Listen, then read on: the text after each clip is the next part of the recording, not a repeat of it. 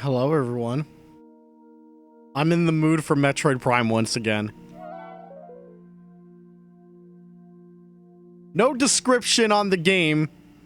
It's just Metroid Prime. On the GameCube.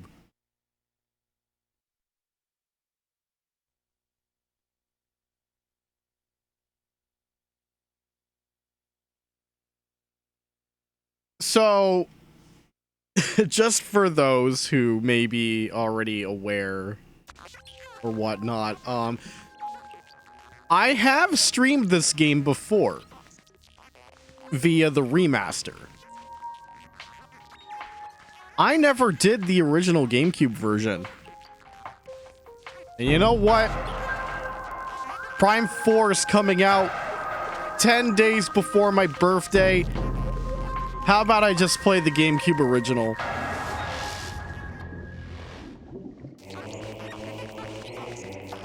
Yeah, look at all these save files.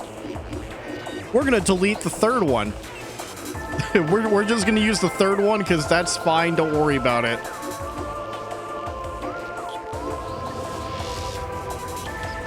But before we do any of that, to make this unique, we'll just run with the fusion suit because they forgot to make it available in the remaster.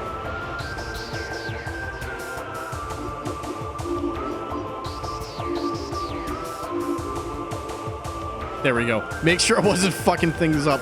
I am not doing the Wii Trilogy version before 4. We'll play the Trilogy version someday, but we've got all of October coming up. That's already locked in for games. And then I've got some plans in November. But for the last little bit of September, I'm in the mood for this. I'm just gonna play on normal. Options should be fine.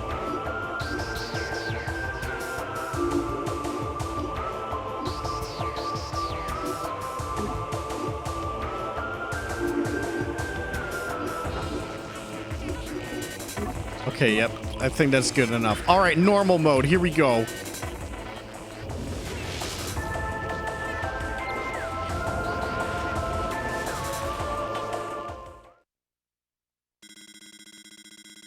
Unidentified distress beacon has been tracked to a derelict space vessel in orbit above Talon 4.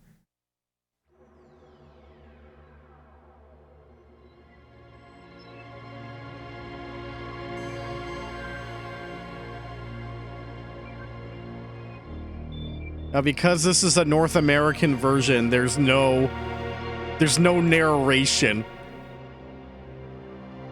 In the vast nothingness of space, video games are games.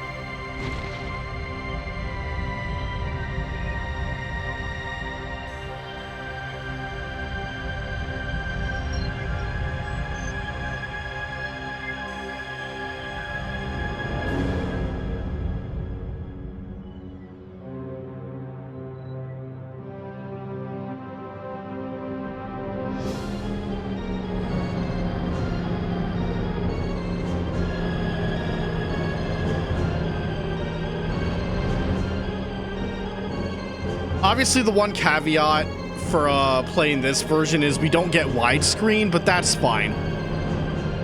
That happened with Prime 2 Echoes, and we did fine. It's okay. Widescreen's not fully necessary. Oh yeah, puke yellow fusion suit, my favorite.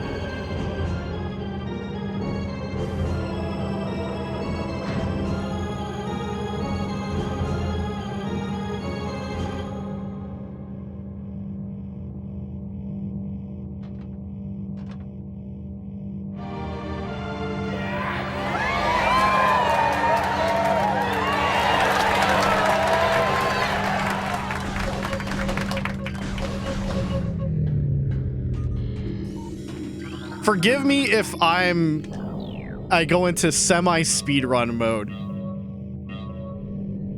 This is not a speedrun stream, by the way, so don't expect that. Especially since GameCube does not give me, you know, ball jumping. I need... on the GameCube, I have to use bombs to jump, so I can't go as fast as I would love to.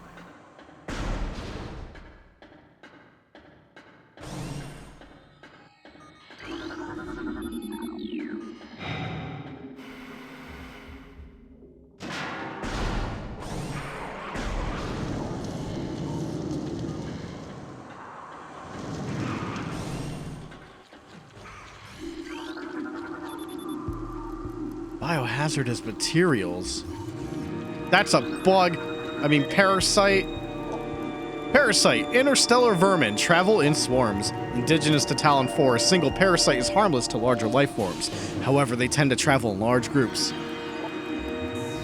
swarming over potential prey. Such swarms can be dangerous.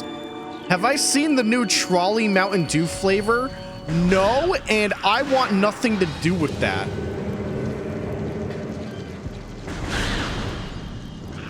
I could do some speed running if it's 1.0. Keep watching to find out, Blondie. You'll see.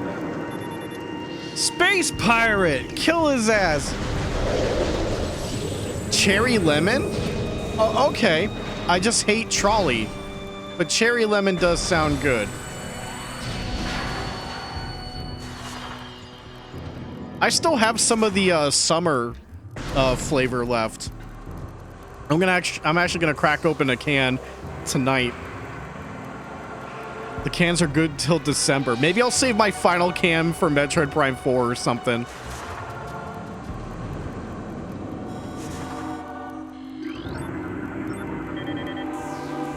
Map station. Walk into map station holograms to download a map of the area you're in.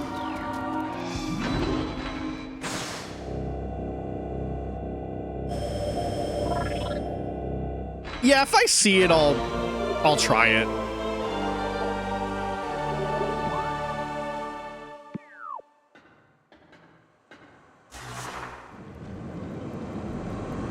So like I did with the remaster, we're going 100% again. Just something I like doing. Because I like this game that much.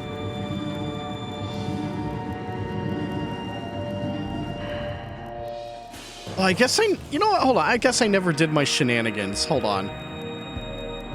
Don't worry. This is for visual fidelity. Don't worry about this. There we go.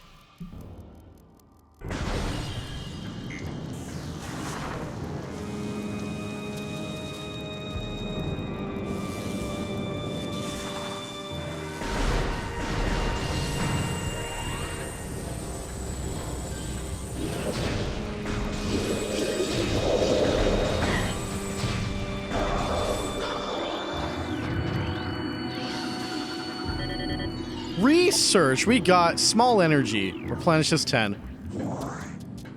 Early thermal visor. Oh, shut up. Fire missiles.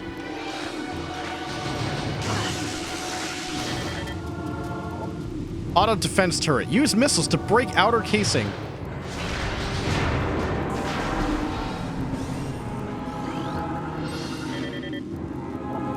Missile ammunition. Resupplies missile launcher with 5 rounds of ammo.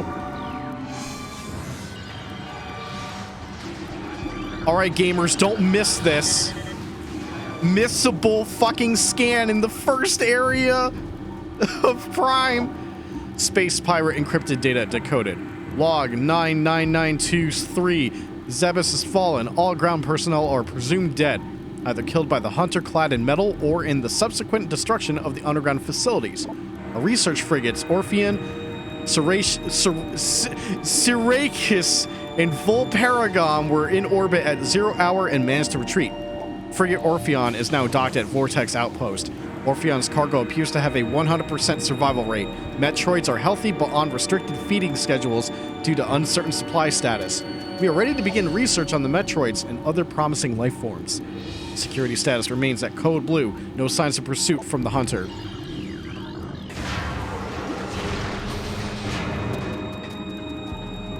think I just heard one of the fucking pirates just explode and die for no reason. I didn't even do anything.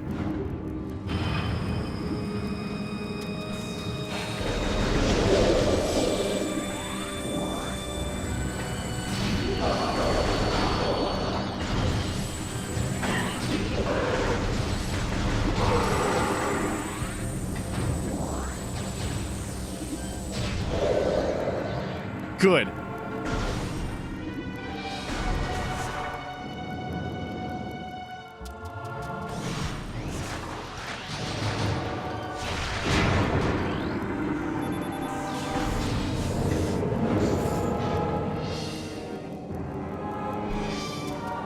But yeah, like, Prime 4 got me in the mood again. Even though we played pretty much every single Prime game, I'm just like, well, I have an excuse to play this one. Because I played a souped-up remaster, but not the game that became one of my favorite Christmas presents of all time.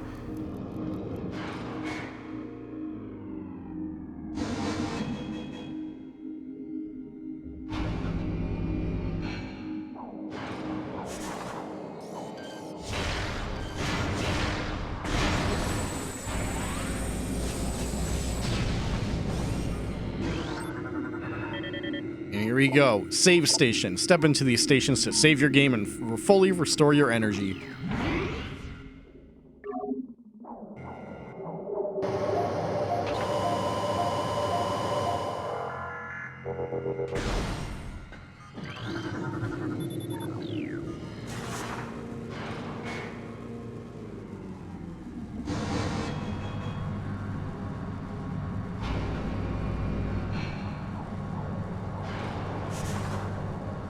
Here's the real question. Can I get a quick kill on this?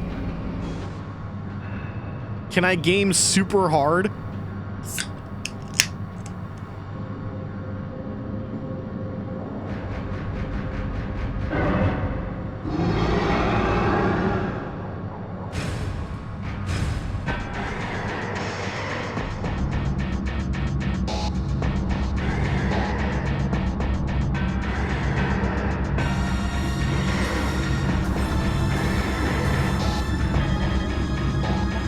Parasite Queen. Parasite female, genetically enhanced by unknown means. A weak spot has been detected in this creature's mouth. Use your auto-targeting to acquire this new target.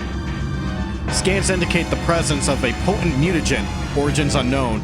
Creature exhibits the ability to fire weapon-grade blasts of energy from its mouth, a trait not present in the standard parasite genome. It appears the pirates have begun a bioengineering program with considerable results. Alright.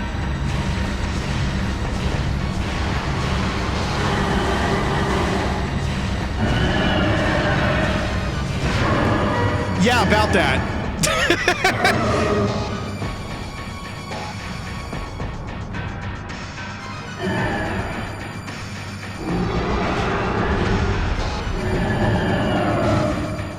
I feel like I still could have fired the missiles faster than that. Immediately. But now we got to get the hell out of here. Evacuate immediately.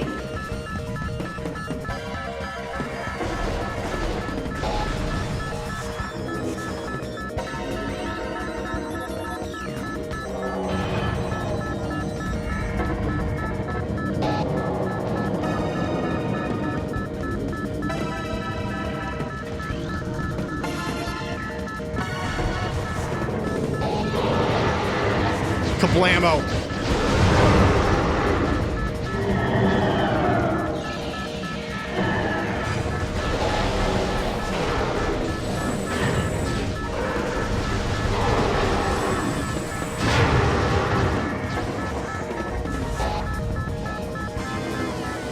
All right, can I maneuver my balls good? Let's see. Yeah.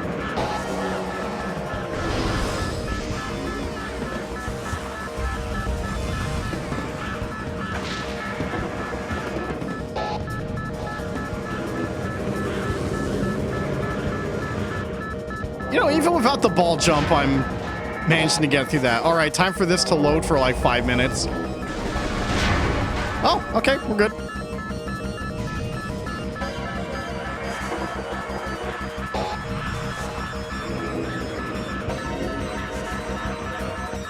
Open up, open up.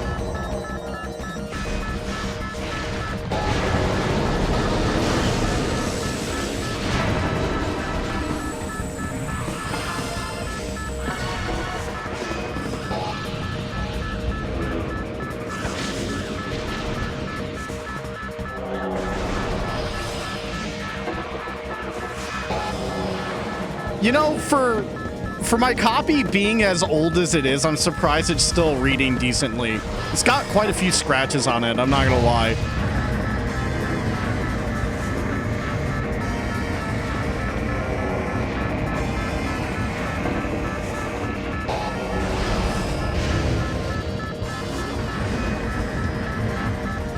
But just like F-Zero GX, it's still the copy I've had since childhood. I mean, there's a decent number of GameCube games since childhood that I kept. Not all of them, though. As I've definitely mentioned before. Like, oh, you got rid of Code Veronica X? $200, please. You want it back now? $200. No, Mario. I mean, yes, Mario. I'll buy it again. And I did.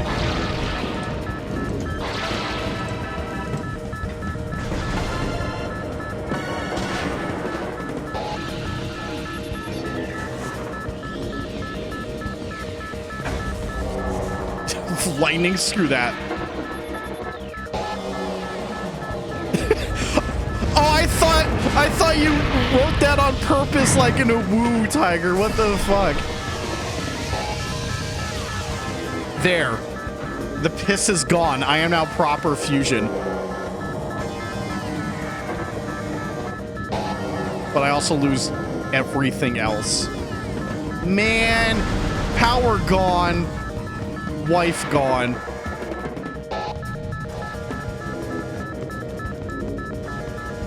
Battletoad suit? Well, not anymore. I'm blue.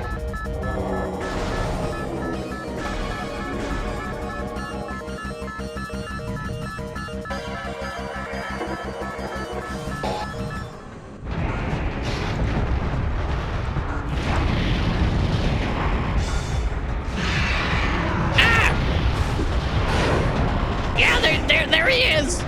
He's going!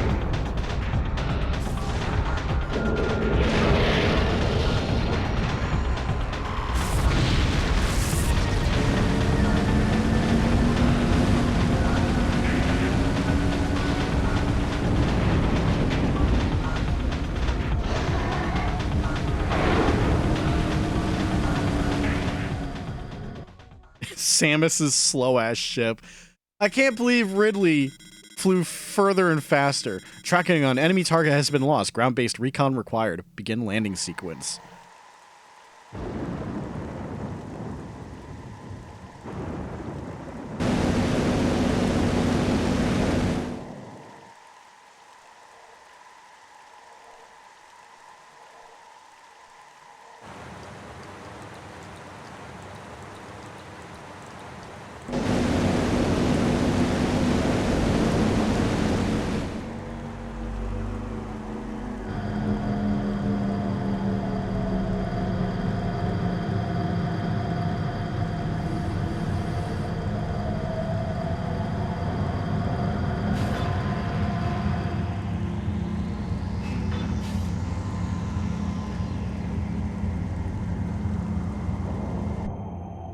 Man, what a fucking video game. I'm gushing again.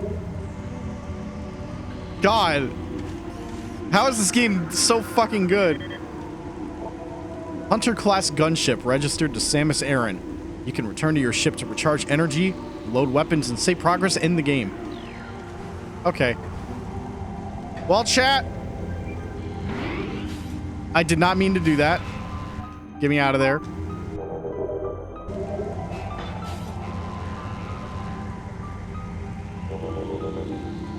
We're gonna do a little something called That's Right, We're Gonna Cheat. It's gonna take me a little bit to remember how to do this.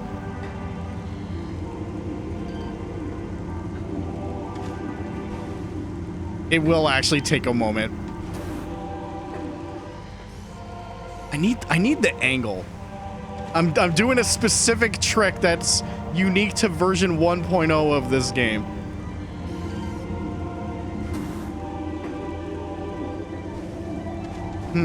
All right, how was this executed? I have done this before, actually. It's been a hot minute.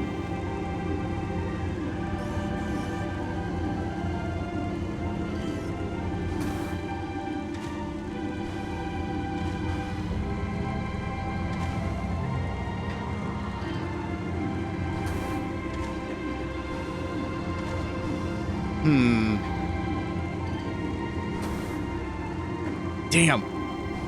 So the idea is to basically land there. That's what this trick does. And if you know Metroid Prime, you should probably know, like, what I'm attempting to do. Do I have to go further back on the ship? Like, right here? Ooh,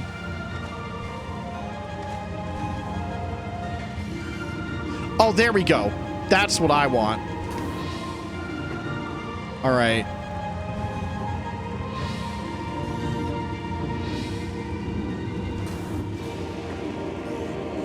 Oh, maybe I'm too far back now. Since I could scan this one. How about... First hour of the stream. Trying to do speed run. Oh!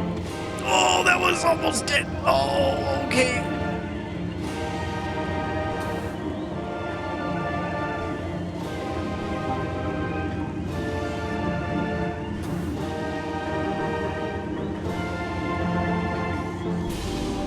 All right, place your bets. How long will this take me? How many tries before I get this weird trick? Too early. Okay. Ooh! Gamer, almost there.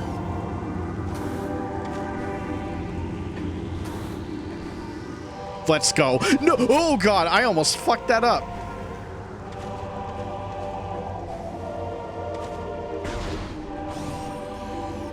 So yeah, guess what? We got the space jump boots way earlier.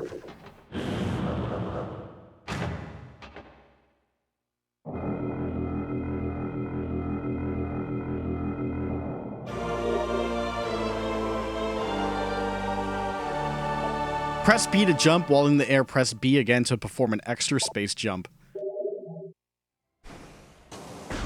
So naturally, we're obviously not supposed to have the space jump boots this early. And that's fine, because that's the only speedrun trick I am doing.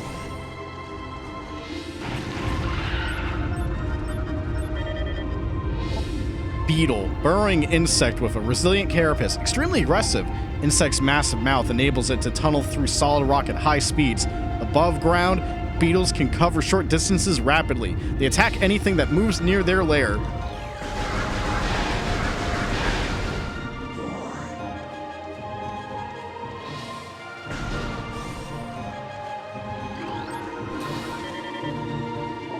Sap sac. Chemical reaction within the sac produces violent explosion when agitated. Because of its irresistible odor and sweet nectar, the sap sac was nearly eaten out of existence. The evolution of an explosive chemical sac saved it. Now only brave or ingenious creatures dare to devour it. Now it's time to really explode. Blast cap. Volatile chemicals within this weed's toxic fungal cap may explode if agitated. The poisonous flesh of the blast cap helps keep it from being eaten. It also detonates its fungal cap when it senses even slight contact. And then these guys right here. Zoomer. Anchors itself to walls and other surfaces. Avoid contact with spikes. basic nerve center located directly above the zoomer's mandibles detects nutrients. Sharp spines protect it from casual predators, but the lack of a reinforced carapace makes the zoomer vulnerable to any indirect attacks. Yeah, then there's the red one. Gemer, wall-crawling mollusk with retractable spikes. The Gemer is an evolutionary offshoot of the zoomer family. When threatened, it extends lethal spikes and retracts its head deep into its armored carapace.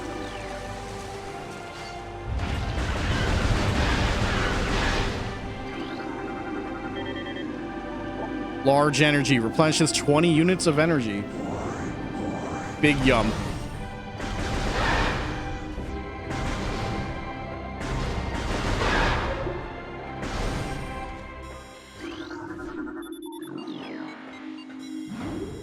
Sorry, I'm not reading that hint. I know where to go. This ain't my first rodeo.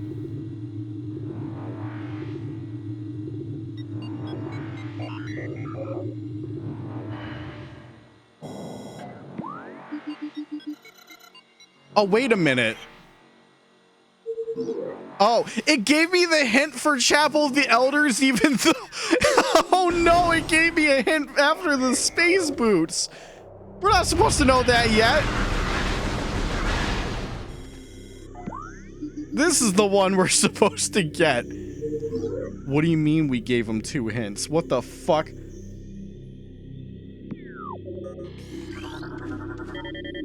Chozo lore. At the highest point of our city lies the fountain, a wellspring of pure water that flows throughout our civilization. It is the jewel of the Chozo, the life giver, and yet its waters speak of a clouded future. As we come to understand the paths of time and space more clearly, we have begun to glimpse through tatters of past and future, glittering behind reality like soft lights behind a curtain. We have seen the fountain in these glimpses, pouring darkness instead of water, and we cannot guess what the visions mean.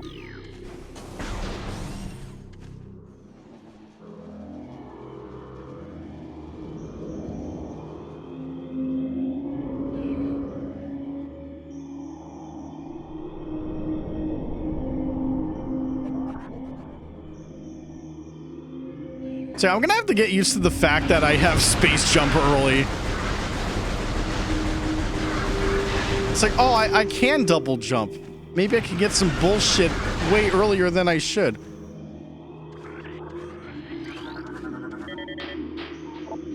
There's a blast shield on the door blocking access. Analysis indicates that the blast shield is invulnerable to beam weapons. Explosive weapons may damage it.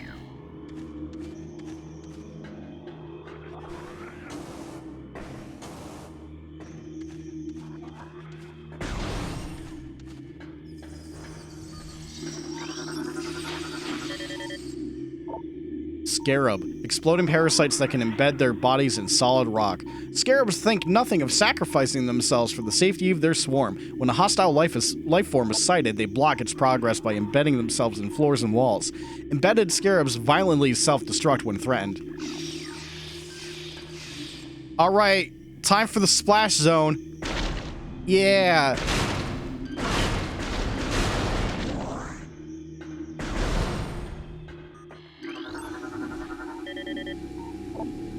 Ion. Mobile organisms entirely composed of ocular tissue. Capable of launching sustained energy beams when active, the ion is sensitive to light and will close shut if a bright flash ignites nearby. Is this what Cyclops has to deal with in the X-Men? This constant beam bullshit?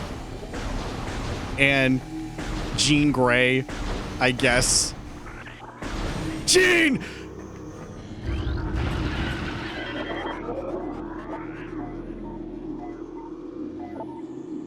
We Chozo are departing now, after so many years in peaceful seclusion here on Talon 4. When we came, this place was a refuge for our spirits, a civilization built from native materials, bereft of the trappings of our technology. We were linked to the land here, kindred to the plants and animals, far away from the machines we had become so dependent on, and so we leave it now, pristine, a testament to the mortal forms we no longer need. We have drawn the veils of time and space aside, and are withdrawing beyond the illusion. But we will never forget this, the most sacred of our homes, and we will remain forever watchful. Oh, cool. Thanks. Save station, I guess. I won't forget you, buddy. Uh-oh. Tiger, don't look. War Wasp, airborne insect equipped with venomous stinger capable of shearing steel. The War Wasp rarely strays far from its hive unless it is pursuing an immediate threat. It attacks with no regard for its own survival, dive bombing its enemy with stinger extended. Fast-working toxins from the stinger can incapacitate most small organisms.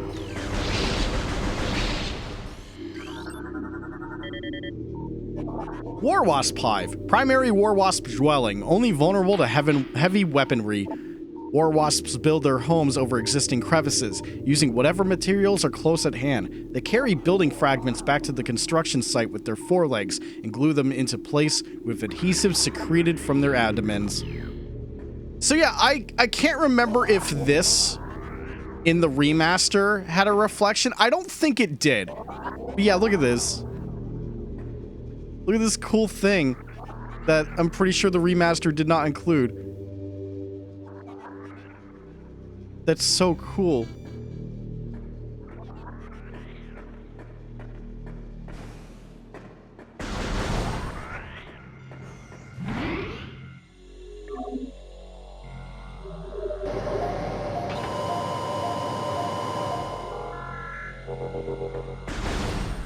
You didn't know about that reflection? Well, now you do.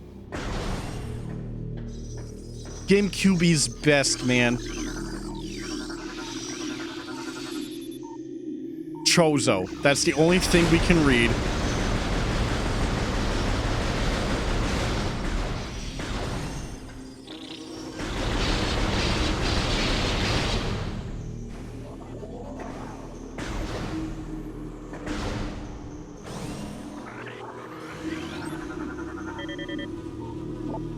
Plasmite. Small insect capable of storing and releasing thermal energy. Plasmites are attracted to sources of heat, thriving on the energy present there. They emit light when hunting and will expel small bursts of thermal energy when threatened.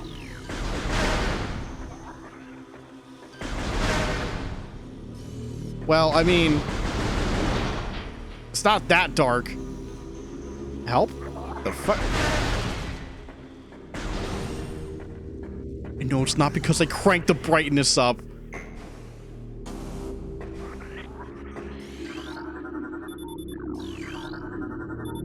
It appears this item can only be reached by using the elevated bridge. What's that? This elevated bridge looks worn but functional. Okay. Oh no!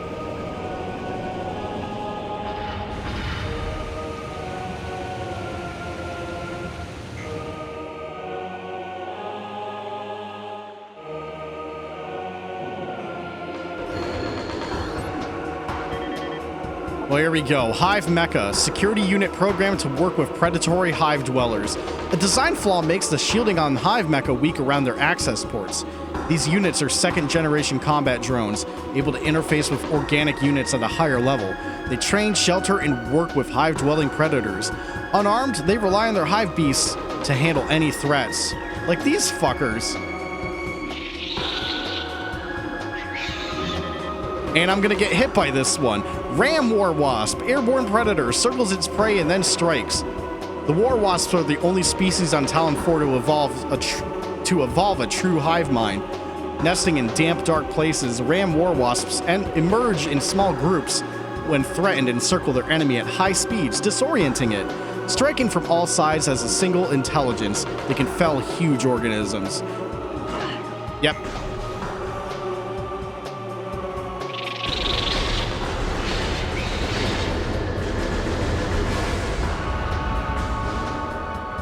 So this is why we got the radar in this game.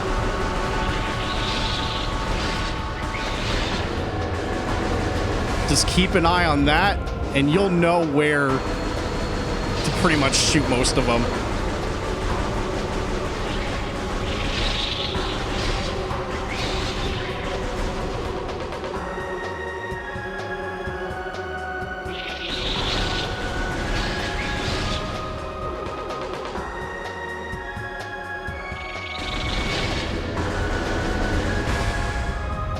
There you go.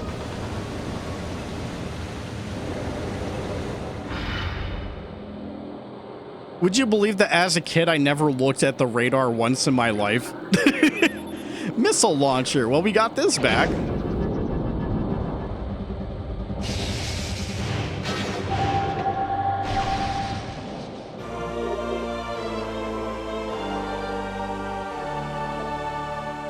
Press Y to fire. Press A to switch back to beams. Missiles can destroy some blast shields on doors.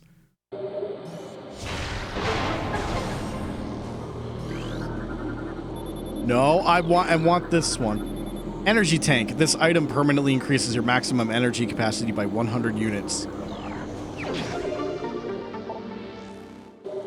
See, I never got to talk about this, but you may notice, hold on. Oh, we'll have to do it on like a new scan, I guess. Maybe I could do it on these guys. Yeah. Different symbol in the remaster, by the way.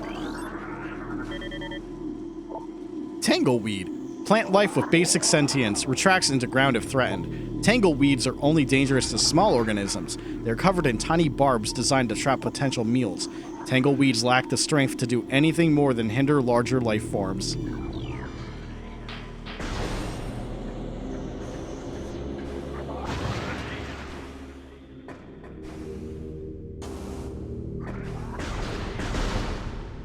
So I actually had a minor scare before streaming. Like, I had to make sure like everything was like functional and whatnot. For some reason, when I was like just prepping, the L button was acting up. Like I couldn't do this. I couldn't strafe. It allowed me to lock onto things, but it wouldn't let me strafe. And if I go into the options, the L button wouldn't work. Turns out, that was because I was holding L when I turned the console on, so it kind of read the input. The reason I do that now on my GameCube is to override the flippy drive. If I don't want to go into the soft mod, I have to hold L on boot up, and then it'll boot up into stock GameCube. That's it. I thought it was funny. It's like, oh, of course it's the fucking L button. The most requested Scott the Woz video ever. Where people just want him to do a video on the L button, even though he did it as a joke in one video.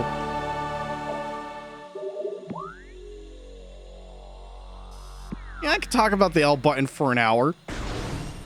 In my sleep.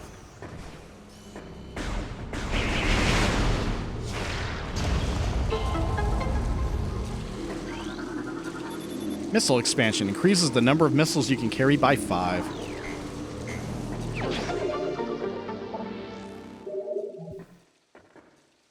Scott Man's World. I'm calling out from Scotland. I'm calling out from Scott Man's World. Tiger, this is for you. Fuck you. Fuck you, Wasp. There. Now they won't ever bother us again.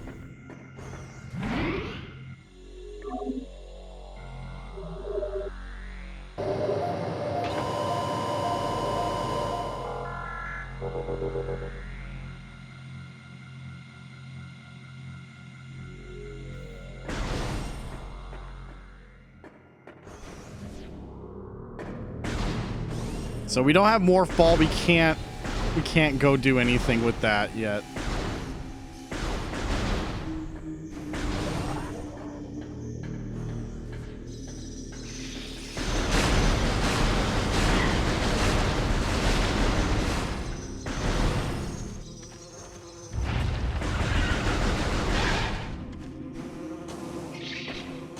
Oh, is that a shortcut I just did?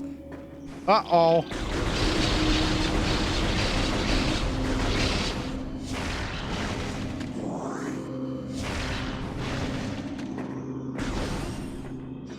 Even then, I don't think I could go this way. Yeah, no, I can't. I need ball. Right. Back down to this door here.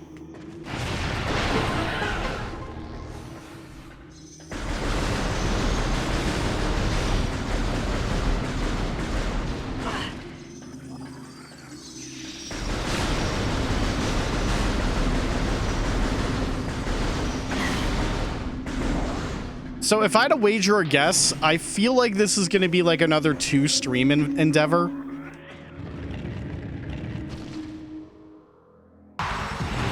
Or we could be sicko and just beat it in 1 session, but I don't think that's going to happen.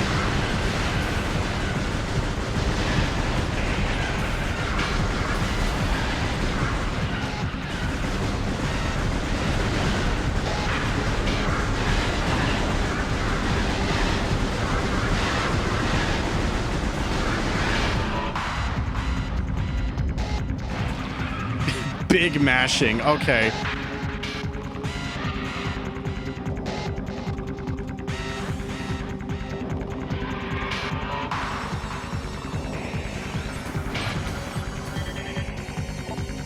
Plated beetle, well-armored burrowing insect, vulnerable only in the rear abdomen. Creature's thick cranial plating can repel frontal attacks. This gives it an advantage in combat, allowing it to make ramming attacks. Only surfacing when it detects vibrations above, it then maneuvers itself so as to always face its rival, keeping its exposed abdomen protected.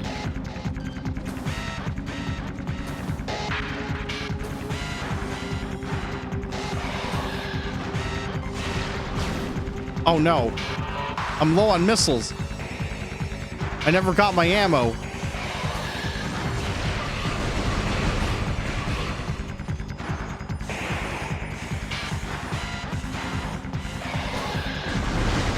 There we go. It's fine. It's dead. Oh, I should have actually seen if I can just double jump up here while the boss fight was going on. Should I load and try that? You know what? Yeah. I want to see... they probably put an invisible wall, but I gotta know. I gotta know if my double jump could just get the item mid-fight.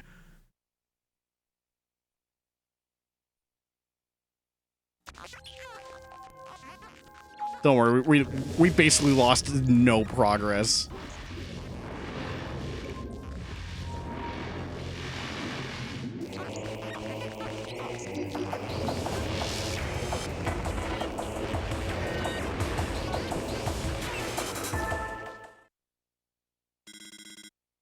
Chozo Ruins.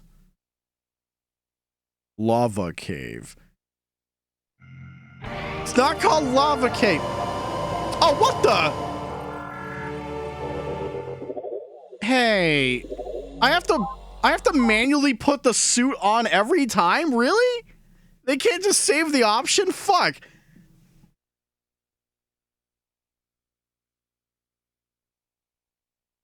Come on now.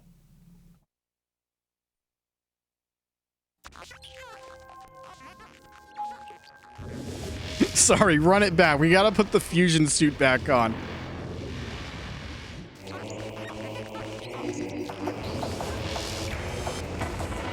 Honey, where's my fusion suit?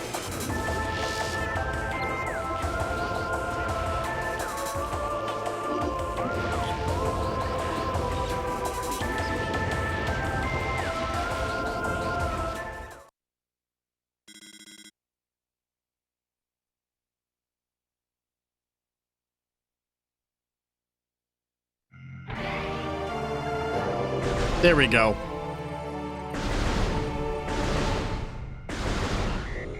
Hello, open door.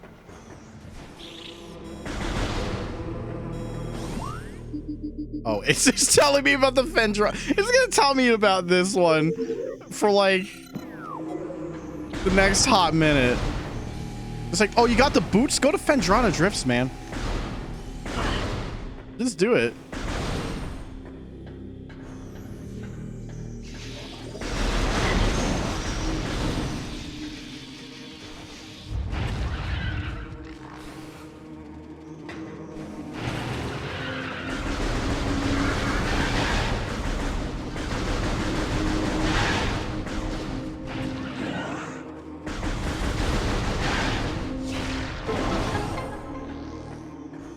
Yeah, can't wait to find out that it actually was just an invisible wall there and be like, well, you wasted the viewer's time. Hold on.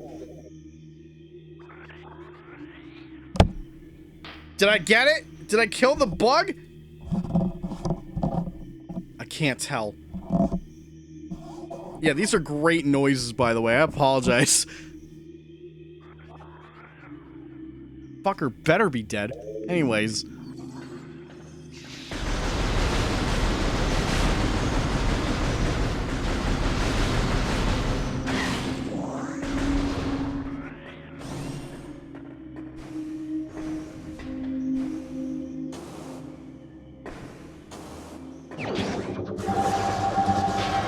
Oh.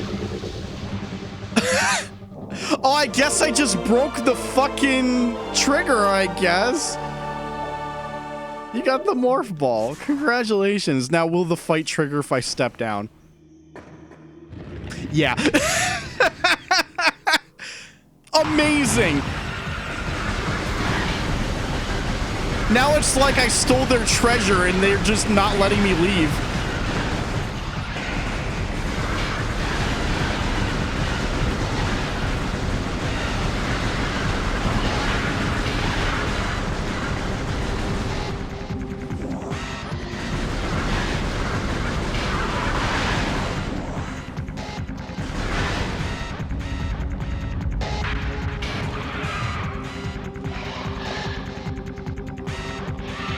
All right, we gotta look at him again.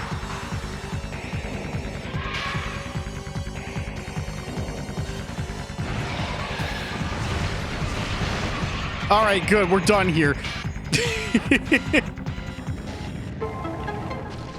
Wow, it's fucking nothing. Wow.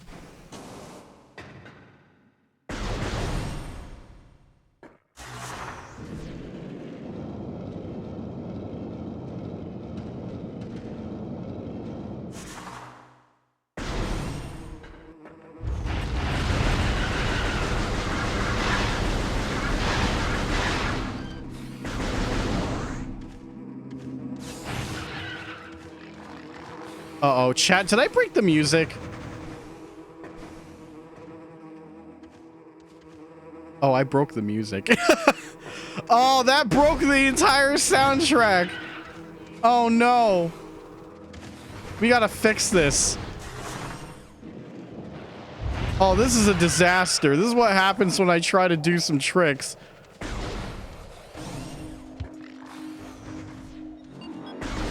There we go. There's the new music.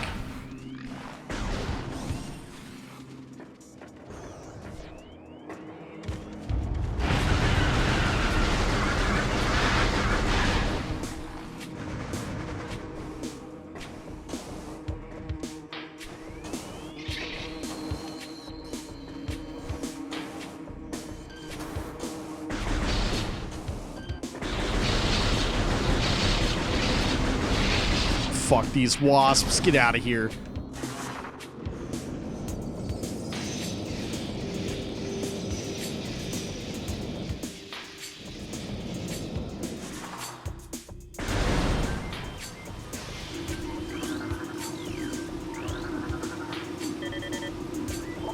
Chozo script translated. As we struggle with the great poison, something stirs at the edges of our vision.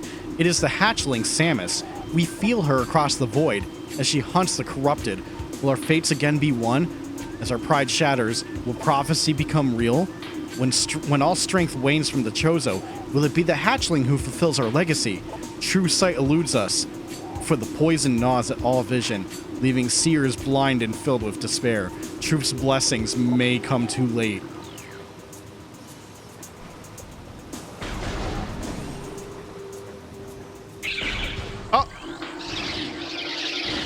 There we go. Shriekbat, territorial ceiling dweller. Body temperature peaks at 121 centigrade.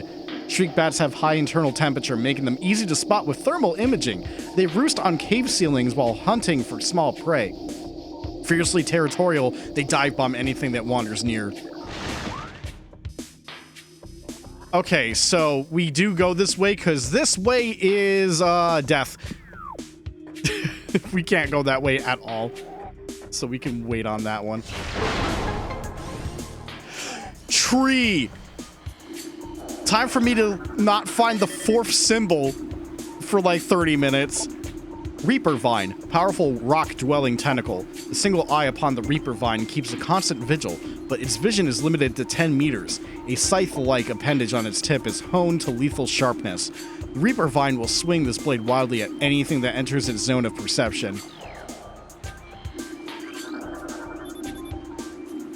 And hey, there's a runic symbol, but I want to scan the poison boy.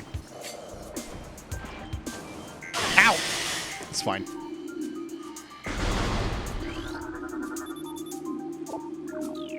Four runic symbols. You got it.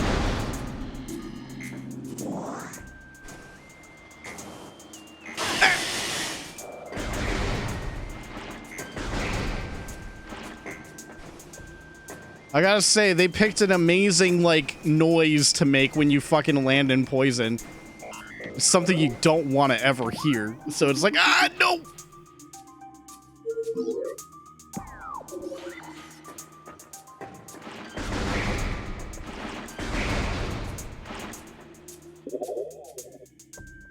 Sorry. It's almost like the bug went on my lip. Oh my god, I fucking hate these gnats. Take a shot.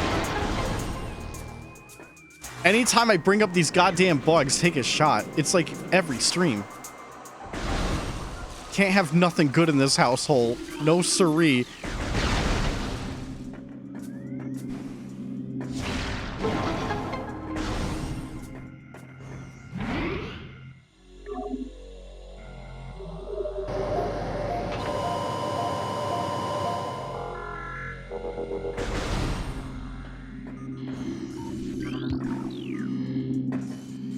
Now, I believe I actually could just... Actually, you don't need to double jump to do that, but...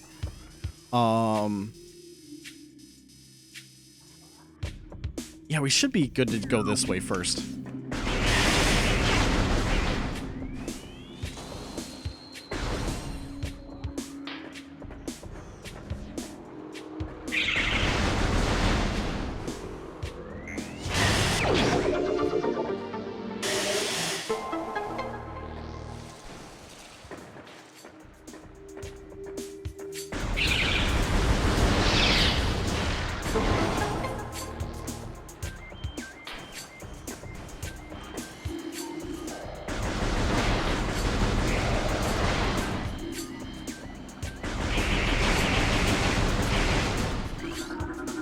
Alright, runic symbol activated. There are 4 in this room as well.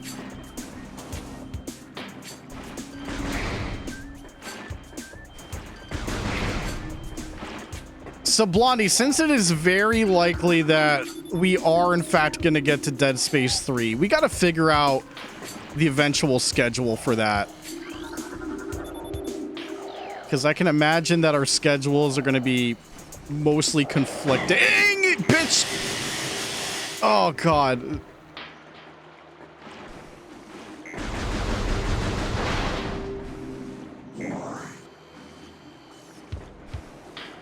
I always forget where the 4th one is. It's got to be, like, down here. There it is.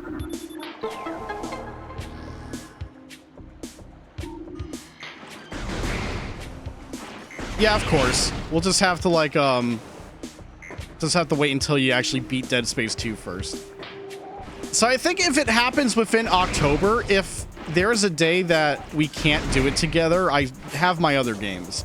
But any day that we combine, we commit to Dead Space.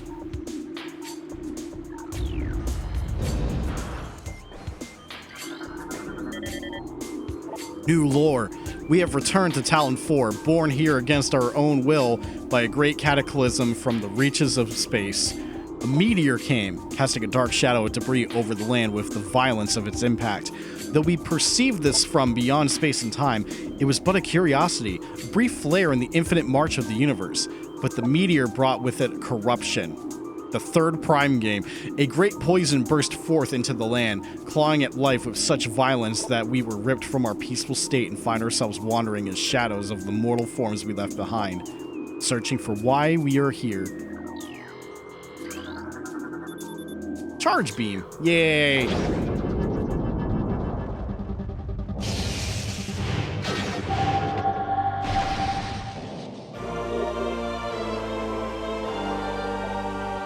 Press and hold A to charge release to fire.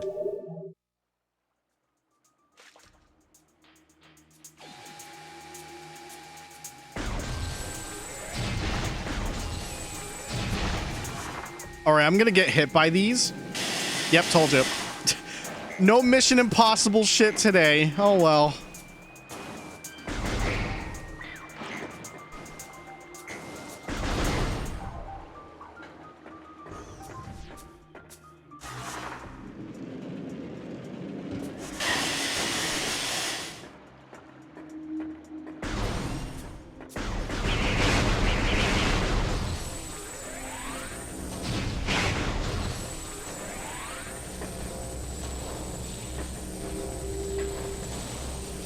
Oh my god, he hit my fucking head on the ceiling. God damn it, Samus.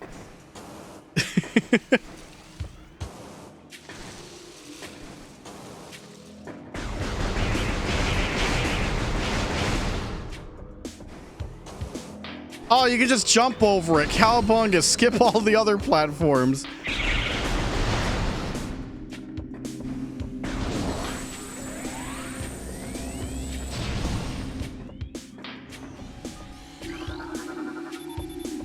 Sandstone.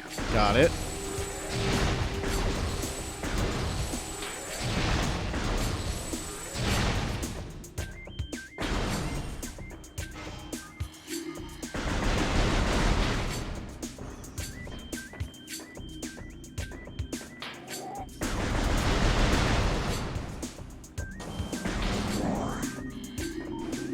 All right, say hello to Frog.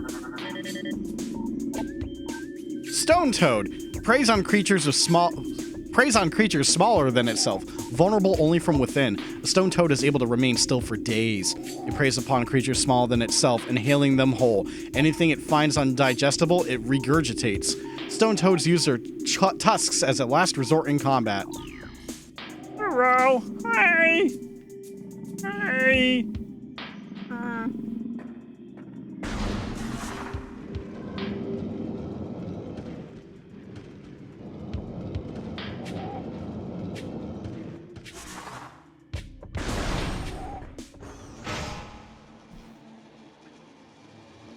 All right, if I recall, it's the wasp and the drone.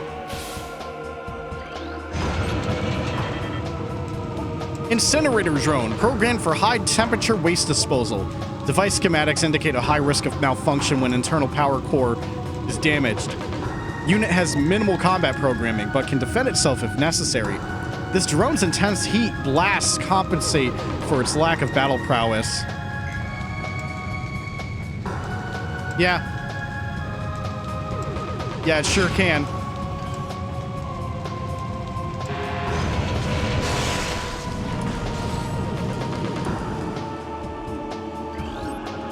There's this fucker here. Barbed war wasp, airborne insect with the ability to launch its stinger at prey. A highly aggressive member of the war wasp family, this insect can propel the tip of its stinger up to 20 meters. The stinger tips regrow seconds after launch and contain an acidic compound designed to pre-digest prey.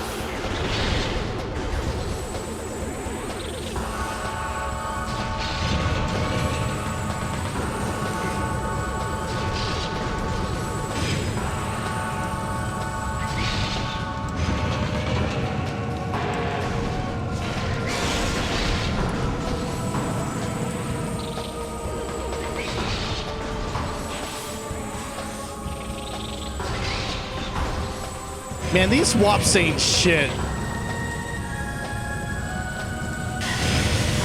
Ow, ow, what the fuck?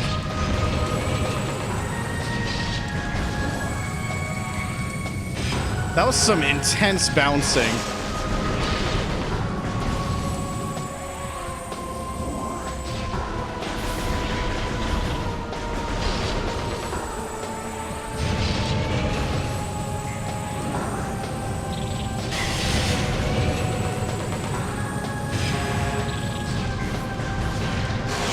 There we go.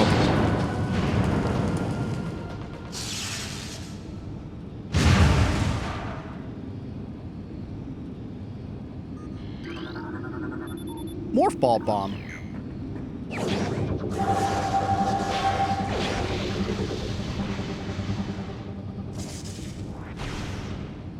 Now we can jump. Press A to drop a morph ball bomb. You got it.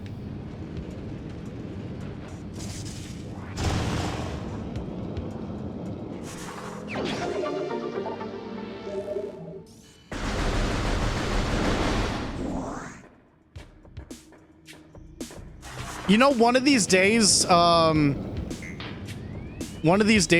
actually due for a other M stream. This is not a bit. This is a serious suggestion. But it probably won't be like until like next year or something. But I've had thoughts about like, man, I should stream other M. I need to see my man, the man, the myth, the legend, John Remember Me, Anthony Higgs. I miss him every day.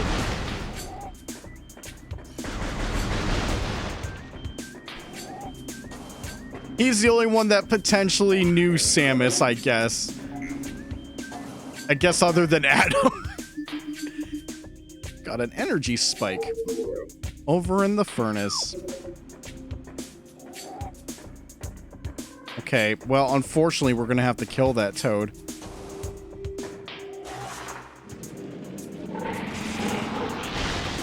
Wow, he's fucking dead. I can't believe it. Morph ball slot. This slot is active. Inserting the morph ball and detonating a bomb will usually cause these slots to send electrical impulses that can activate different types of devices. Chat, apologies for the abrupt pause, but I will be right back. Just give me like 2 minutes.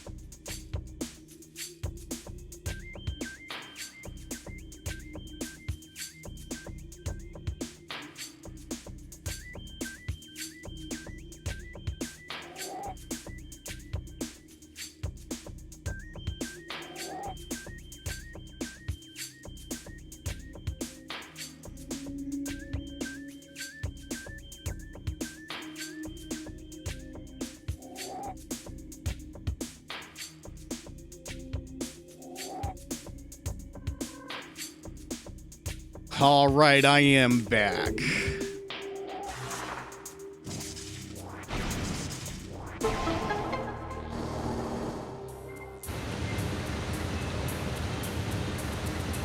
Chat, I'm gonna be honest. I went to shave my mustache a little bit. That's all it was. Oh shit.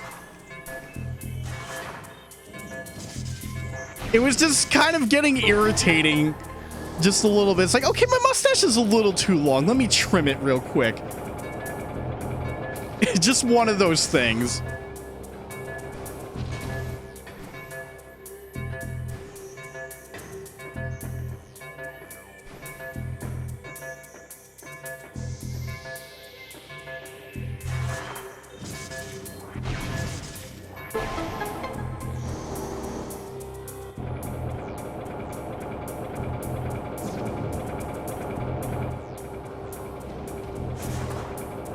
Oh shit, was locked door one of the fucking scans? I mean, there's plenty of other opportunities, I think, for locked door. Speaking of opportunities, I'm going back to the charge beam room to get that item real quick.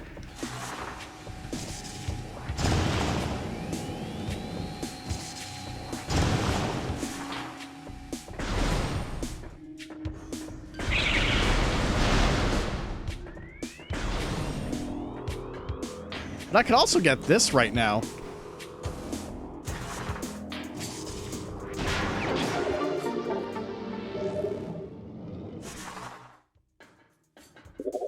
Whoop. Nope, that's not the map button. Okay. Played this game quite a few times and I'm still checking the map constantly. Okay. Some things never change.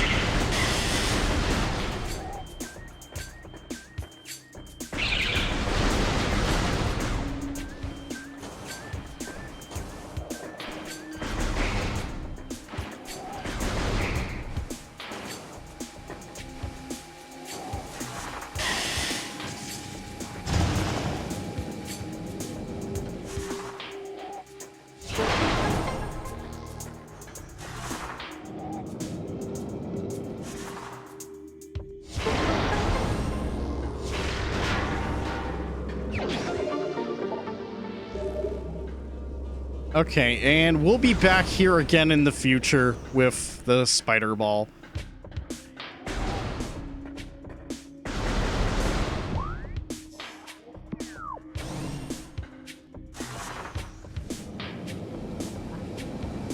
But like, man, I'm really like super sad that the remaster does not have the fusion suit.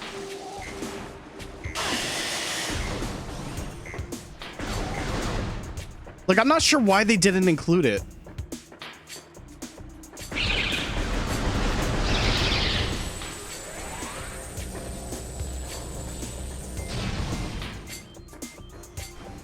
It's like my only negative with that remaster. Otherwise, it's like a 10.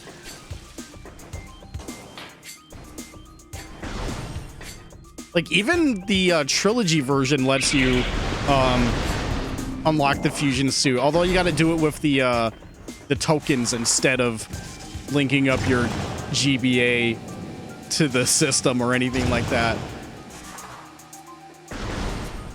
But hey, at least in this version we can play NES Metroid.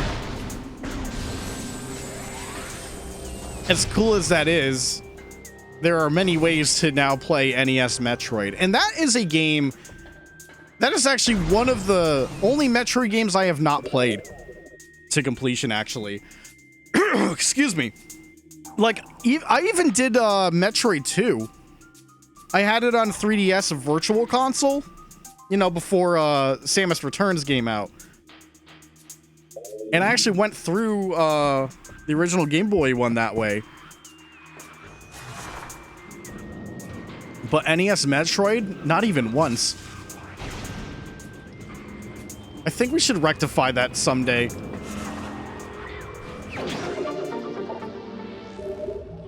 Of course, if I do it, I'm getting my NES out.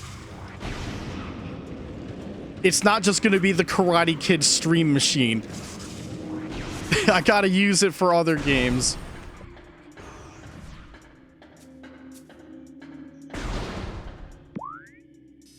But now I'm fucking tempted to run Karate Kid again just because I brought it up.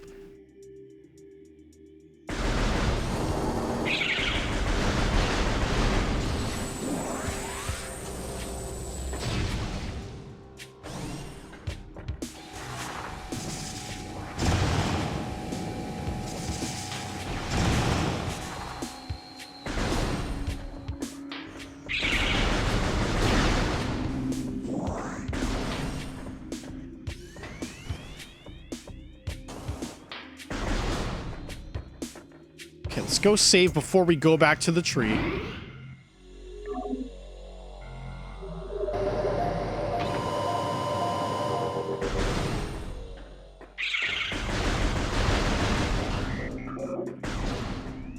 Oh no. Hint data? I know. We gotta go there. That's my objective. That's why we're going back to the tree.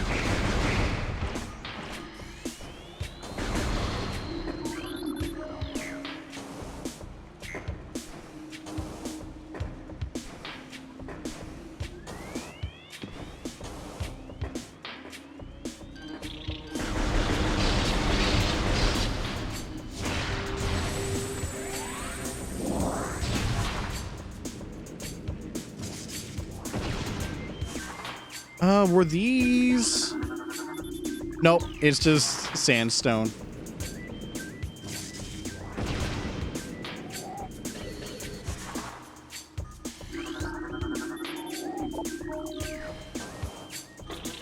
This we scan. Here we go. Venom weed, poisonous plant that retracts into the ground if threatened. Venom weeds evolve to thrive in the habitats of large organisms. Oh my god, can you get out of my face, you goddamn gnat? They lure prey with brightly colored leaves, then detain it with tiny barbs that deliver a powerful toxin. It's actually trying to fly into my mouth right now. Oh my god, please. Venom weeds rapidly decompose anything that succumbs in their midst.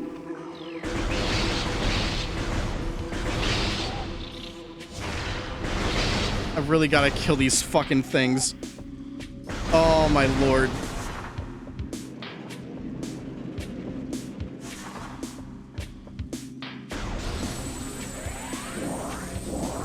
So I remember one's at least on the tree.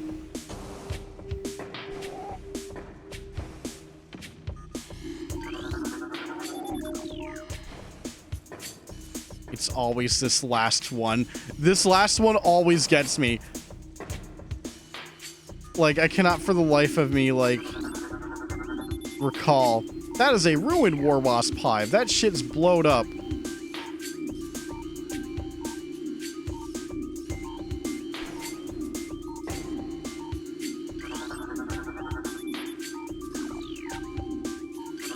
No. Okay, remember, streamer, where could it be? Guess I'll have to go back down the tree and find out. So, we got the bottom one. Was it right here? Of course it was right here. I remember it had to be bridge related.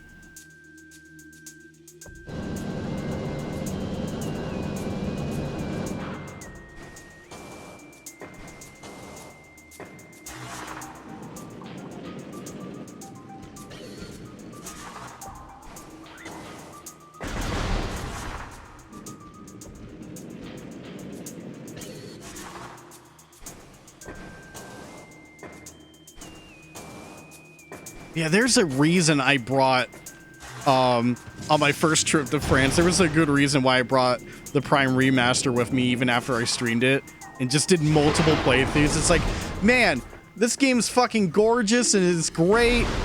That'll keep me occupied. And what do I do this year for France? Xenoblade Chronicles X.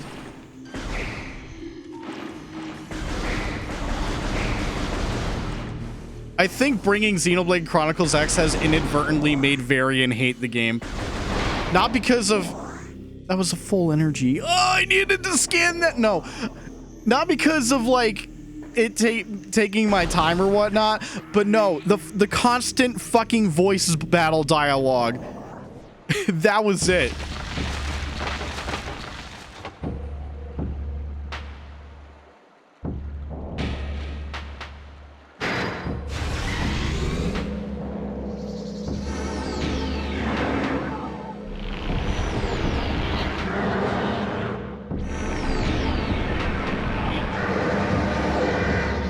Are you ready for this boss fight, by the way? One of Flagra's tentacles fills this narrow drainage channel. Analysis indicates that Flagra's central nervous system is located at the base of the structure. Scan, please. Ooh, nice mouth. Flagra. This mutant plant is the source of toxic water in the ruins. Flagra's growth cycle has been radically accelerated.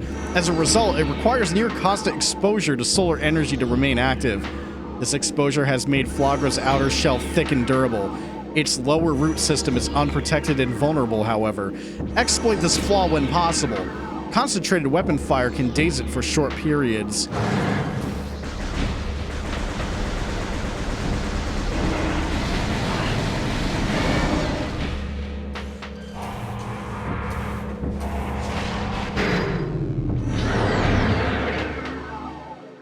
So, fun fact about this fight, the music is broken. That's just how the music is in 1.0. It just loops like, what, the first 30 seconds over and over again. And it never gets to the rest of the song. And I'm gonna be honest, for the longest time, and I know I'm not alone on this, I thought this was just how the song was.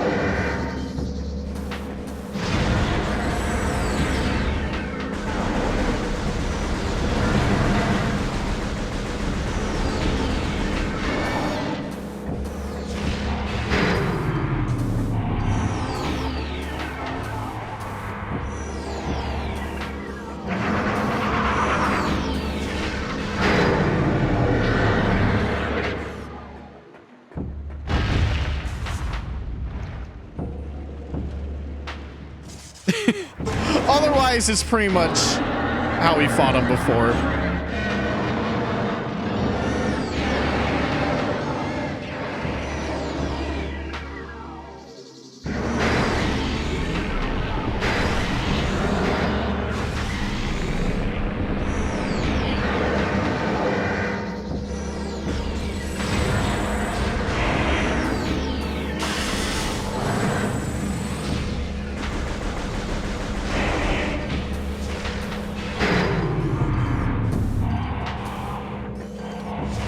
I will say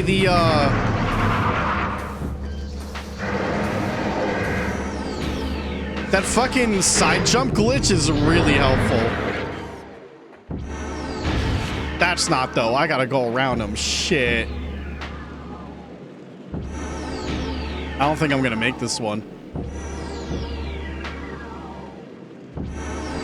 Nope. God damn it. Hey, there it is. Lock system engaged. Secure the area to unlock the door. You got it.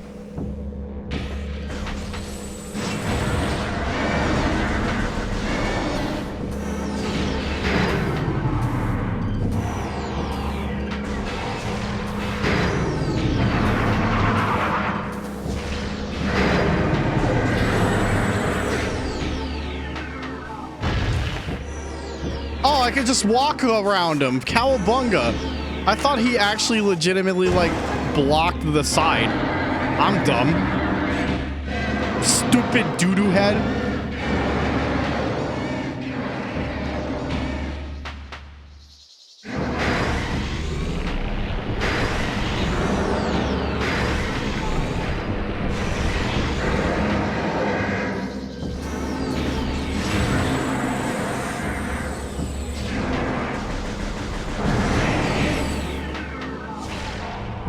Whoops.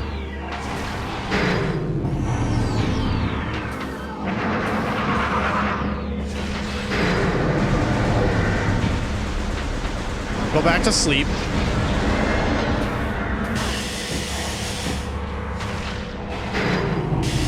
Oh my god. How dare you?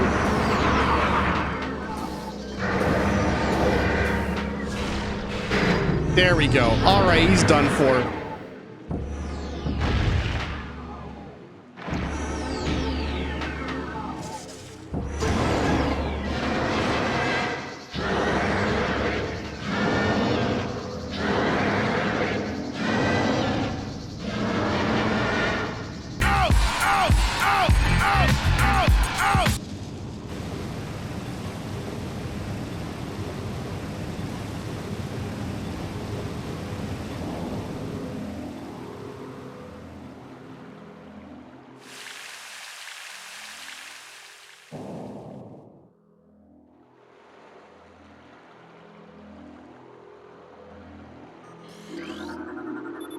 The various suit. Well, I guess we're back to our puke piss colored fusion suit. It was nice knowing you, blue fusion suit.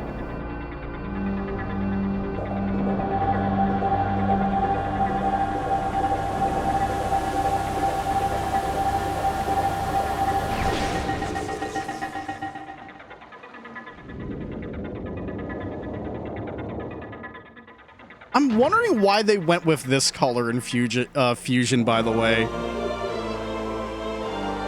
I was never a fan of the color they picked. Dangerous areas of heat are now accessible.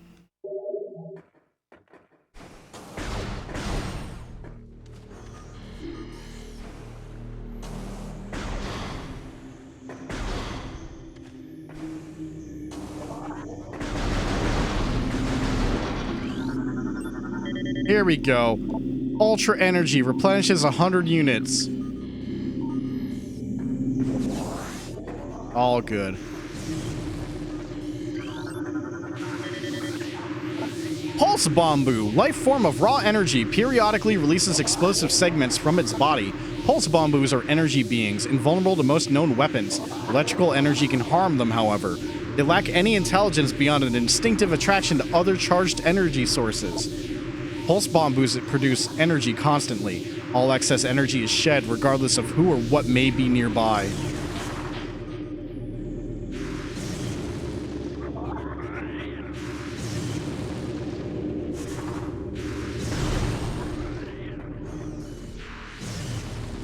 All right, big jump.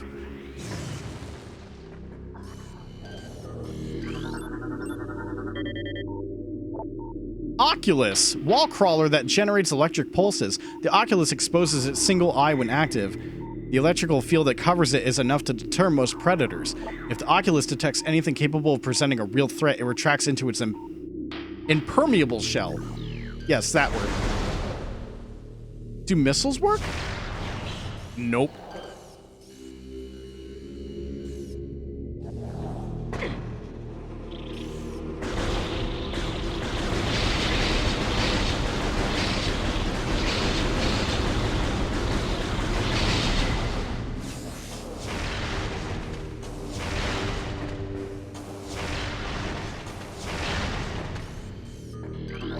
I believe this, yeah, Cordite, that requires super missile.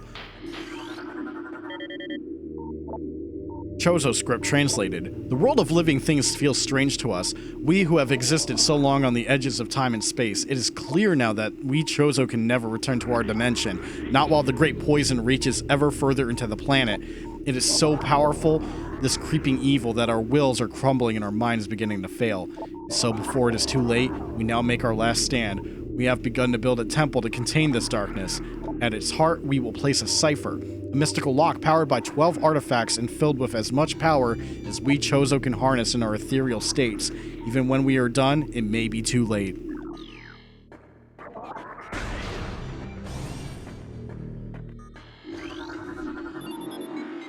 Oh man, access to Magmore Caverns? Already? Not yet. Just a little side stuff first. Then we'll go to Mag Central.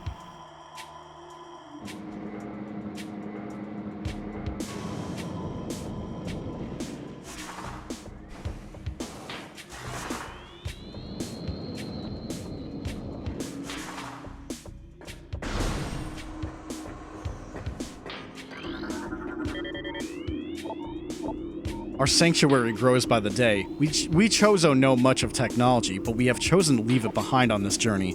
Our home here on Talon 4 will be a place of simplicity. Structures honed from the stone, bridges woven with branches, hallways caressed by pure waters. We build around the ancient and noble trees, drawing from their strength and giving them our own in return. All that is wild will flow around us here. Our race will be just one more group of creatures in the knit of nature. It is our hope that such a state will bring with it great wisdom, a greater understanding of the nature of the universe. Once our city here is complete, we will peer inward and discover the truth.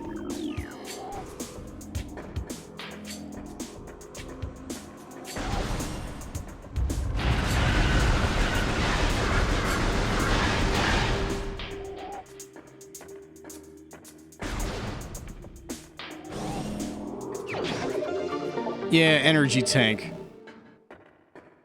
I always feel like that door tries to lock me out. And I'm like, nuh-uh. I ain't fall for that, because I gotta get this thing.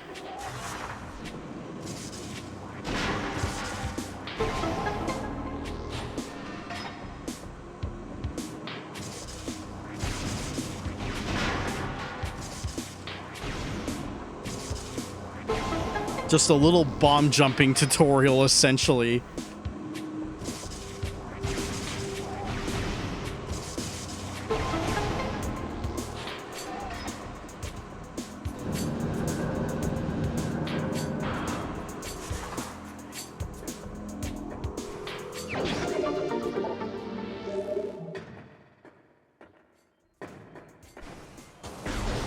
Alright, so there's still the other path. I don't know if we could do anything there, really. Oh, no need for that. Before we go to Magmore Caverns.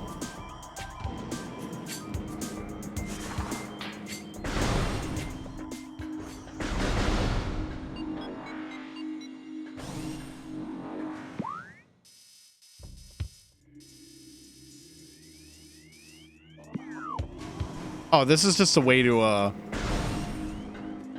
get through to there.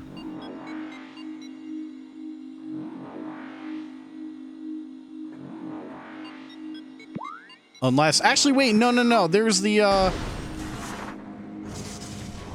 there's things that actually require the, ow.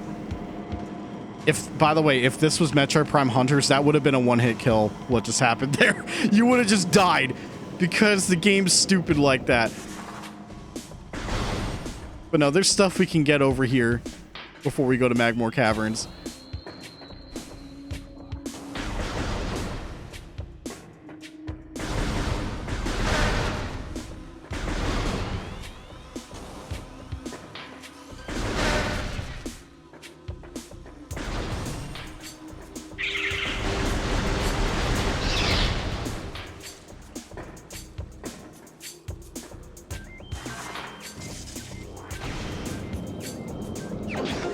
There we go.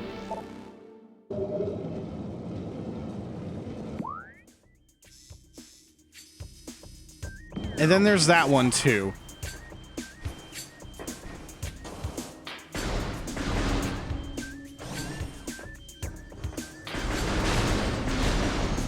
But chat, I got big PS2 news. Big update as of today, in fact. I got myself a hard drive for the PS2. And I think if you're aware of what that can do, then guess what? More options have been enabled for the PlayStation 2 for the future. I know I gotta go to Magmore Caverns, so I'm working on it.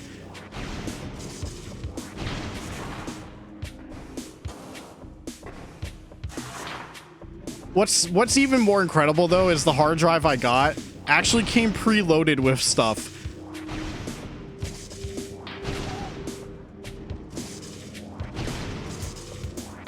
I will definitely show that in a future stream. There may even be a potential grab bag of shenanigans with that.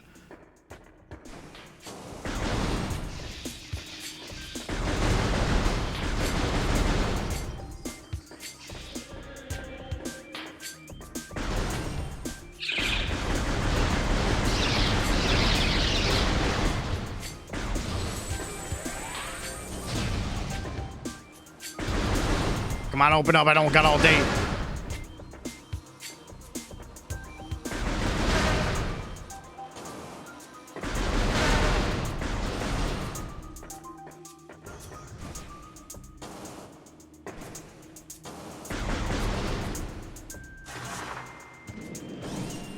I'm glad I don't have to worry about poison water anymore.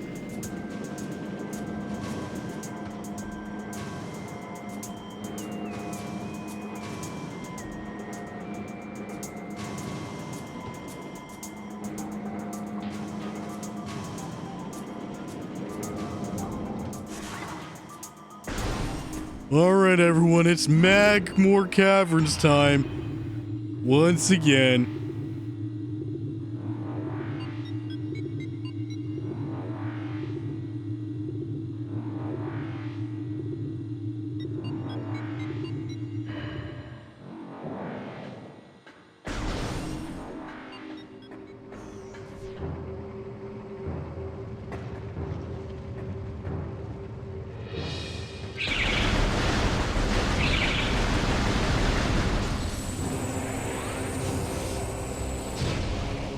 Oh man, that rusty ass steam in the face fogs it up real good.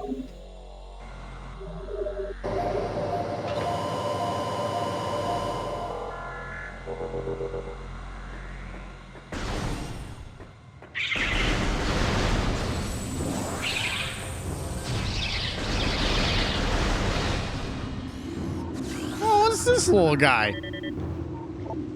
Grisby. Subvolcanic carrion feeder. Carapace can be breached by missiles. The Grisby's carapace has been fused together by superheated air. This barrier stands up to everything but concussive blasts. Its intelligence is limited to instinctive scavenging patterns. Grisby! If Scott heard me say that, he'd fucking unsub on the spot. So don't tell him I said that.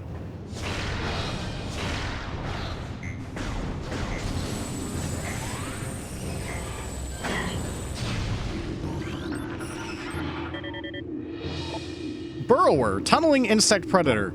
The burrower is similar to the beetle, though it prefers to spend more time underground. It seeks seismic disturbances, then surfaces to attack. It has enough cunning to realize when something is too large for it to handle. Beyond that, it is fairly ignorant. What it lacks in brains, it makes up for with aggression.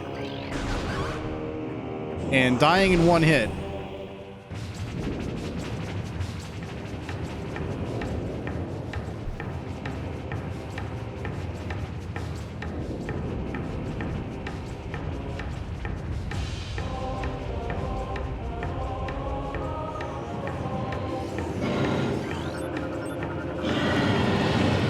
Oh my god, it's the Magmore, fire-breathing serpent that dwells in lava.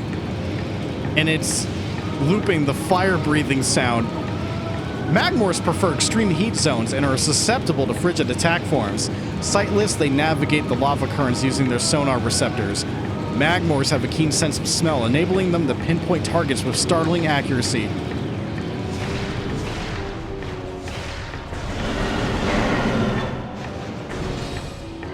And then these fucking things.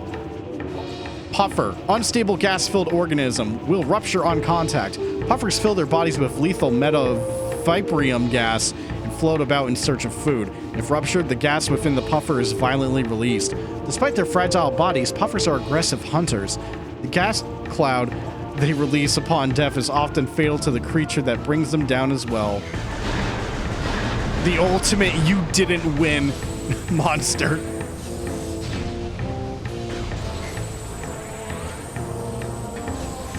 Yeah, we're going to be hearing the Magmore theme a lot in this game. Because, you know, we kind of visit it a lot in Prime 1. It's like our main connecting pathway.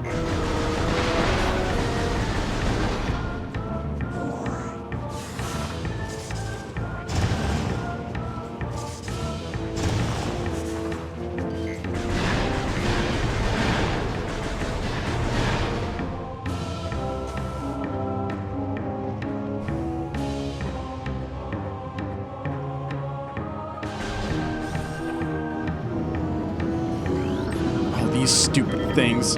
Triclops, hard-shelled creature with powerful jaws. The Triclops is a hunter-gatherer. It collects small creatures and bits of foodstuff that deposits them elsewhere for later consumption. The hard tripartite mandibles it uses to move earth and rock are quite strong and difficult to escape once ensnared.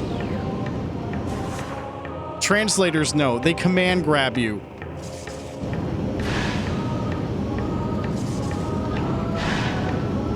They also command grab your bombs. Alternatively, wow, I could just jump over it early. Cowabunga, I could have just done that. Reminder, I have the space jump boots way too early. So, keep that in mind. Now, am I actually able to get any items here? No, I don't think so, but there is a door down there. Maybe this is what it is. Yeah, because if I recall, there's actually a, there's something you can find with the X-ray later on. Okay, where's the opening?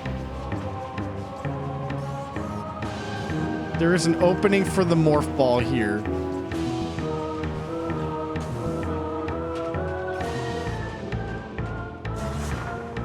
Nope.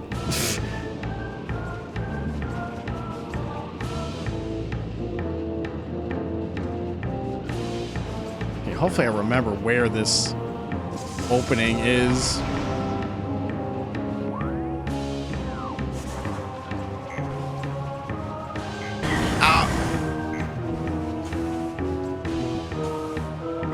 No, it's not this. That's just progress, I guess. Oh, you idiot. Oh, man.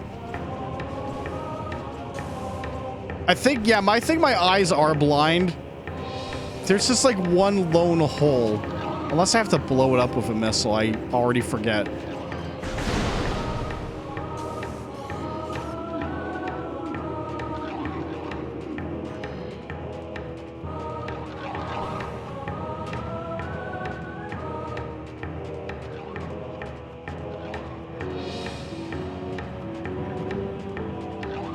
Chad, I don't remember.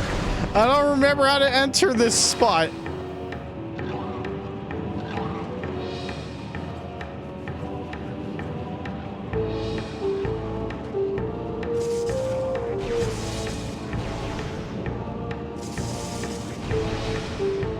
Because, like, that leads to the door. There's like a hole or something. What the fuck? Oh, yeah, right, it's here. Okay, I got it. Why did I think it was like a metal hole? I must have been thinking of some other spot.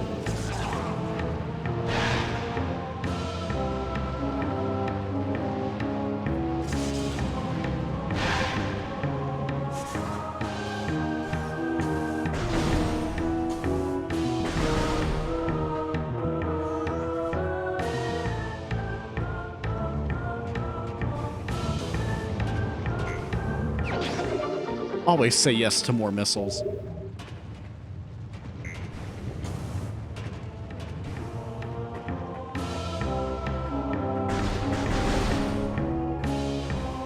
Oh, I should note, chat, regarding Spooktober stuff, we may have an early head start. We may actually start playing the Spooktober games maybe like a few days before October begins. I'd have to like double check my schedule going into October for work, but I will say if Geist starts late September, that's why. I cannot guarantee how available I will be to try and fit whatever Spooktober games I plan, which I didn't plan for a lot. And if I had to wager a guess after so long, I feel like Geist might take 2 streams. Maybe I should... Oh, God. That requires me to look at my fucking old videos. Ew. I would have to, like... double check the runtime of my LP from back in the day. It's like, how long did that take me? And then if we condense it into stream format, like, how many videos will that be?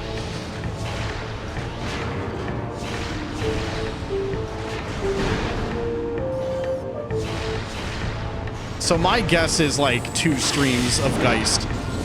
Or, in a funny turn of event, we beat it in 1 stream. And then that just opens the floodgates for the rest of the month.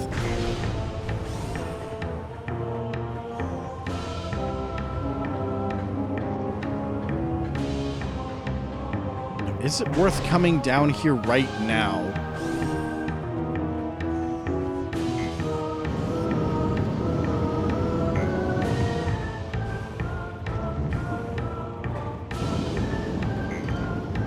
It is not. Actually, I kind of can.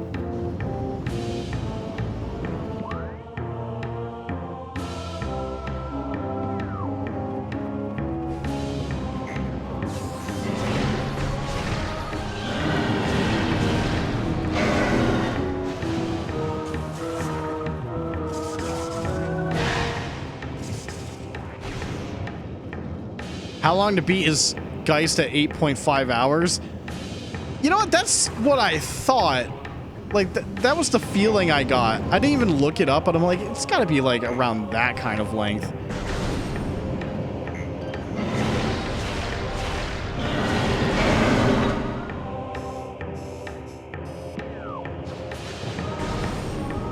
Okay, I actually don't need to go this way yet, but there is an item.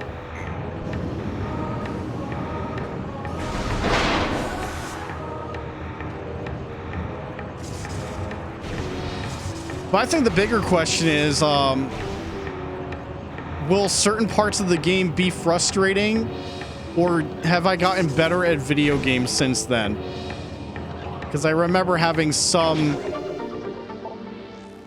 roadblocks during that LP, but also I was a whiny bitch!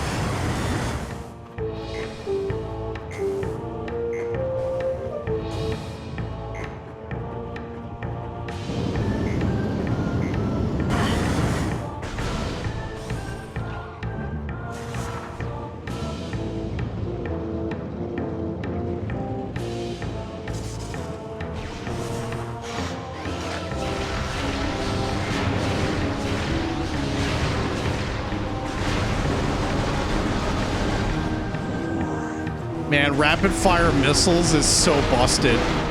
No wonder they nerfed it in the later ones by changing the animation.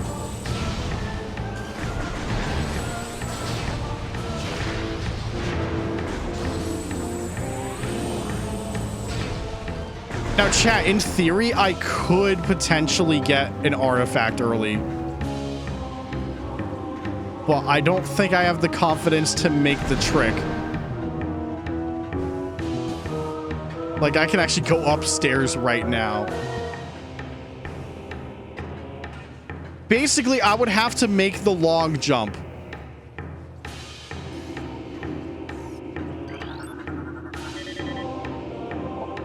This is a standard spinner device. The generator belts of the spinner can be activated by rapid rotational force. Use the boost ability of the morph ball when inside a spinner to activate the device. Okay, yeah, we need power for that. So, you think I can make this?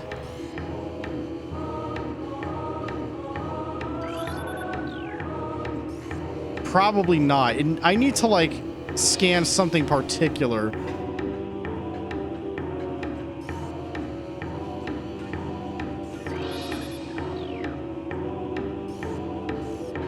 Unfortunately, I can't scan anything out of range.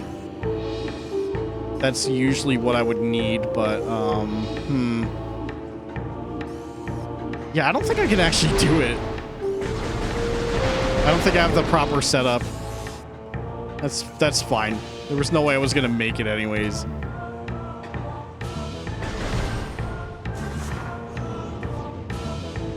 All right, how good is my bomb jumping?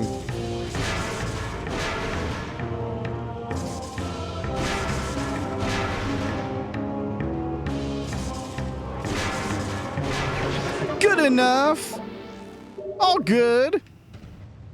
I don't need no fucking Wii remote waggle jump.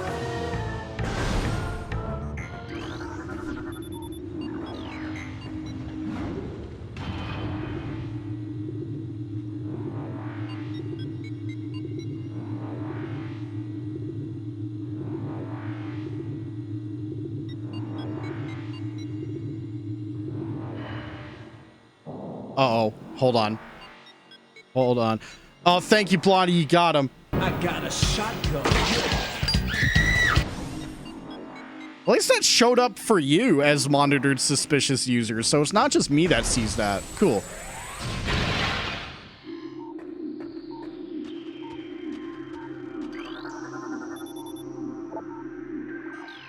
It's ice. Blow it up.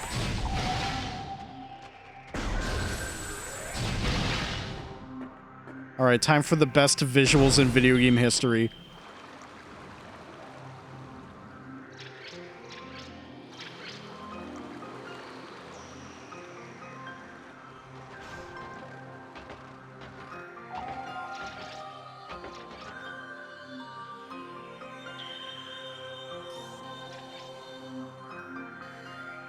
Can't wait to see snow soon.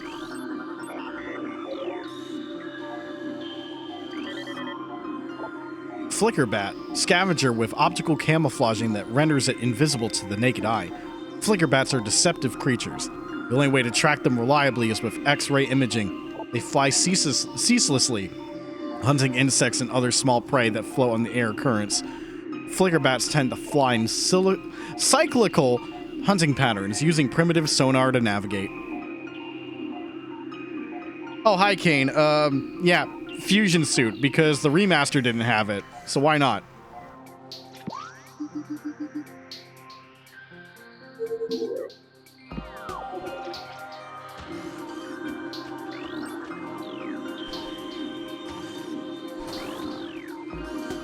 Yeet.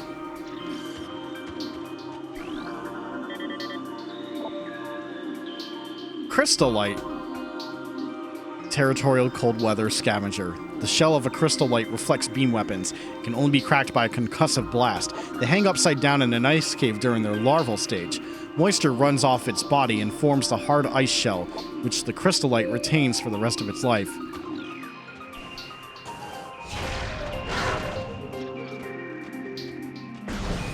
Things are going good.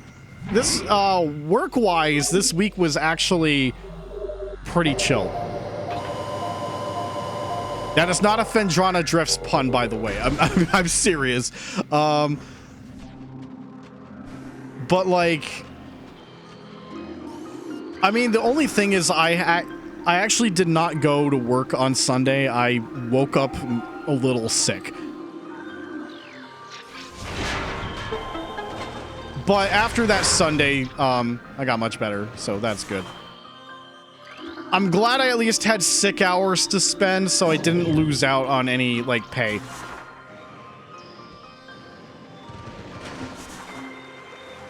This is Metroid Prime 1. We already streamed a Prime 2 on GameCube. I never streamed, GameCube Prime 1, so that's why we're doing it.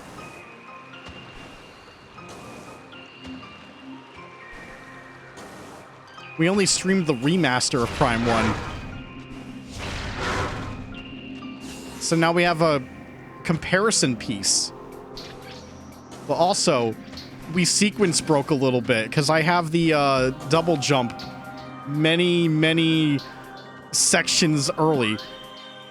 How did the suit change? It's just cosmetic.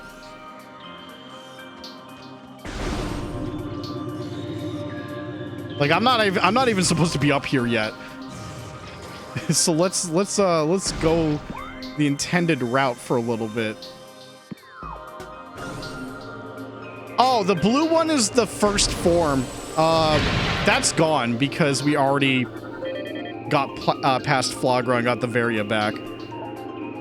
Scatter Bombu. Pulsing tendrils of energy extend from creatures' body. Like all bamboos, these creatures can only be harmed by electrical energy. Proximity to these life forms may result in electrical visor interference. It is possible to avoid engaging scatter bamboos by rolling into the morph ball and slipping between the rotating energy streams. Yeah, it follows the fusion color schemes. And yeah, like Prime has exactly 4, just like Fusion. So it's the perfect amount.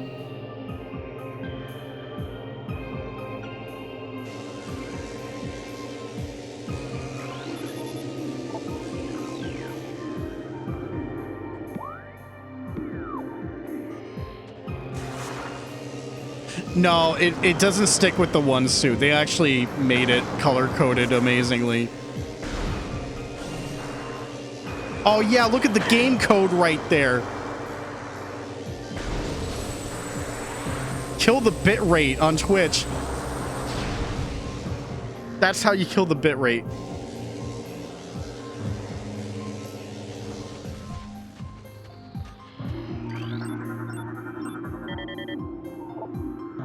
Baby she-goth, glacial predator.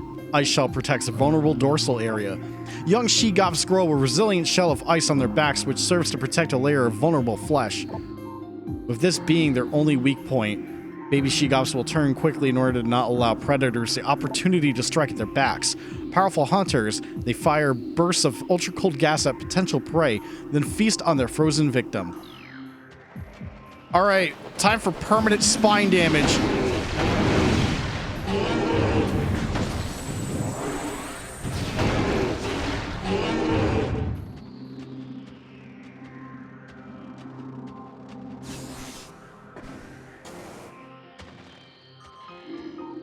Oh, speaking of permanent spine damage, they're making a fucking Nickelodeon game collection, including Nickelodeon Guts for the Super Nintendo, Ah Real Monsters for Super Nintendo and Genesis, and Rocco's Modern Life, Spunky Spunkaroo or whatever for Super Nintendo.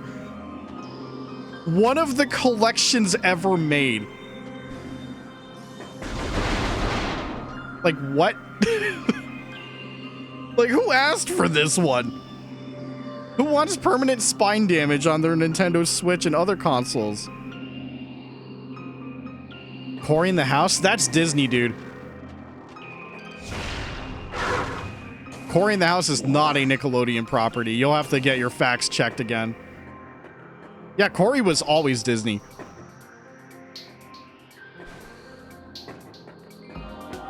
Because it spun off from the show That's So Raven, because Cory was in that show.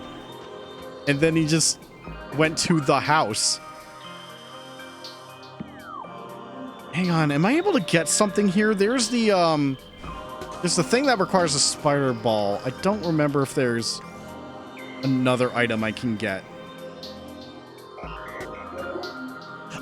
I know. I know Chapel of the Elders. I'm aware. Nostalgia baiting? I don't know, man. At least there was some merit to that Disney Afternoon collection.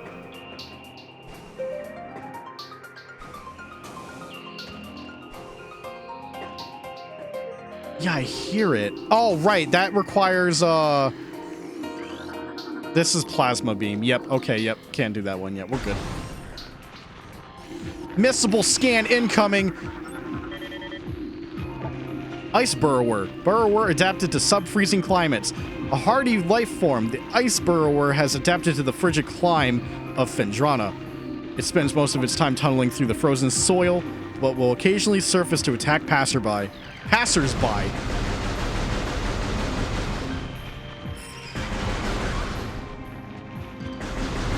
Well, I'm waiting on the physicals in December myself for the Mortal Kombat collection. But oops, Metroid Prime 4! Sorry. MK Mythologies may be the greatest game of all time, but I'm due for Metroid Prime 4.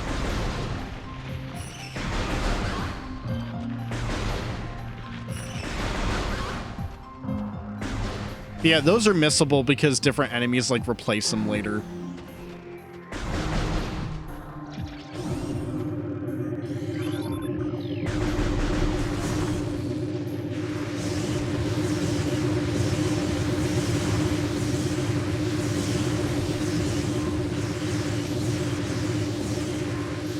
Kane, if you look at any of the trailers, you should know that this is, it's basically confirmed. You even have rewinds. And they demonstrate it with Sub-Zero falling. None know if our temple, the Cradle, will prove powerful enough to contain this evil forever. How can we Chozo hope for it to remain intact when that which it guards arrives in the darkness, growing always stronger? The fate of this world rests with the gathering of artifacts we call the Cipher, but even it is not all-powerful. It is strong, yes, an enchanted whole made of 12 links. Still, it is finite in its reach, and we who guard it are slowly succumbing. When our vigilance crumbles away into madness, the Cipher will be exposed and the fate of Talon 4 will be beyond our influence.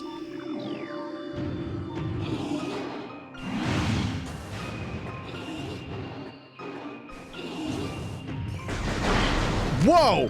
Oh, fuck, I did not see that little boy.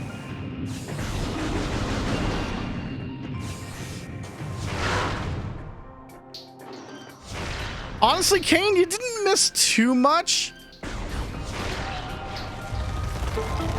Like, in terms of, like, talking about the expo, there actually wasn't a lot. But you did miss the Sega Saturn.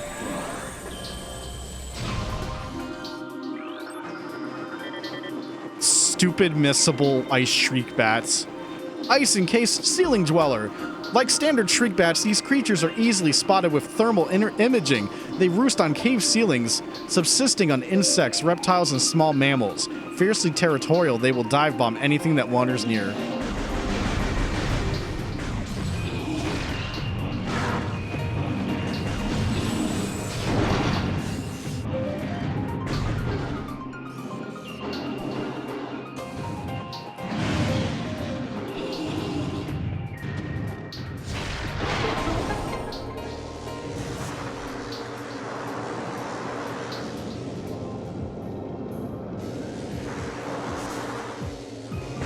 It's okay.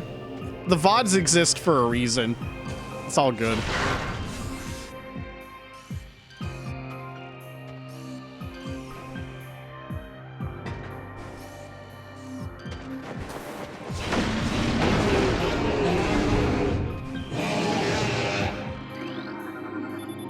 All right, platform go up.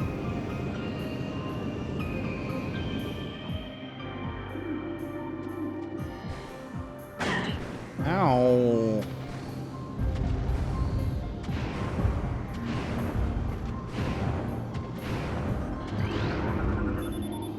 It's time for boost ball, baby.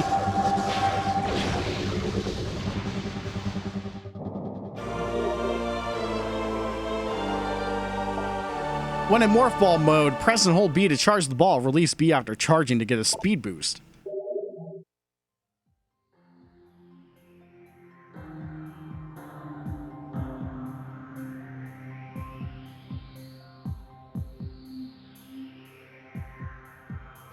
Almost forgot about the the Chozo lore. We'll get it on the way back.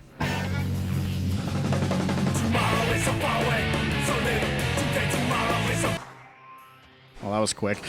That was a quick half pipe. Good job, Tony.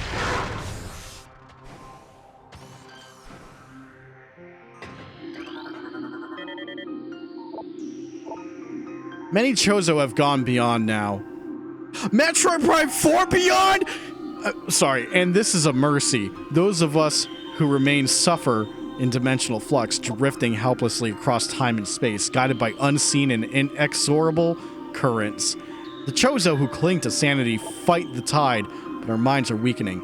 Soon we will all be like the Turned, Chozo who have been utterly corrupted by the great poison. The Turned still hold to their Chozo forms, but their minds are black with fell intentions. Gone is their respect for life. They honor only destruction and seek to disrupt the artifacts holding the great poison at bay. All life taunts them, and they do not rest. Before long, they will be all that remain of the Chozo here.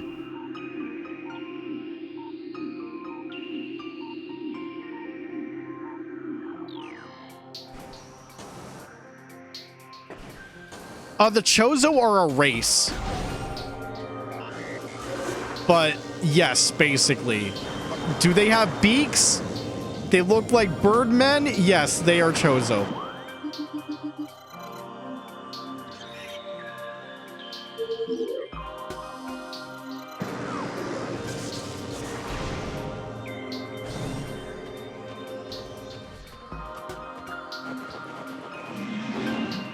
All right, it is big backtrack time. Welcome to Metroid. Whoa!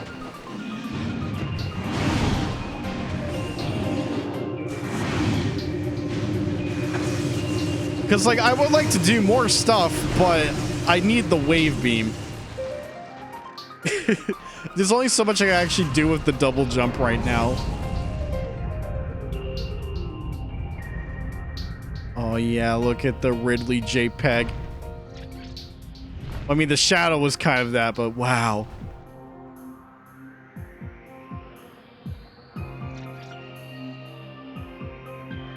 Still one of my favorite fucking visual shots. Like, screenshot. If I just take the HUD off and everything.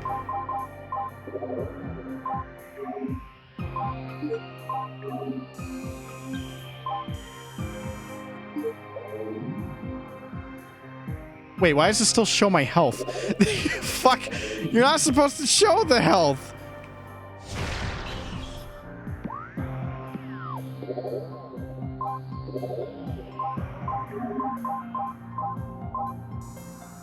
Guess health is mandatory. Oh, well.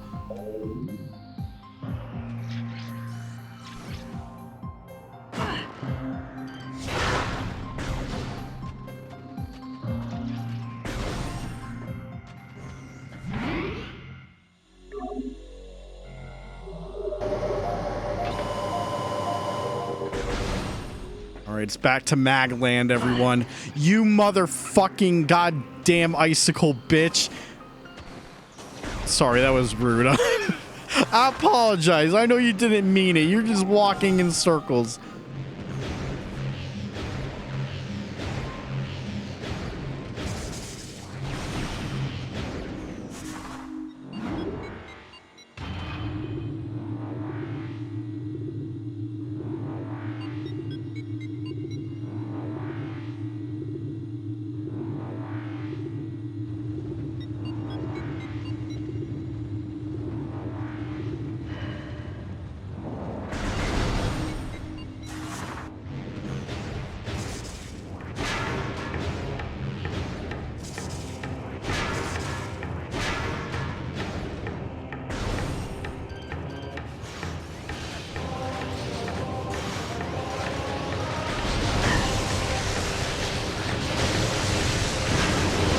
I am being cooked right now. Get me out of here.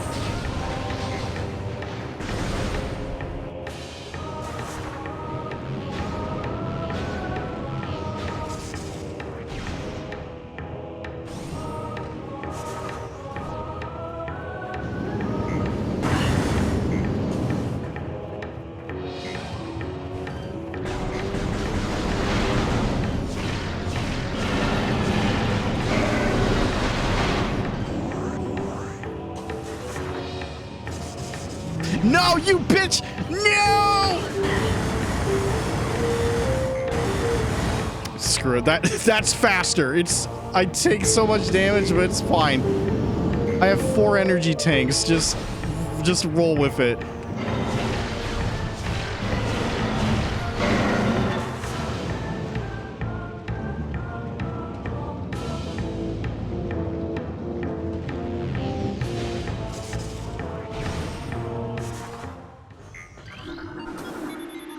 All right, back to Talon Overworld. Well, here's the funny part. The half pipe is meant to get us up to where we get the space jump boots, but guess what? We've had them since like the first 30 minutes. So yeah, we're just We're just kind of going there, I guess.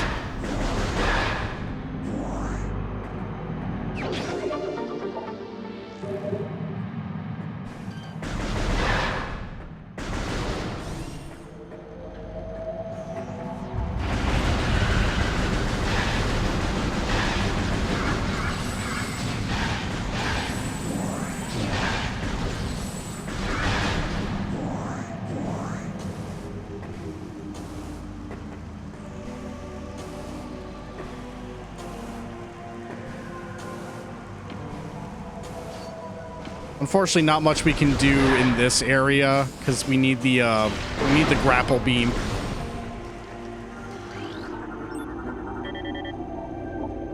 Blood flower, able to eject toxic spores. Toxins are poisonous even to the blood flower itself. Three mouth nodules protrude from the stalk beneath the flower, each with a rudimentary brain cluster and the ability to spew toxic fumes at anything within a 5-meter radius. The spores ejected from the stigma at the center of the flower are sufficient to kill this creature if they explode in its vicinity.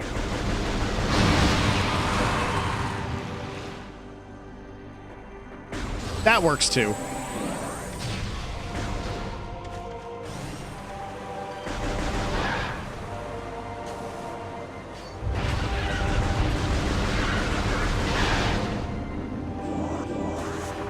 All right, half pipe time.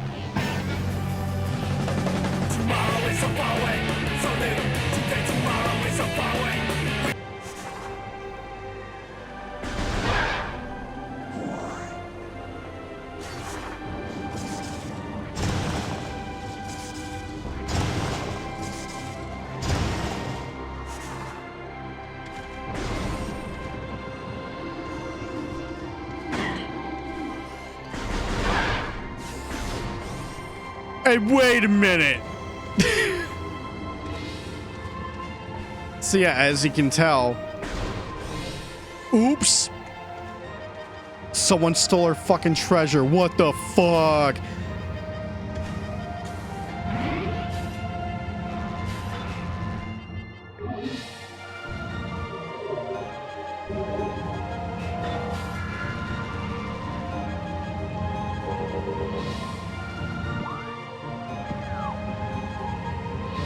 Now, apparently there actually is a missile expansion.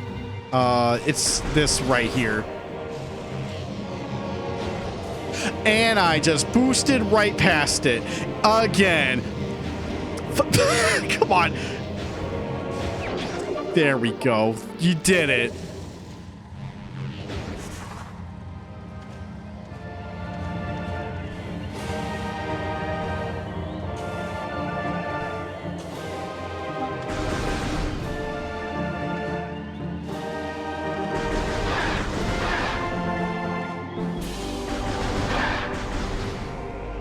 So we're done here. I could have just not gone this way, but just pretend I now have the space jump boots instead of stealing it earlier. Fucking goddamn it. How did I miss that jump? There we go. Shoot it. I dare you. Get fucked.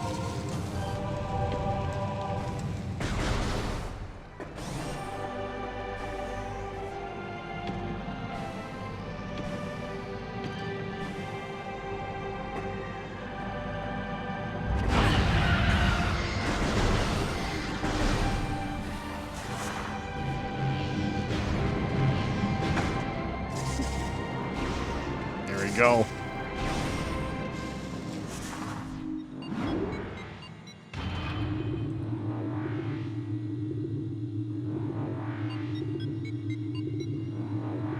So actually, since we have the boost ball, we can, in fact, get the artifact as intended now. We can get it pretty much early. I mean, we could have also gone to the impact crater. No, we can't do that one yet. We could go to the impact crater and check out the shrine and everything, but Maybe next time we're there, because it's already too late. I'm not loading my save.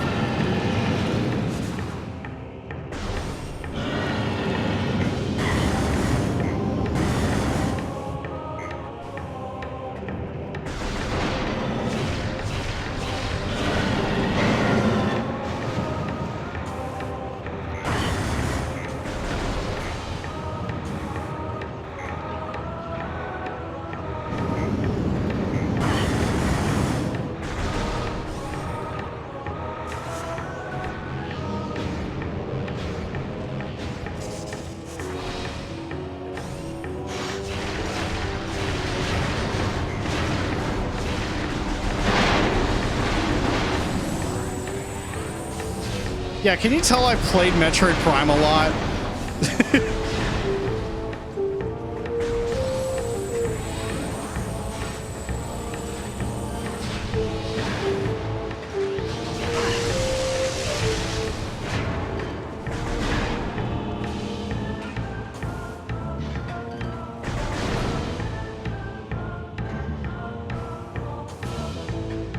Okay, so we already scanned the spinner.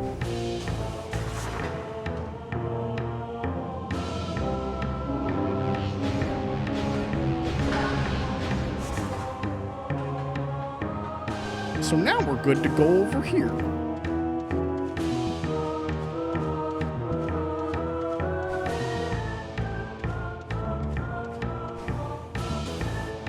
We will have to come through this room again at some point because we need power bombs. Chozo artifact.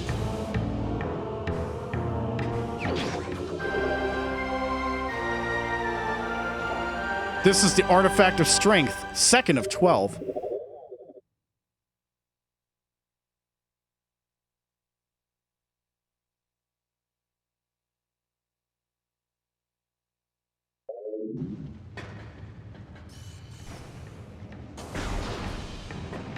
All right, back to Fendrana.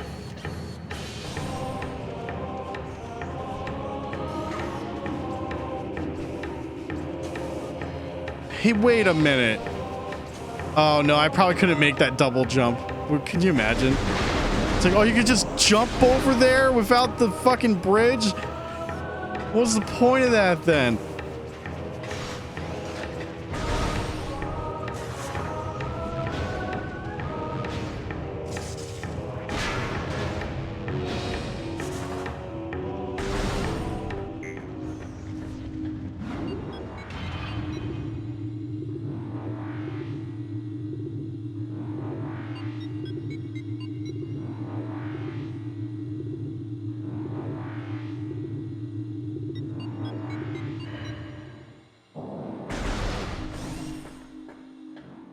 I'm like starting to wonder when reviews for Silent Hill F are gonna go up.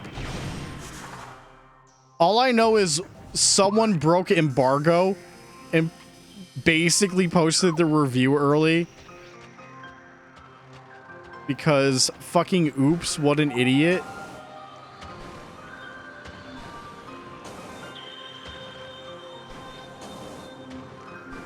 But again, it's only like one review, so it's hard to determine how F is gonna go.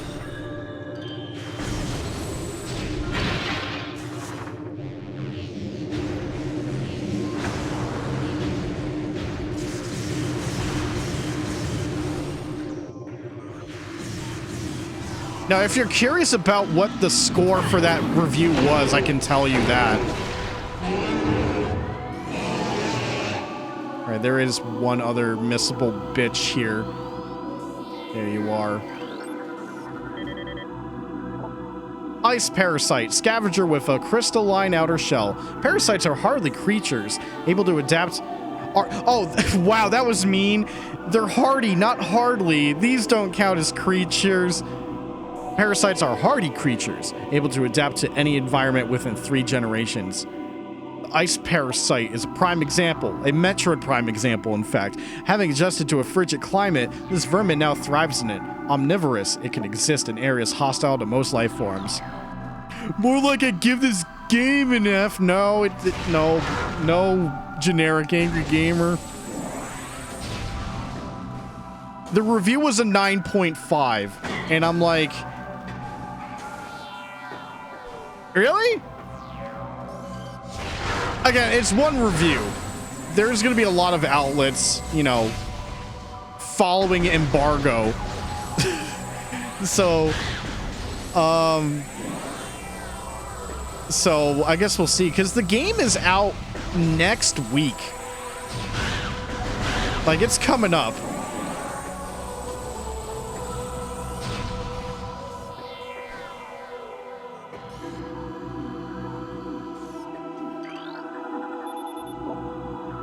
Statue is flawless. Shaman, there are fractures.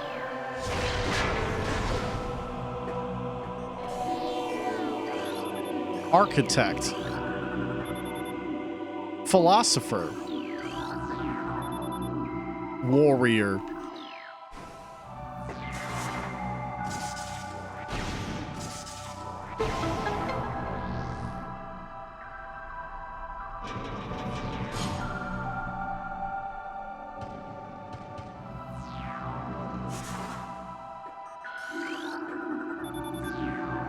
Okay, can't do that, obviously. Oh yeah, we can't do this at all right now. Not until we get the fucking plasma beam, right?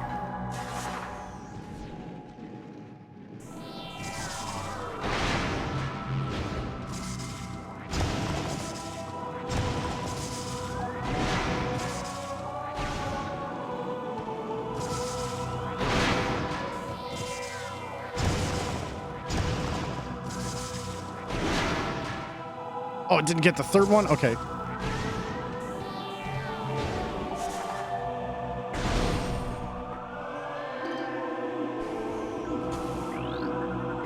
Wave beam. Give me that. No.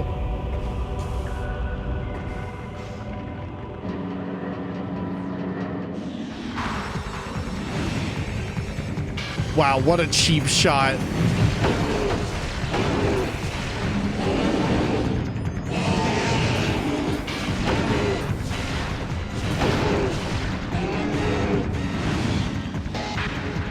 I mean, it missed, but still, he got a shot off mid-cutscene.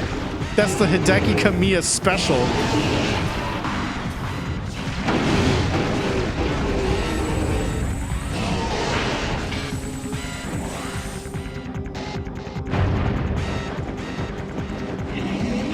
Oh, here's the big man.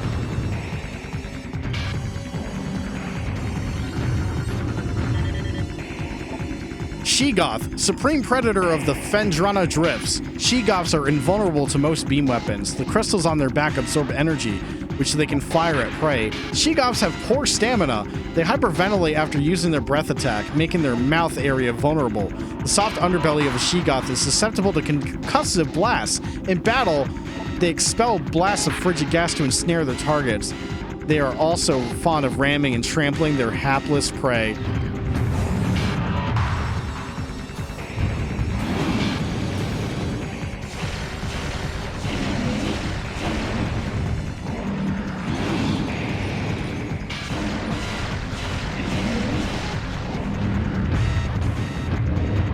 Oh god, ow! That took half my HP. So it mentioned the soft underbelly. Oh, okay. Bombs are also effective. I almost never use bombs against this thing.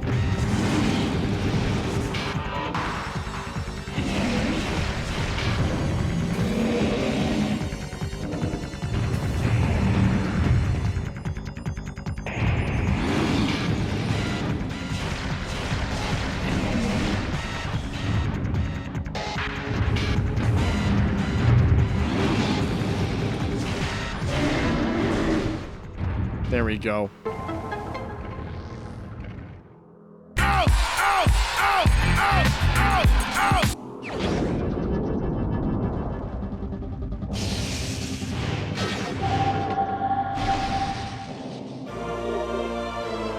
Yeah, wave beam.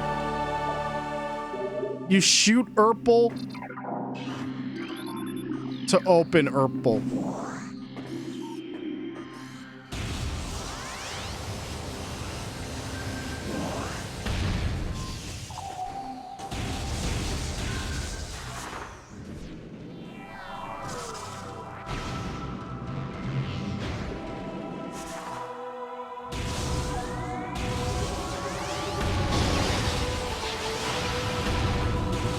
Yeah, now we can actually blow these stupid idiots up.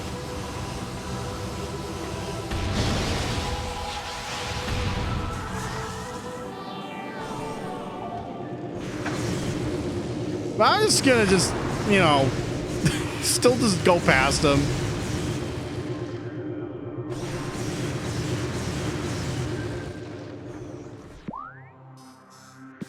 Okay, let's go make that save, and then we can actually keep going through the drifts.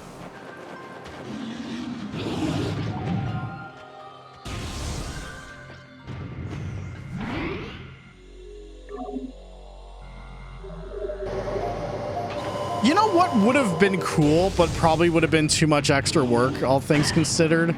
I did it again. I stubbed my toe on that fucking thing. Is in relation to the fusion suit, they also changed the look of the arm cannon. That'd be really cool, but I understand why they didn't.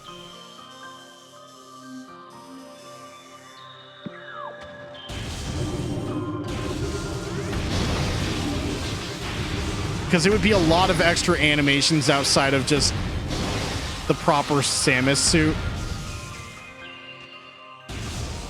It's like, all right, we gotta model it for the wave beam, all the other beams and shit.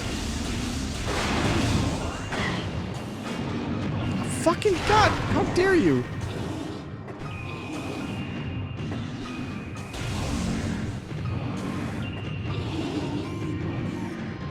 Oh man, I think I may have missed a stalactite scan. But there's definitely more in the game, so I'm not super worried right now, but I gotta watch it.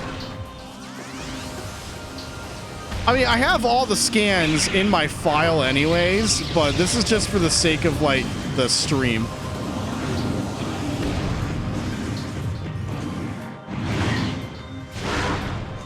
I mean, the most I could have done is just made an entirely new save, but I would actually have to, like, relink the freaking GBA stuff. And I'm like, I'm too lazy to do that. So screw it.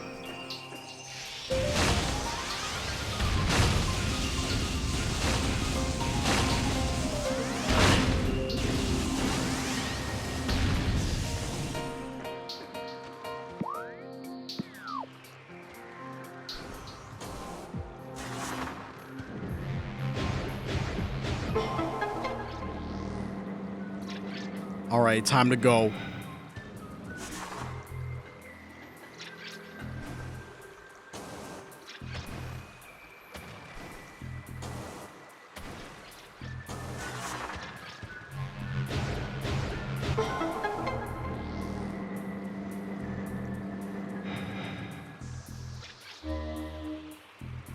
Do I think this fusion suit is better or the suit in Dread?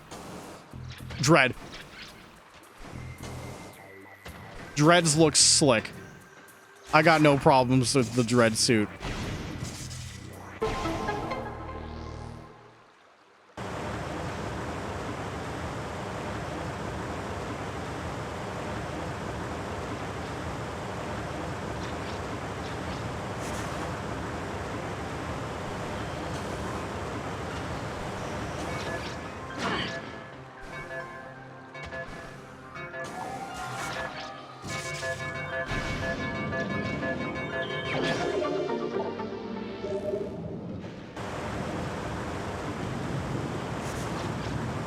Oh, I'm underwater. I can't swim.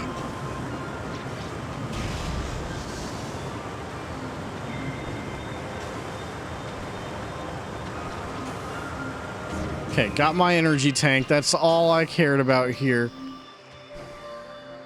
Although, I do kind of need it to get across again.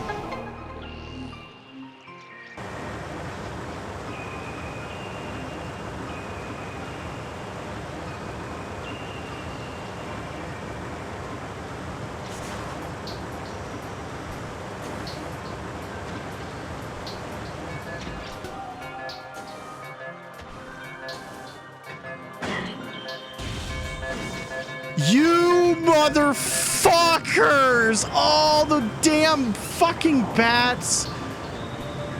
All right, I gotta kill those guys. They just knocked my ass off.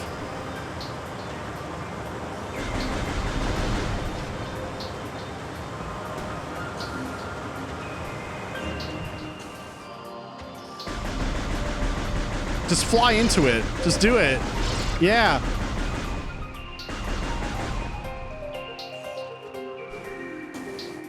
That's it. Go to your room. Yeah, these things are grounded. Like 6 feet undergrounded. More like.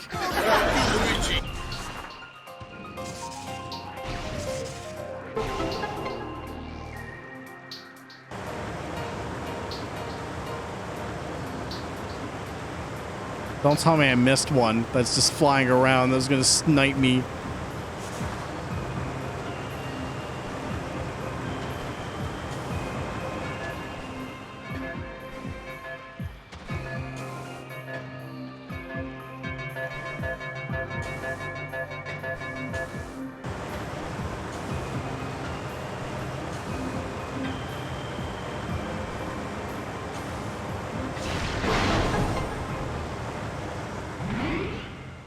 There we go.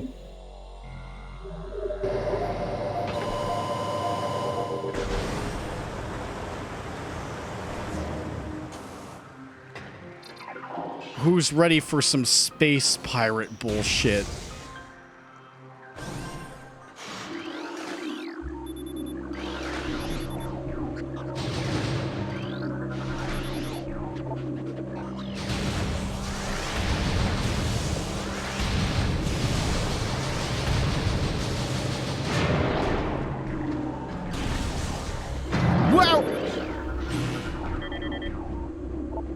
Shadow Pirate. Pirate forces trained and equipped for stealth operations. A select group of space pirates have access to sophisticated cloaking technology. This gear drains high levels of power, however, forcing them to rely solely on melee weapons in battle. Use enhanced detection gear when fighting these units.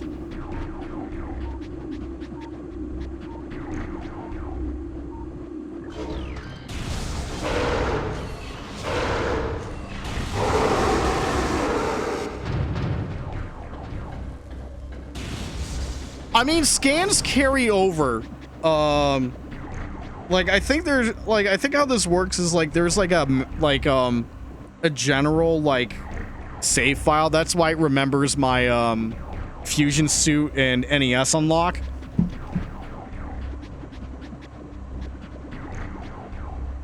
Like I'm pretty sure I got all the scans already, but I don't think it shows up in this file. In file 3, for example. So like for unlock purposes, I don't need to do it. I'm just doing it. Because I did it before and I'll do it again.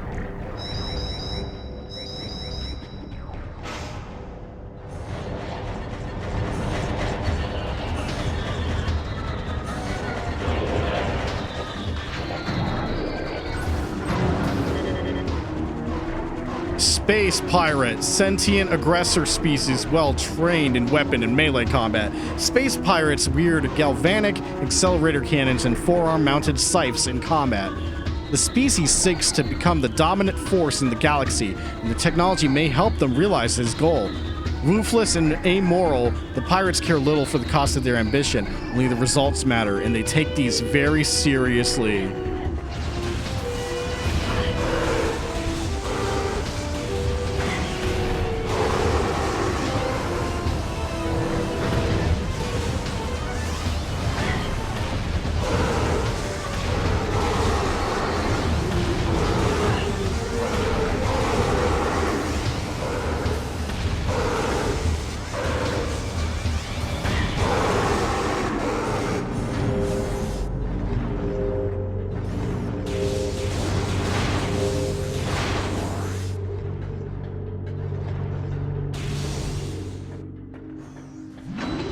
A map.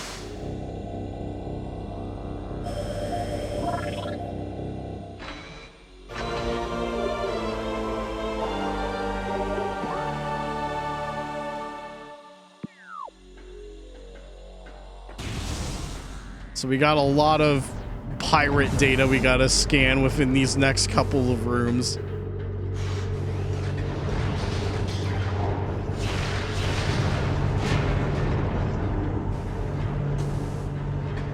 So yeah, for that missile trick to work, you need to have the power beam equipped, because if you have any other beam, it actually like has a longer animation to go back to its neutral state.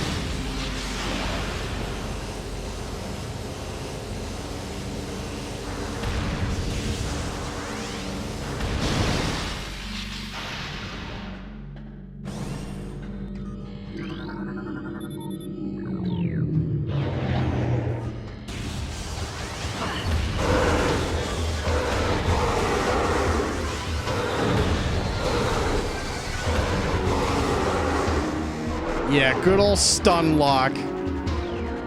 What idiots.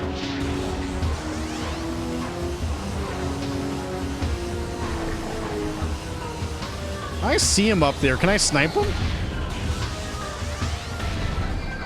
Damn. Damn, he's good. I can't get him.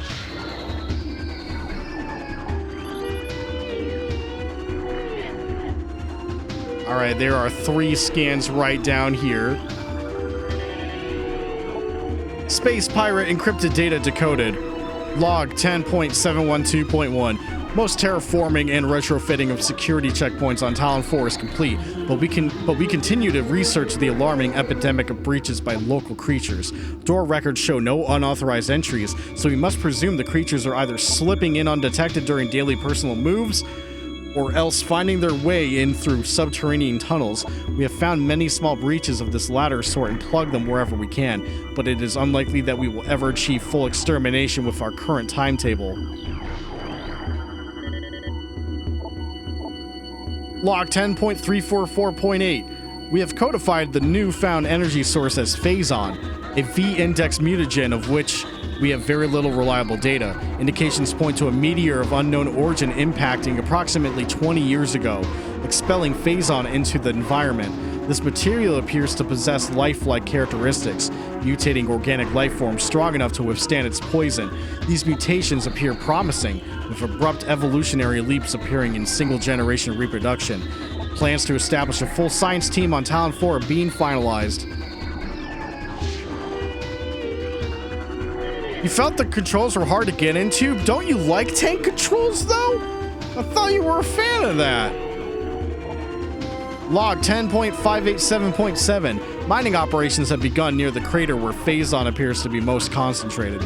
Daily Phazon yields have increased 44%, and our mining system becomes more streamlined as personnel and equipment flows increase. Several incidents of Phazon-induced madness have been reported, prompting augmented life support regulations in the deeper chambers. Symptoms include loss of equilibrium, erratic respiration, muscle spasms, and in the most extreme cases, hallucinations. Timeline reassessment for the refinery operation is recommended, as the material proves more unstable than initial analysis indicated. Well, Kane, the thing is with Metroid Prime, the yellow stick is just for changing weapons. So your thumb's not really going to be on it that much. Because all your turning and stuff is pretty much all tank controls unless you're holding L.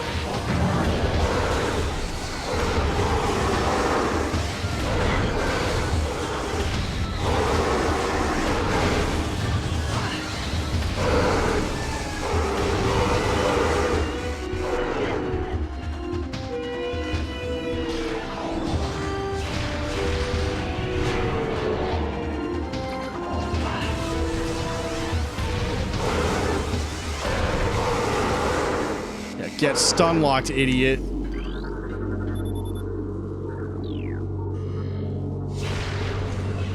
Cordite.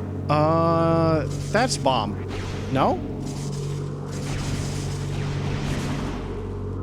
I think Cordite's super missile then.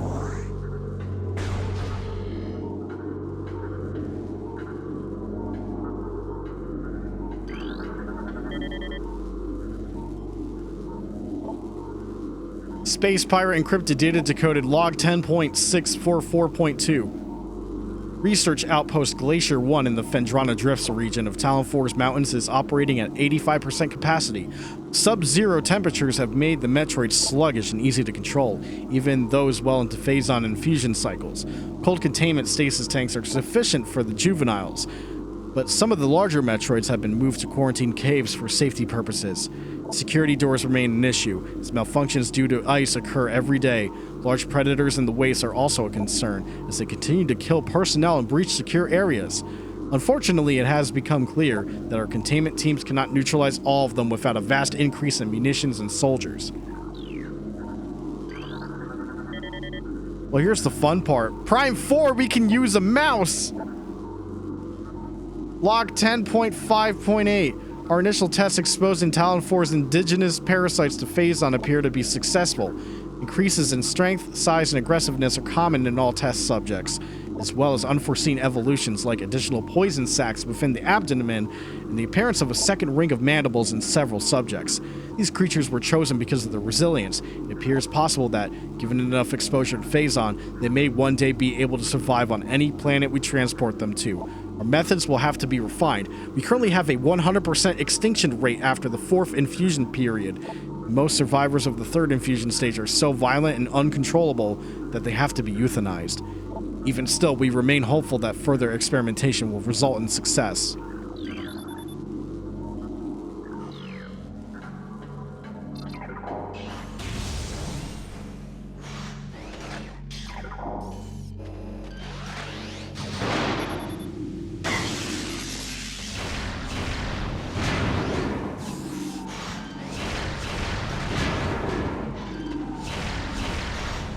God, quick fire missile is so broken.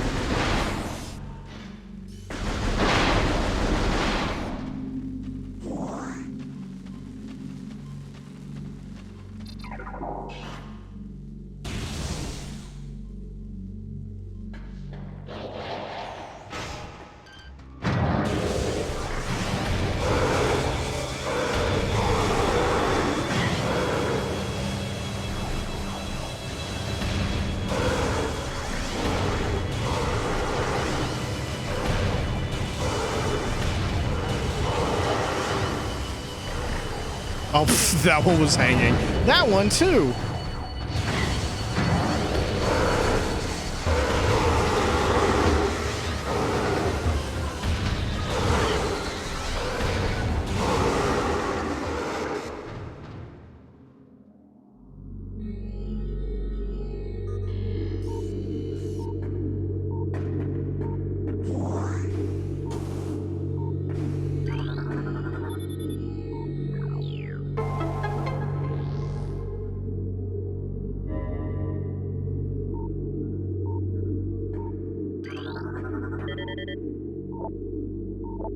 Log 10.299.2. Scans of the spiral sector detected a massive energy spike emanating from a Wanderer-class planet identified as Talon 4.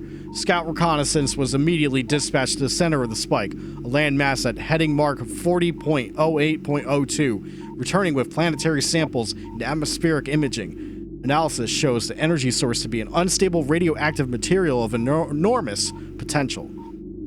We are unable to form an accurate risk assessment at this time, but we are unlikely to find an energy source this powerful again. Analysis will continue, but currently Talon 4 appears to be a viable secondary headquarters. Space Pirate encrypted data, log 10.401.7. Phazon mining is underway. Several garrisons have been established.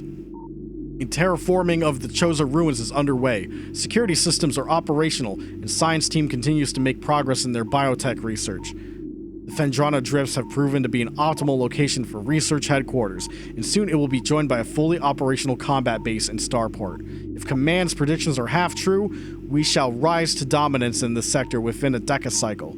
Truly, these are glorious times. Dude, we're like halfway through already. This, like... Look at that. 50%. And we're only like, what, 2.5 hours in?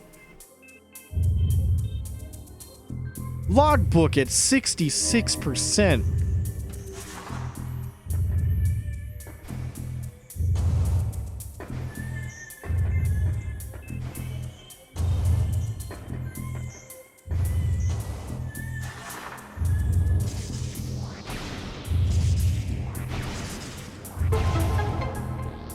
I'm really curious about the motorcycle in Pride 4. I can't believe it's like, yeah, all right, Samus has a motorcycle now.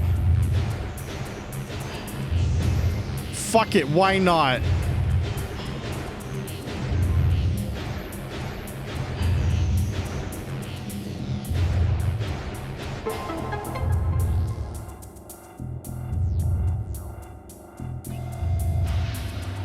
You play Die Hard Vendetta? Oh man, primo dank video game. Speaking of Die Hard, maybe one day I should see if I could get a copy for the Saturn. But if it's too expensive, then oops, all Satiator games.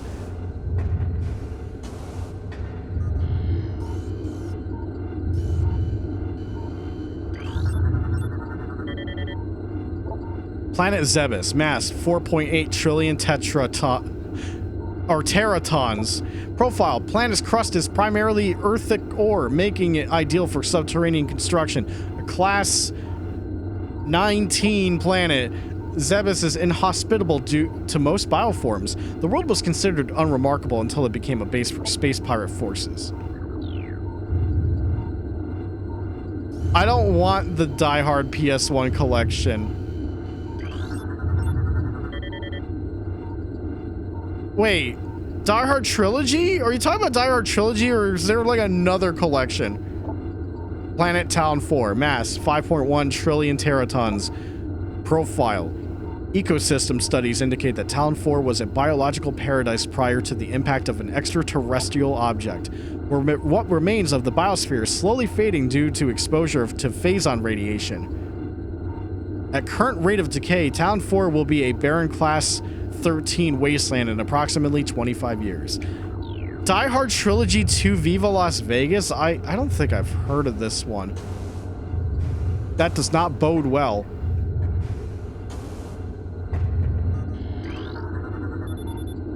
Super missile!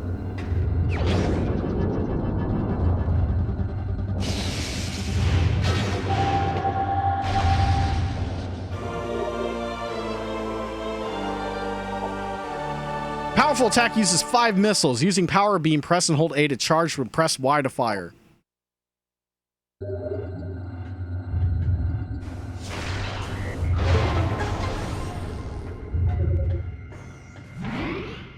Why's it gonna tell me about the save station? Alright, I have a new idea.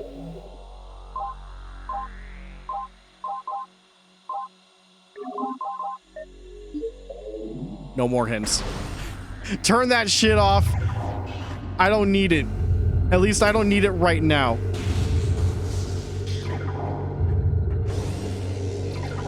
You played that in a hospital? I was stuck playing WrestleMania on NES. I didn't even really watch wrestling.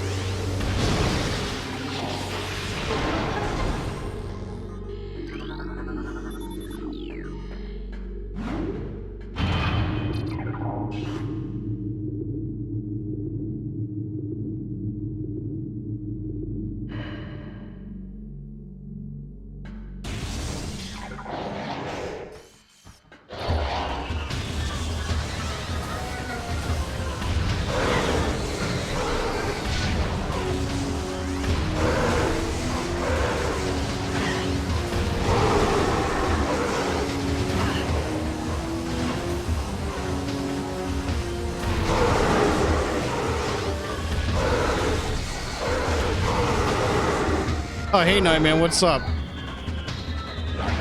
Oh, here they come!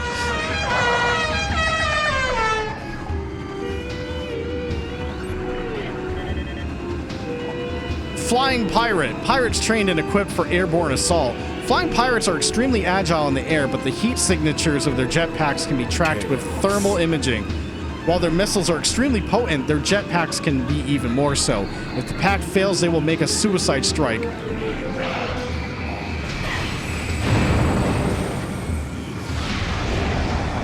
Well, I'm just gonna blow them up.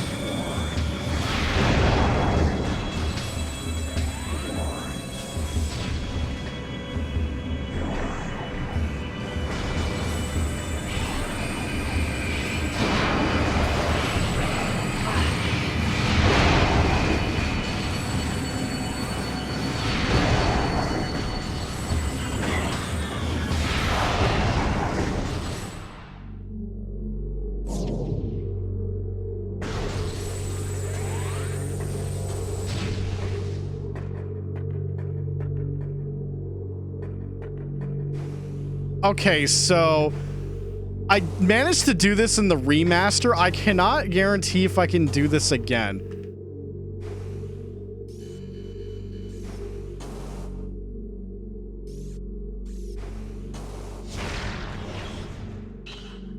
Oh wait, maybe I can't do it right now.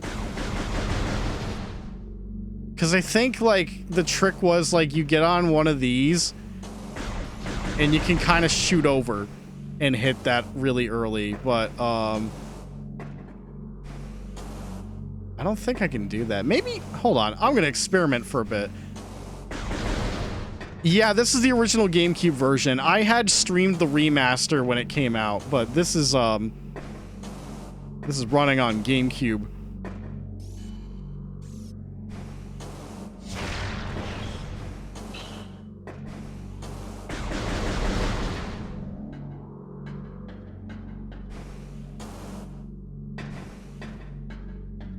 I think we have to reload the room.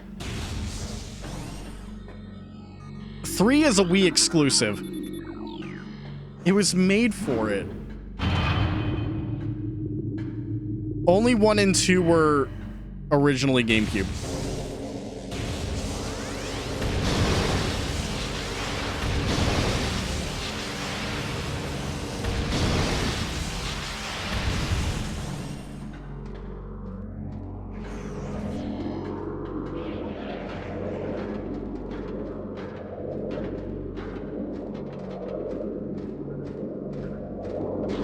It's a Metroid.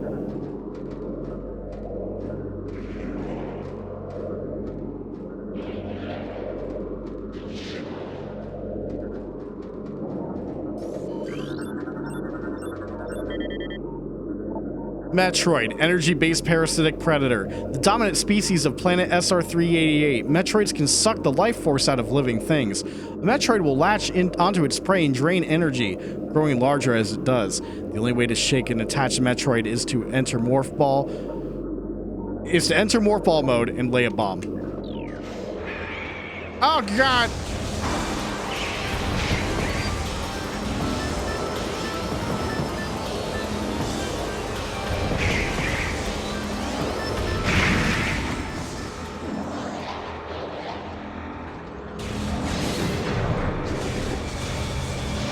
Oh, they're back. They definitely noticed.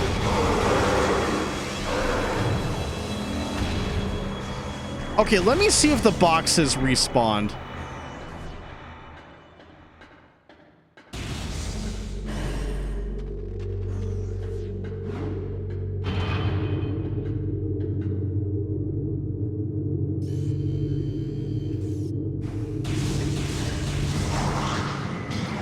Nope. But they did.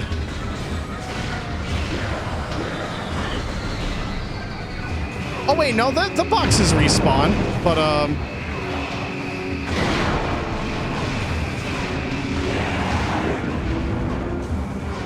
I gotta make sure they don't blow up the wrong one.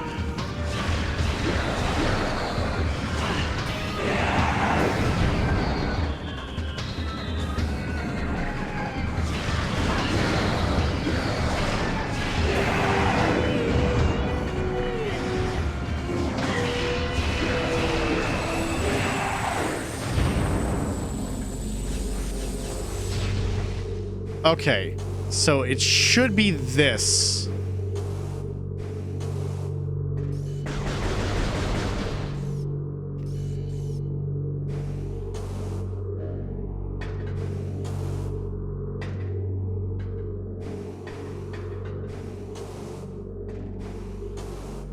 What's my viewpoint of Other M? Oh, you missed when I talked about that. I'm due for a stream of that.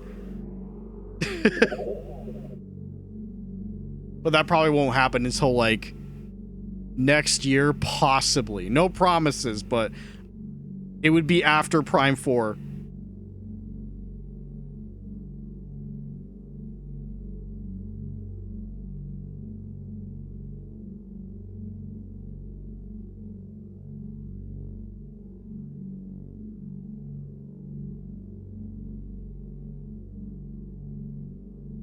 All right, let me double check this thing. I just gotta remember the technique here. I'm just watching footage. Okay, I had the right idea. I actually had the right idea, but it's a little tricky.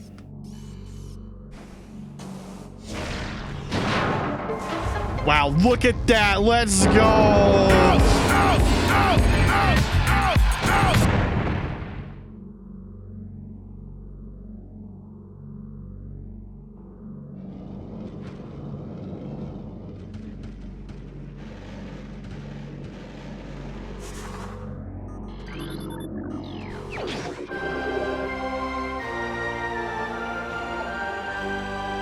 It's the artifact of Elder, the third of 12. So we got artifacts 2 and 3. Copy that.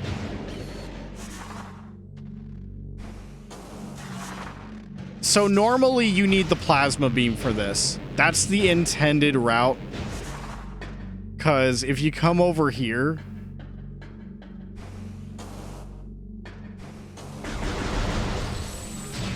you blow that up and then you melt the ice and you have a clear shot of the tower. That's it.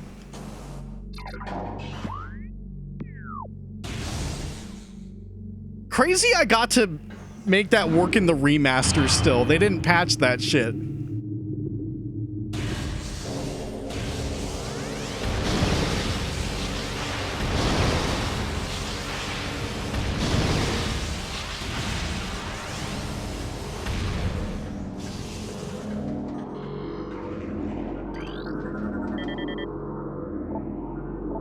Log 10.891.0. The reconstruction of Geoform 187, codenamed Ridley, was recently completed. After its defeat on Zebes, Command ordered a number of metagenetic improvements for him. Though aggressive, we were able to implement these changes in the cycle. The metamorphosis was painful, but quite successful in the end. Early tests indicate a drastic increase in strength, mobility, and offensive capability. Cybernetic modules and armor plating have been added as well. We believe our creation, now called Meta Ridley, will become the mainstay of our security force, a job he will certainly relish.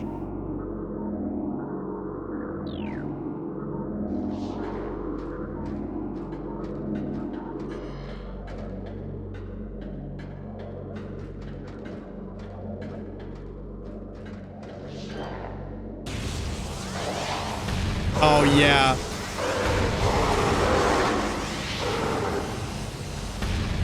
So wait, are you saying it's bad left-handed?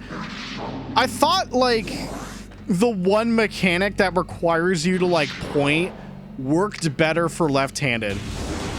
No, it's better? Yeah, that's what I thought, yeah.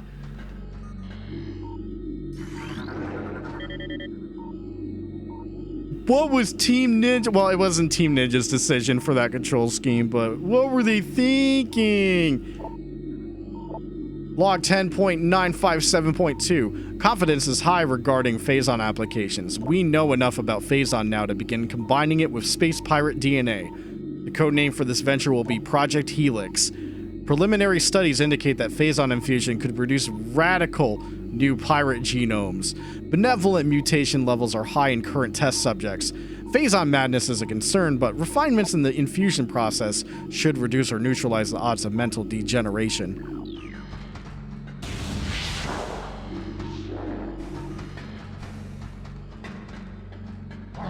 Most people can use both hands. I'm using both hands right now in this controller. Crazy. Alright, I gotta clear the area because I know they're gonna shoot my dumb ball ass down if I try to get the missile right now.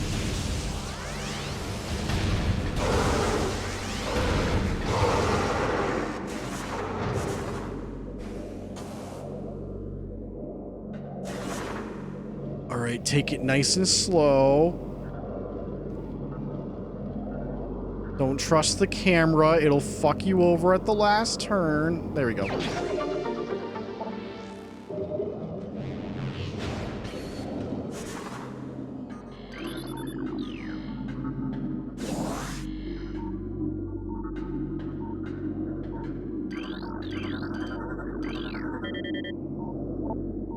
Log 11.420, nice, point 7.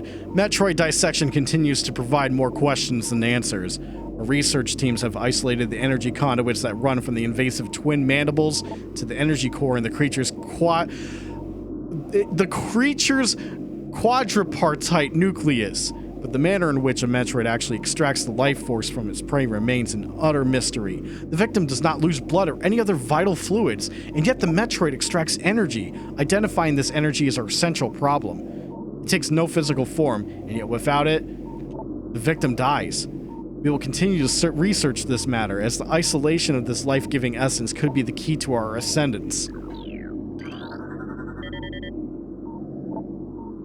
Log 11.550.6. Studies of Metroid biology continue. Though with limited progress, it seems likely that we will be much more successful using the Metroids for our means, rather than trying to reproduce their powers. If they could be adequately tamed, we would have no need of a proper understanding of their metabolism. A small force of disciplined Metroids could wipe out entire armies. Once we find a way to shield them from cold containment weapons, they will be invincible. Furthermore, if we can then harvest the energy they've consumed, we would have a near limitless source of power at our disposal. You know, this log interests me more now, knowing what we know about Prime 4.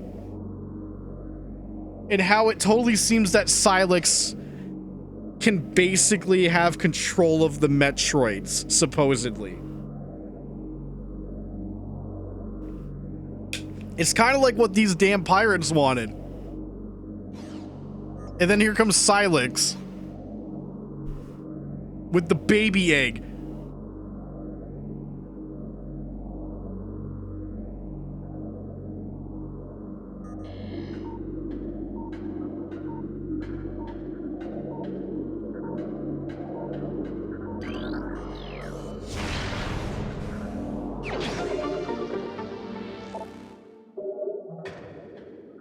Oh, don't look at my missile count.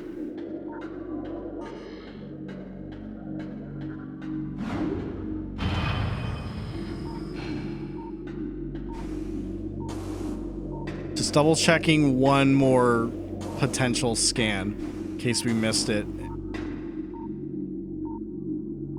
Okay, so there was this one. The one up here.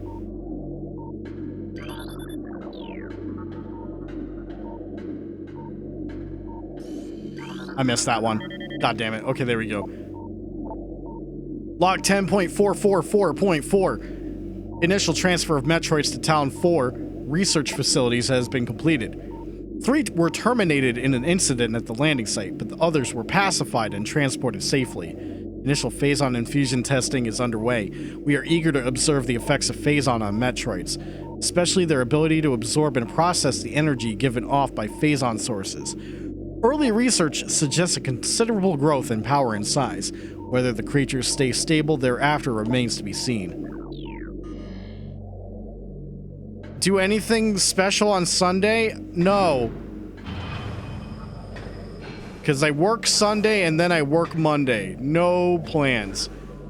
There will be a Monday stream, though. Oh, Nightmare redeemed the moronic angry gamer voice. You're gonna have to give me a second. I'm gonna need like a big sip of water. Been doing a lot of logbook reading.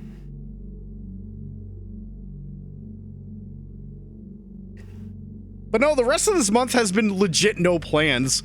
Like, me pulling Metroid Prime out of my ass is just because I feel like it.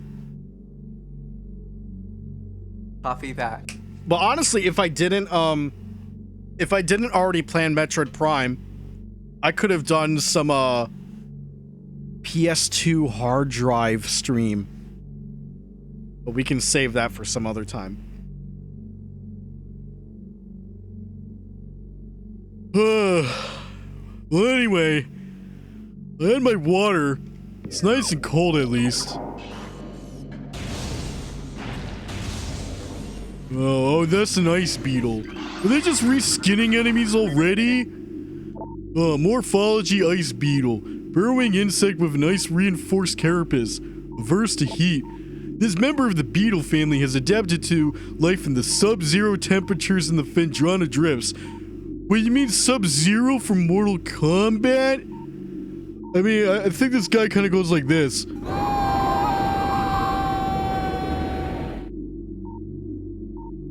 Growing thick ice shell over its entire body.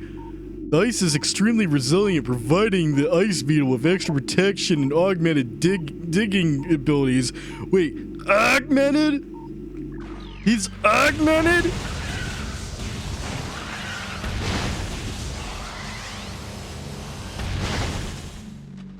Well, they're not augmented enough.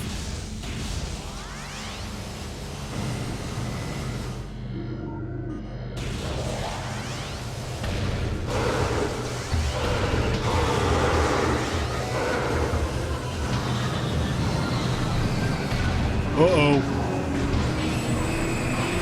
Eat my beer.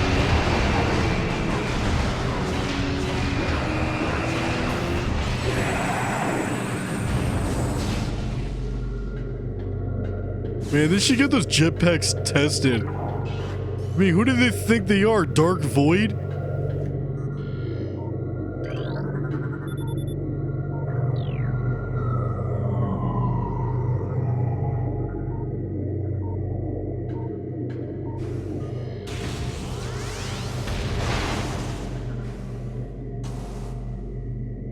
Oh wow, Chad, that's a good one. I'm just gonna borrow that and not credit anyone. This game's a Metroid crime to this franchise. Why are we playing in first person? Don't they know shooting people is bad and wrong? Alright, I gotta find the other one.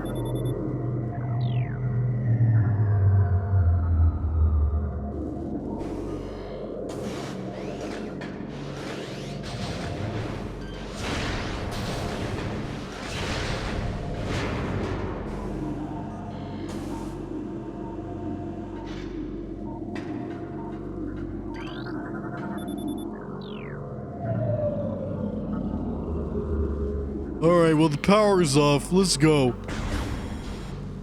Wait a minute! I can't open the white door? But I thought Samus was white.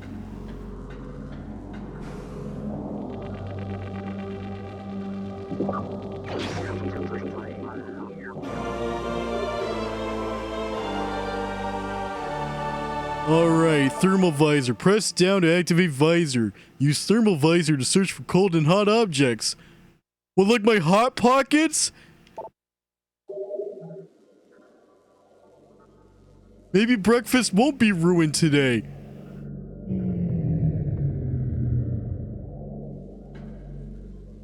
Alright, let's try it out. Wait, this doesn't work? I thought that would make it work. Hey, I'm busy here.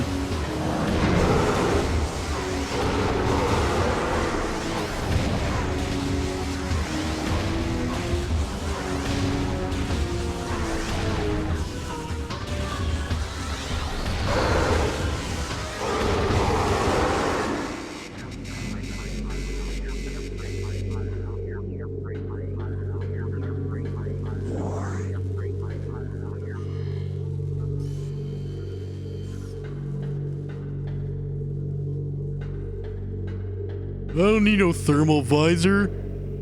I mean, the platforms are lit up. Why would I ever need thermal visor?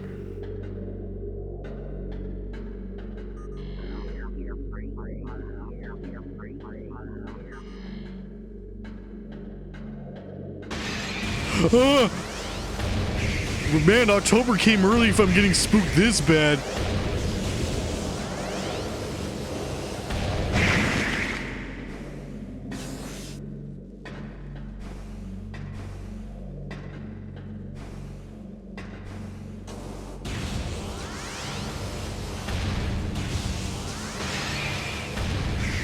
Alright, they can't do it the same amount of times. Horror becomes kind of predictable.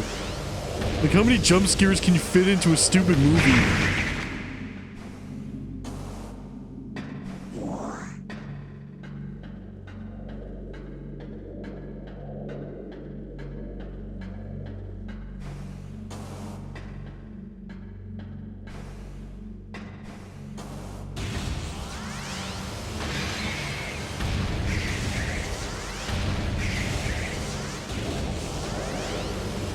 Why do they shrink like that?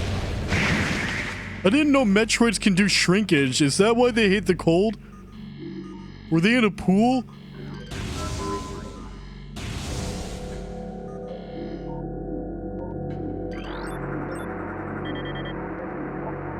Sentry drone, well-armed and armored security mecha. Sentry drones have limited intelligence, but do their assigned tasks well. Being machines, they are susceptible to electrical attacks.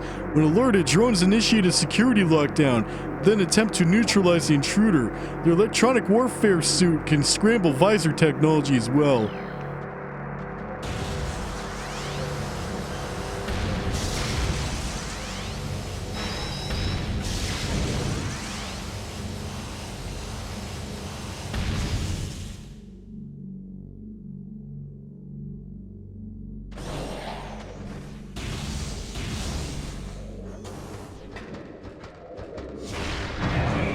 But watch this.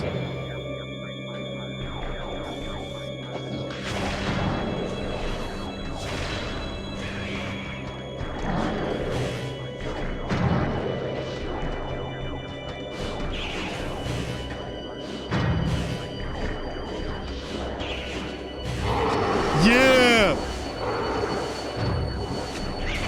Oh shit. Not the baby.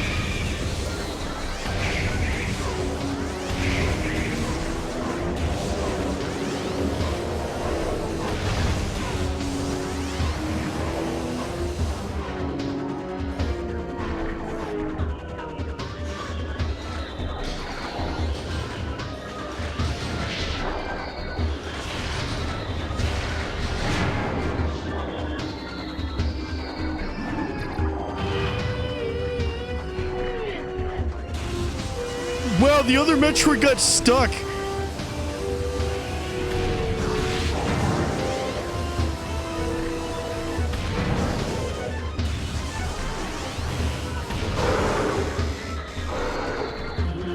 Okay.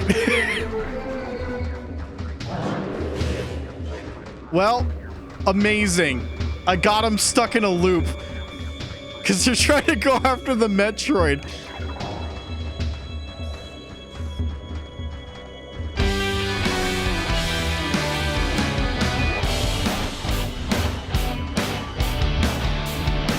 Yes.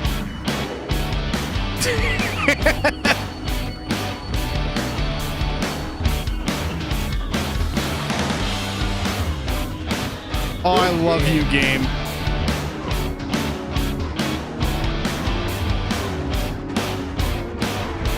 Yeah, why the fuck is Metroid just jiggling up there?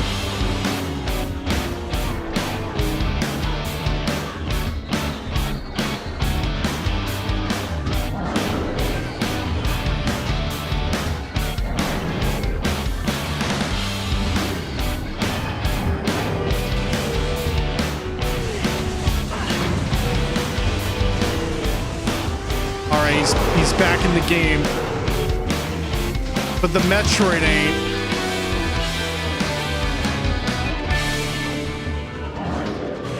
Yeah, he's like... Okay.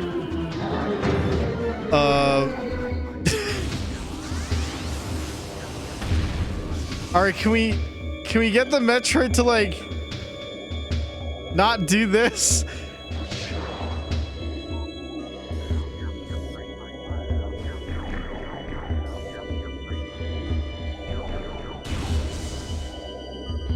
All right, well, I'm just gonna leave you two to settle your differences. I'm out of here.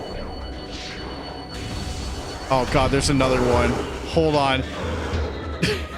Will this one aggro to the Metroid? No, he's aggro to me. Oh, never mind. Okay, well, bye then. Not my problem. You'll just stay down there.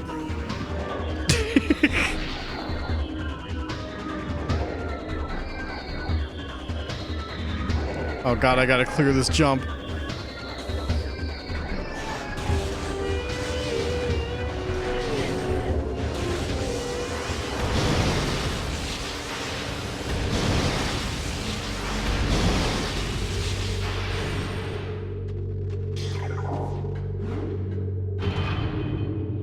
even happened with that room? All I did was let like 2 Metroids out and one of them behaved the way I wanted it to.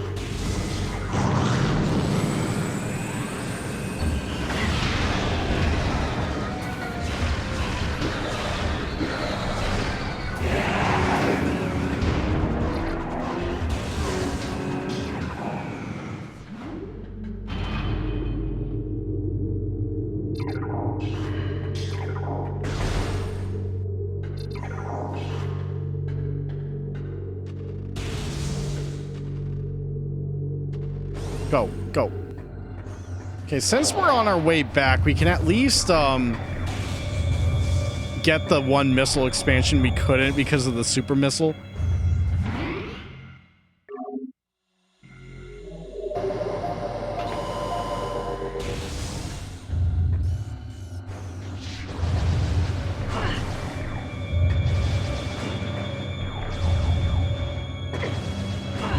Right, you can't double jump out of a not jump.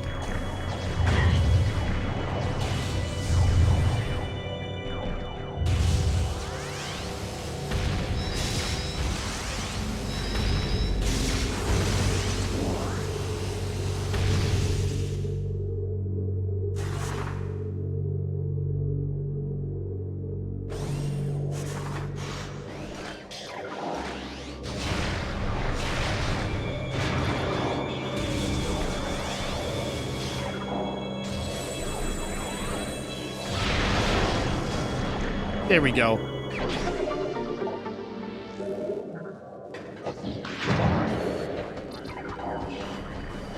Save me, Metroid.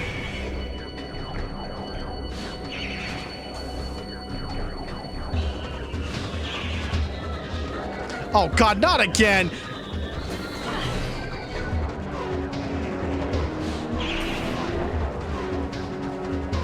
Oh no.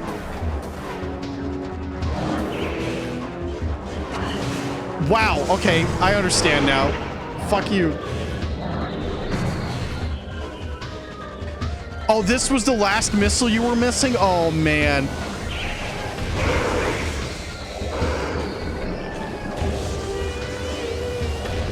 I gotta remember what my last one was for the stream.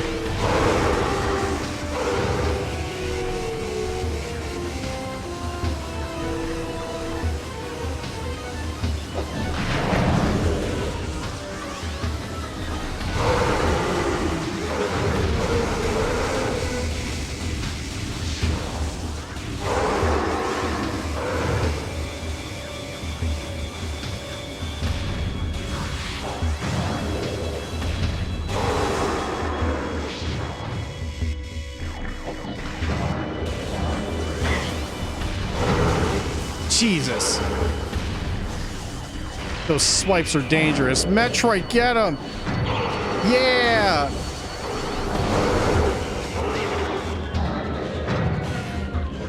Again.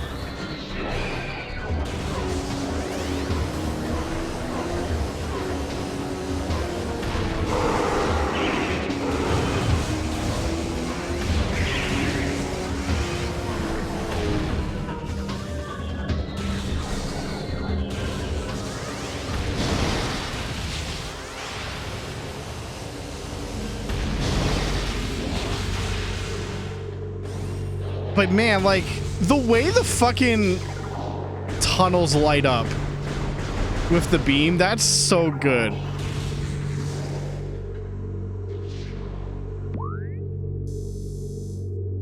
Like, this game is so good with detail and all that stuff.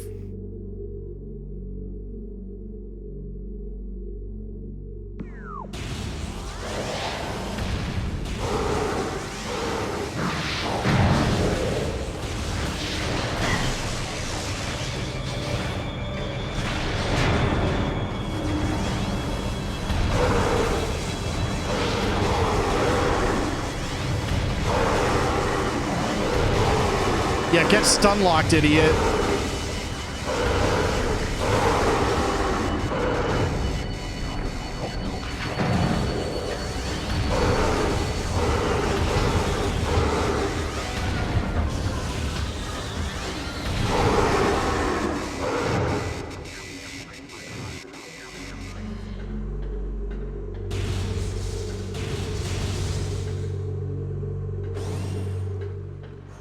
right, don't miss this jump. There you go.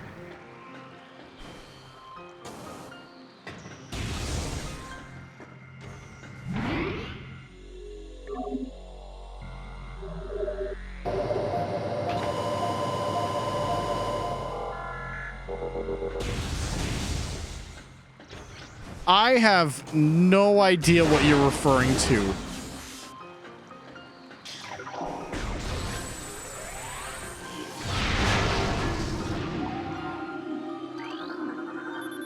Door has no power.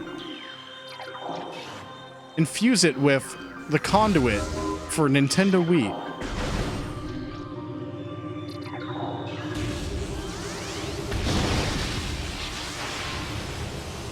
The beam you get at the end of Dread and so on. Usually the plasma is always the last one you get. Although in the case of Fusion, the wave... Well, the ice beam's the last thing you get, but realistically, the wave beam's the last thing you get. You get the plasma before that, actually.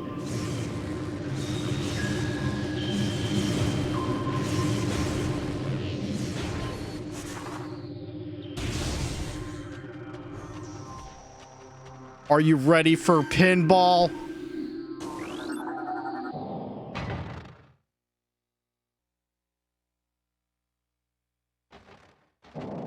Remember when I had to fight this guy in Metroid Prime Pinball?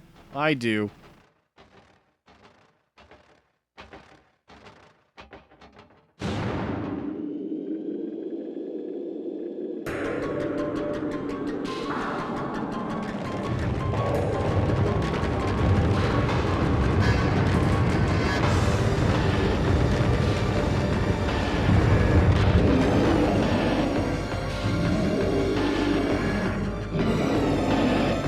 Oh, you're referring to the fuck you beams?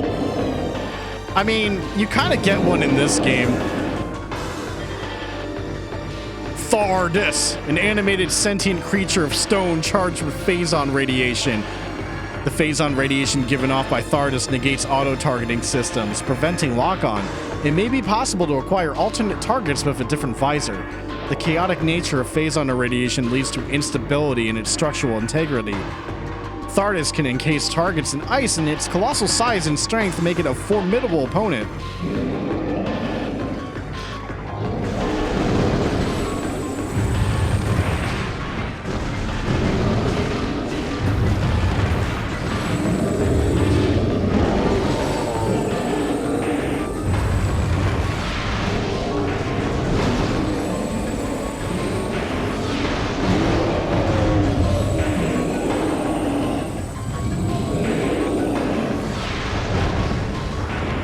Oh, jeez.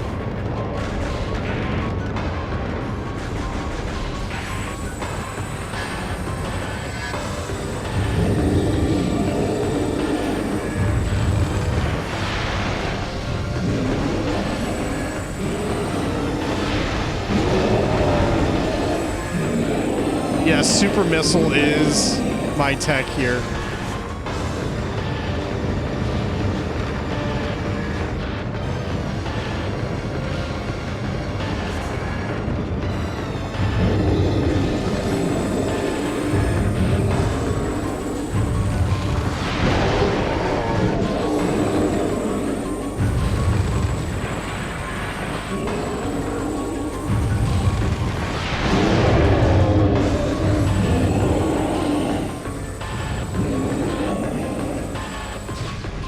Oh, he's fart gassing everywhere.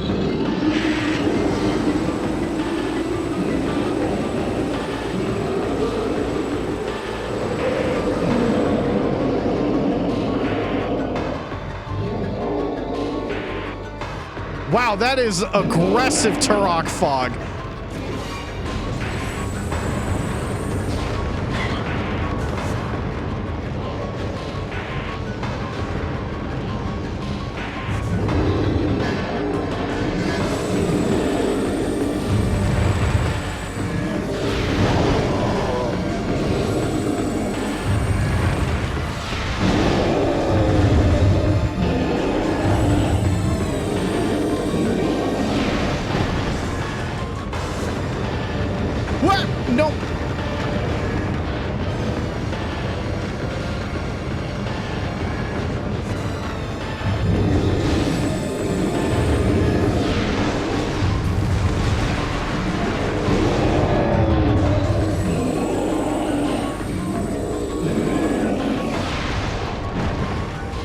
I got the shot off, but I've got like next to no missiles now.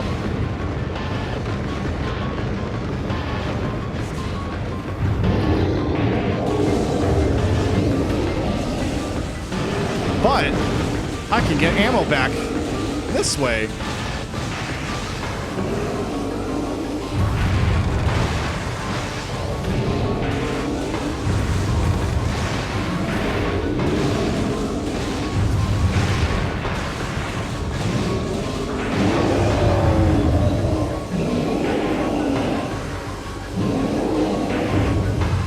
All right, he's finally changing it back.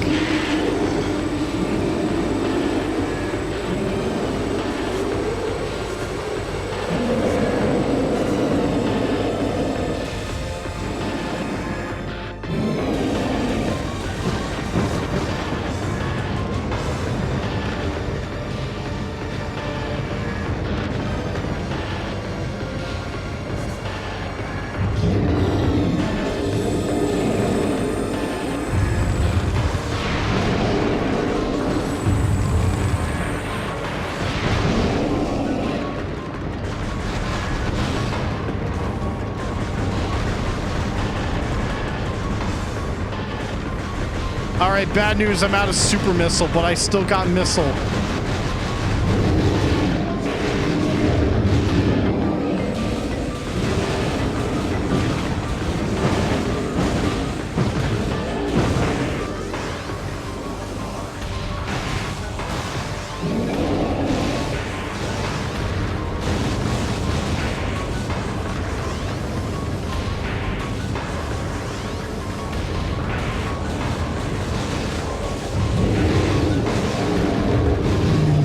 There we go.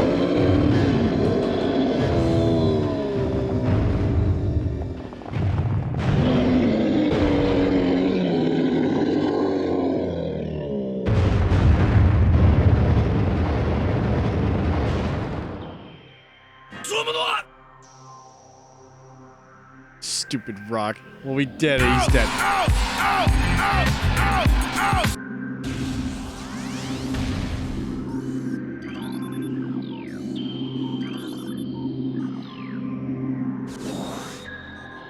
What's this? It's the spider ball. Which does not have a model on the fusion suit. You don't even get to see it. Press and hold R when in morph ball mode to attach the spider ball tracks. See, you get it, but there's nothing. It just, you don't see it. Magnetic rail system track. In morph ball mode, press and hold R when close to this type of surface. Use the control stick to move the ball along the track. Release R to disengage from the surface. Caution, a morph ball bomb will briefly disengage the ball from the track.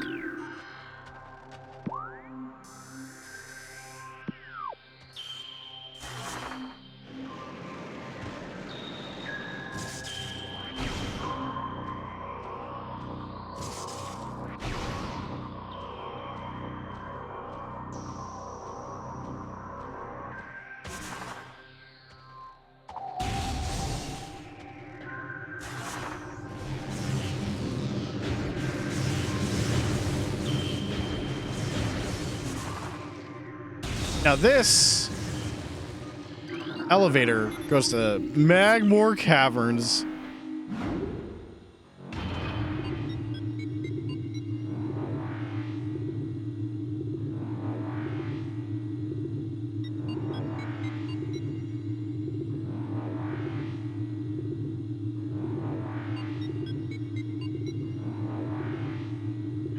But which side of Magmore Caverns?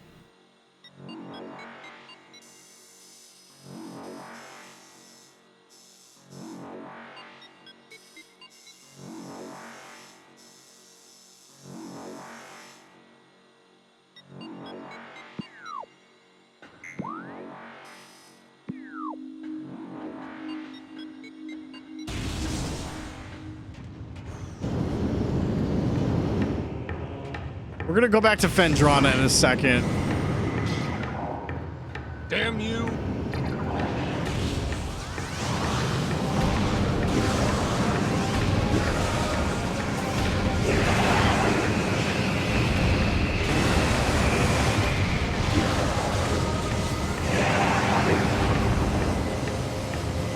Oh, they're like right above me. Oh.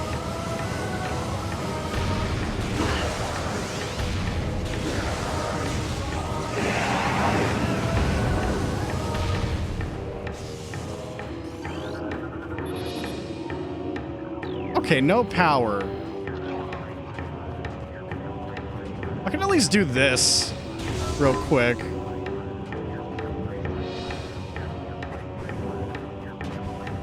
Get the item here and then just go back up to Fendrana.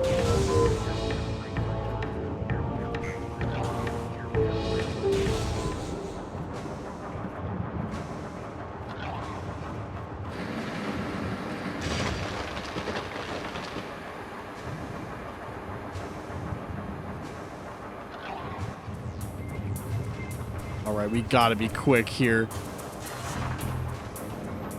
One way to be quick is to not deal with these fuckers.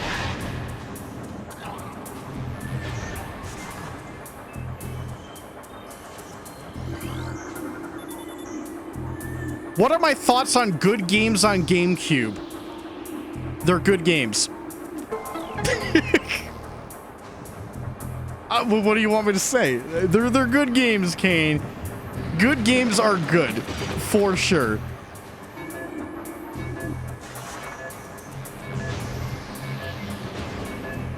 What? Game. Oh, there's that redeem. Thank you, Bloody. I was like, if there's prime time for that, it's good. Must play on the system. Bot and Kaidos, Eternal Wings in the Lost Ocean, Resident Evil 4. Metroid Prime 1 and 2.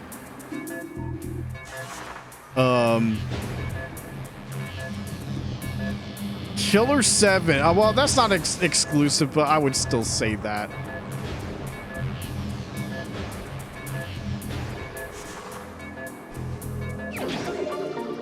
All right, energy tank, let's go.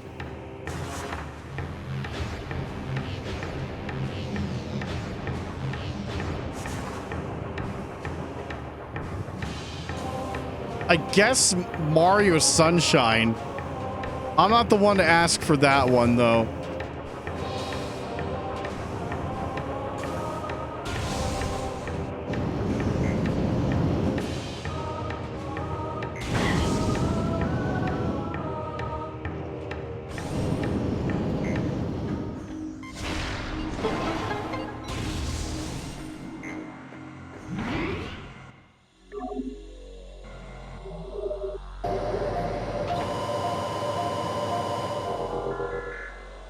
I'm actually looking at my shelf right now. I would say Star Fox Assault is good also.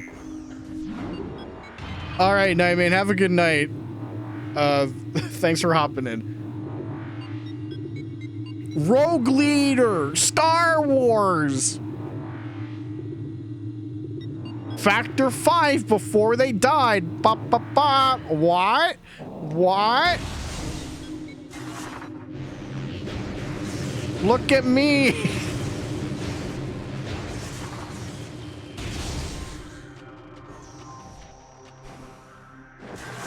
Giant she-goth there. Give me over.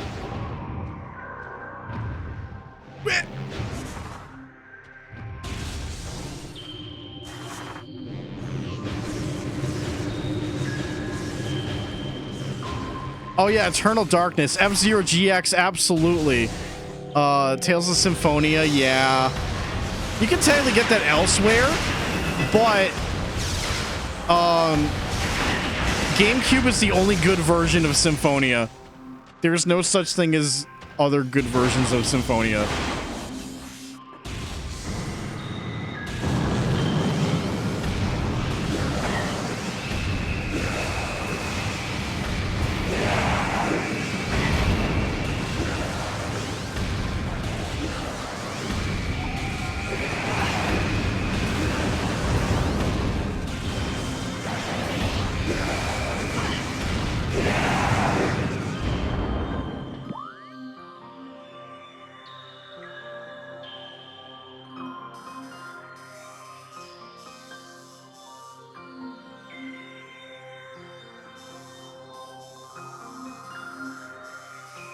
Oh, right. Yeah. Okay. So spider ball there. We can definitely get that.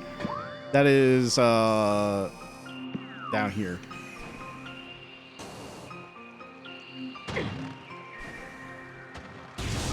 But yeah, Soul Calibur 2 is good on like any system, but GameCube's got Link, so that is a pretty huge sell. Also, still looks fantastic. Kirby Air Ride.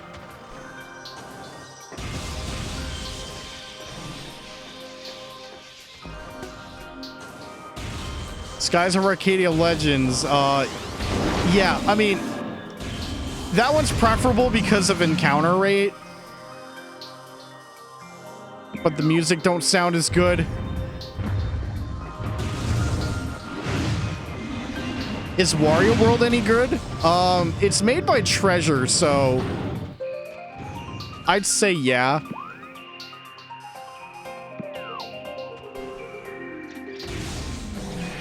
I need to like actually go and beat that game. I never finished Wario World. Like, I actually rented that as a kid and played quite a bit of it, but I never beat it. I do have a copy, so it's not like, oh yeah, Melee is you know, typical Smash Brothers though. How can we forget about Melee?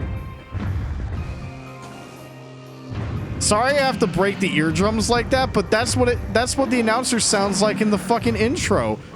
You want me to boot up Melee real quick and just reenact it? Just to do that.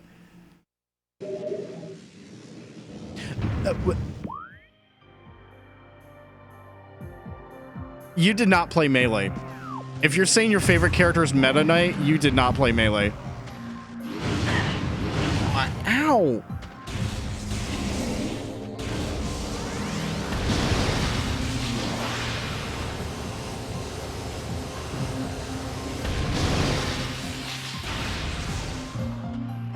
Exactly. That is Brawl on the Wii. You didn't play. Okay, I'll stop.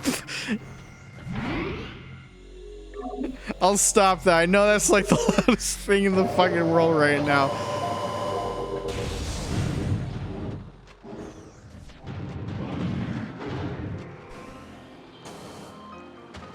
Actually, can I think I can get this now.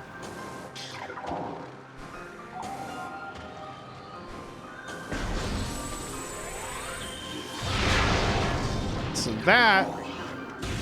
Oh, you just scan that, right. And then spider ball up this.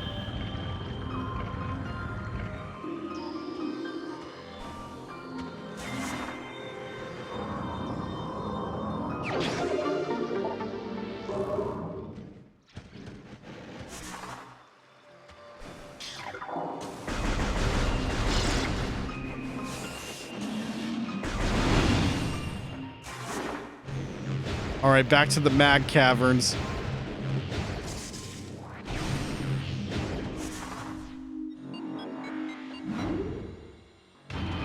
All right. How can we forget Mario Kart? The weird one that I should probably give a go.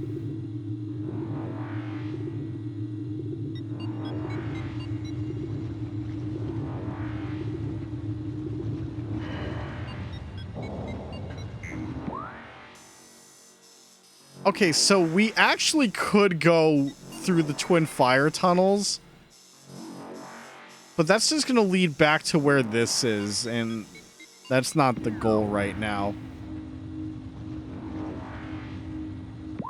The goal right now is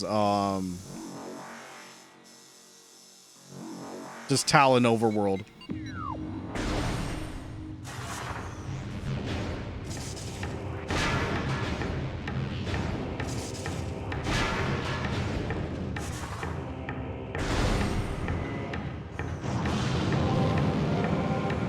All right, the turrets are gone and the fly boys are in. Yeah, I wanted to abstain from saying Jungle Beat because it essentially requires another peripheral. So in that regard, DDR Mario Mix is the greatest. I mean, I streamed that. Did you see me boogie pretty hard? I got to do the Mario Shuffle, where he just T-poses and does the same move over and over.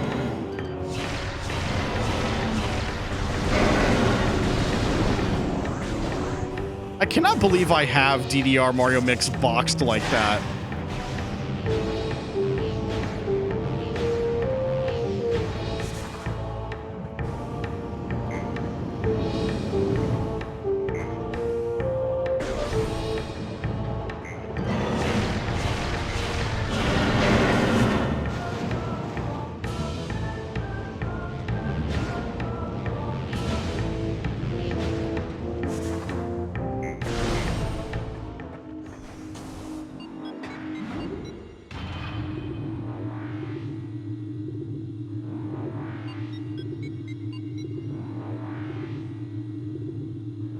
Also, wait, Kane, were you implying that Donkey Kong Jungle Beat is a rail shooter?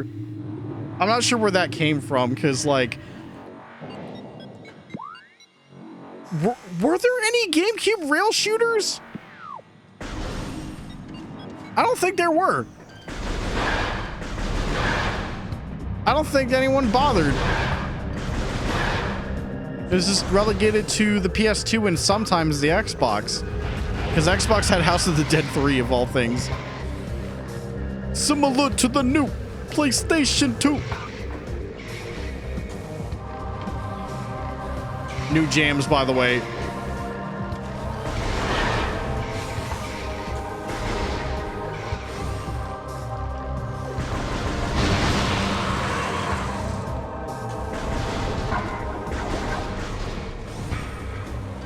Blondie, I meant more like needing a light gun peripheral. I mean, if you want to count Star Fox as a rail shooter, it definitely does count.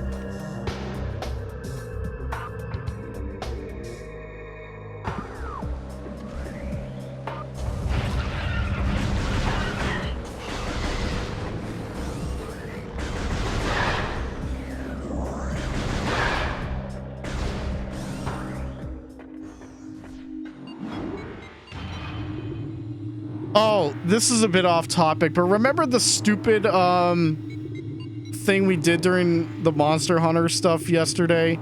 There was one game we should have mentioned, and it's a game that actually has the word pants in it, and it's that one game made by Rare. Like something Mr. Pants. How did we not name the one that actually had the word pants in its name without doing a dumb change?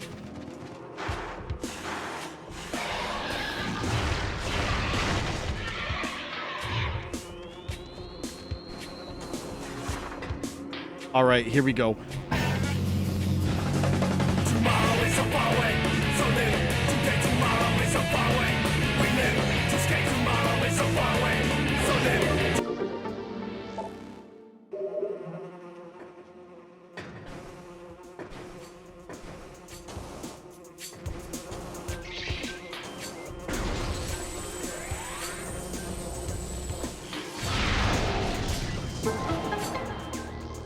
Can I reach it? Oh, almost.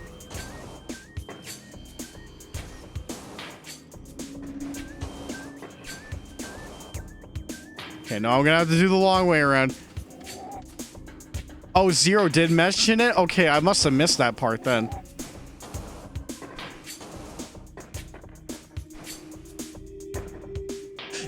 It ate my jump. Okay, here we go. Eh? Eh?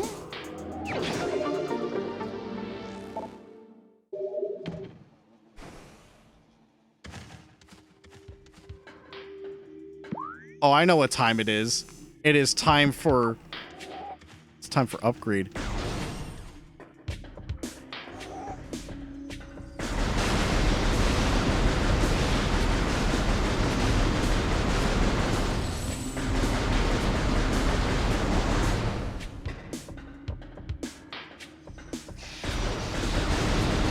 Oh, pants versus zombies. Okay, yeah, that is an obvious one.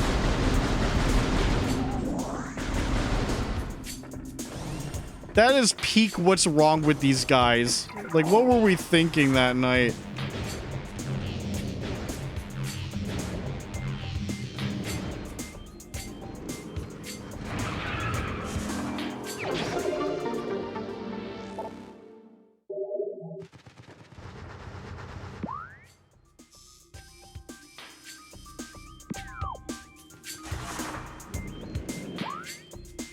Oh shit, there's this one down here never came back in until right now. Man, we're just getting a lot of missiles. It's the Metroid experience, all right.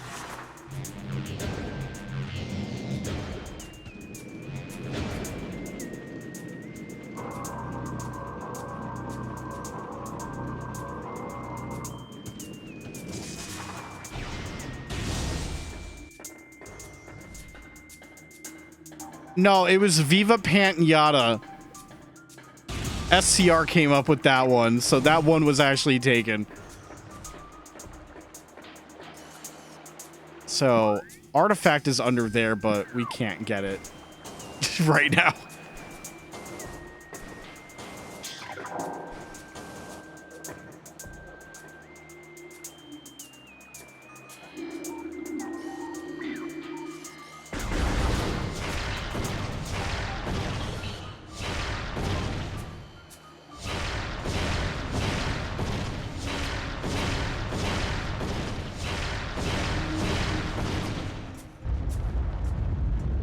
Perfect Pant Zero. Well, you just filled out 2 games. Well, 3, because there's the Game Boy Color Perfect Pants.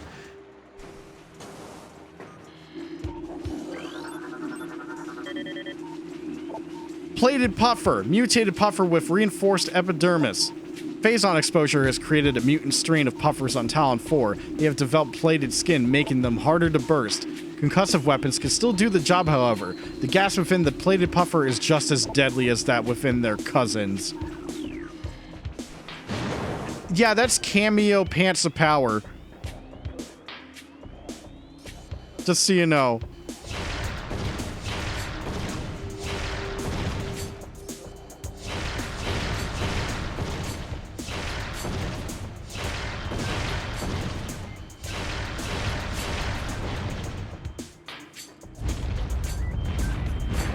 Go move on up.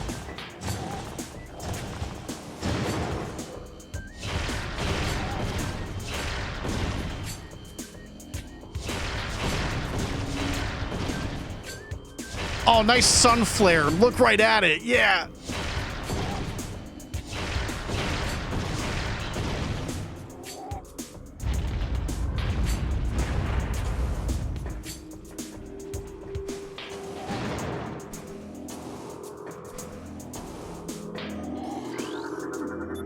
All right, it's the Wave Buster. Name of a phone game? I'm pretty sure there was a Mr. Pants game on Game Boy Advance as well. That's what I remember. I don't know anything about it other than the name and Rare made it. This powerful attack uses missiles while active. Using the wave beam, press and hold A to charge, press Y to fire. Hold A for continuous fire.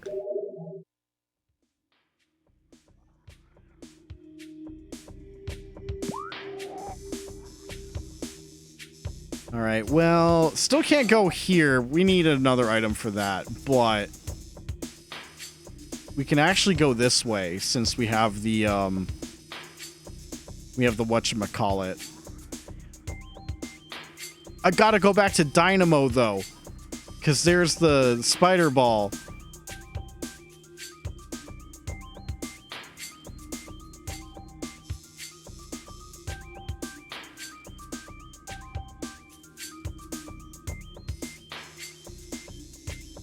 Oh, right. I forgot. We also have to go back this way. Yeah, we can climb up this way and we go through here. Because this way is actually blocked off. Because of Flagra.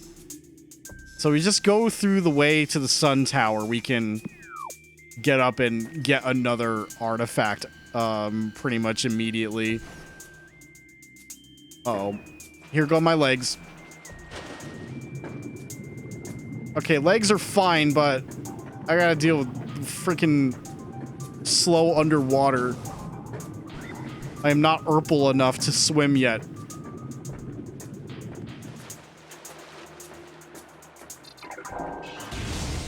I'm Urple enough to open door, but but not swim. Oh, Mr. Pants was a puzzle game? It's John Pants. It's him.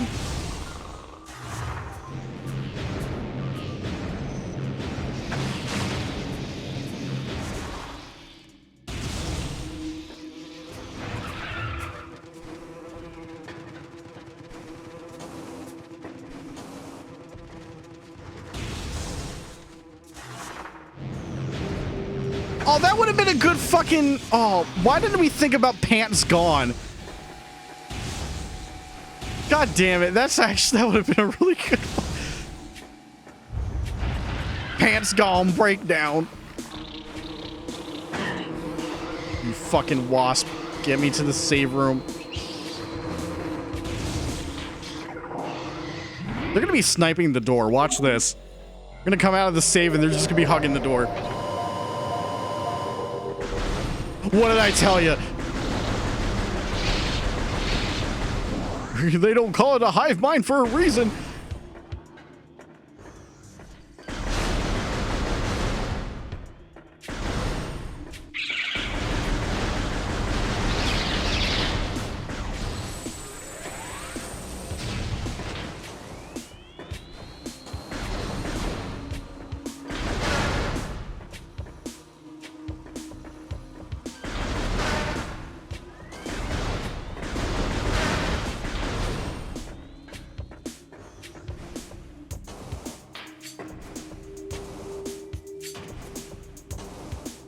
Okay, we're gonna have to dial back the pant thing. We blew our we blew our pants off essentially during Zero's stream, for the lack of a better term.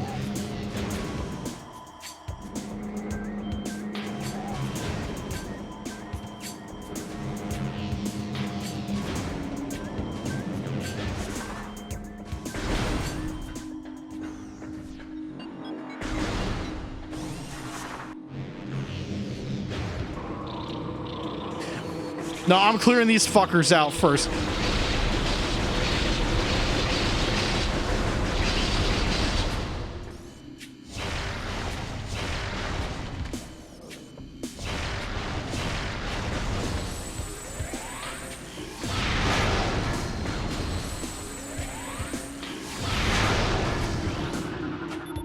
All right, runic symbol.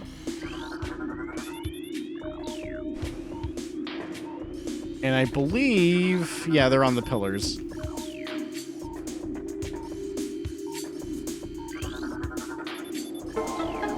Now we can get up here.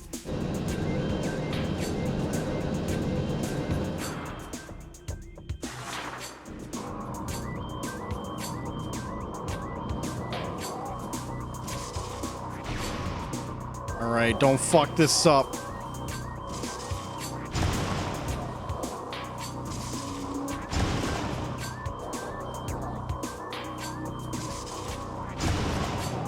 There we go.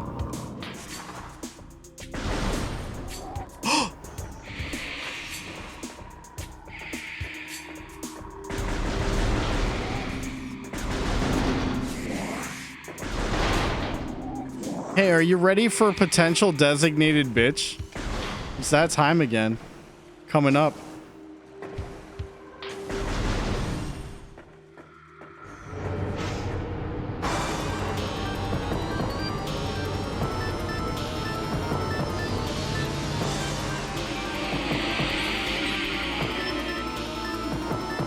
Chozo Ghost, spectral entity, bioelectric field invulnerable to natural energies. As these entities phase in and out of existence, the only way to track them accurately is with X-ray scanning. This partially phased nature makes them invulnerable to natural energy types, such as fire, ice, and electricity. Their aggressive and erratic behavior is most likely due to the corrupting effects of Phazon in the Talon 4 environment. They appear to be drawn to Chozo religious sites, where they wreak havoc upon anything that dares enter the area.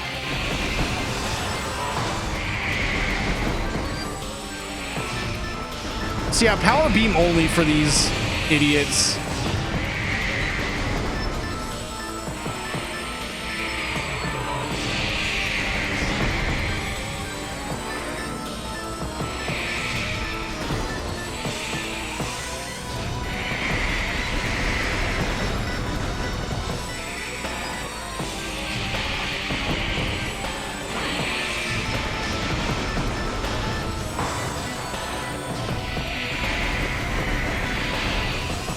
I mean, honestly, they're not too bad. It's just, without X-ray, they're just kind of tedious. I mean, with X-ray, they're fucking tedious. It'll become very apparent later on.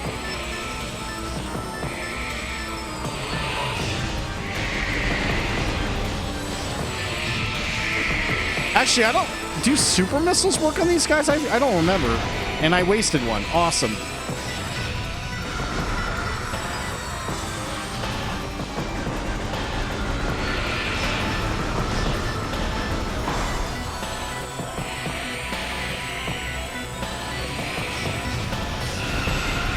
There we go.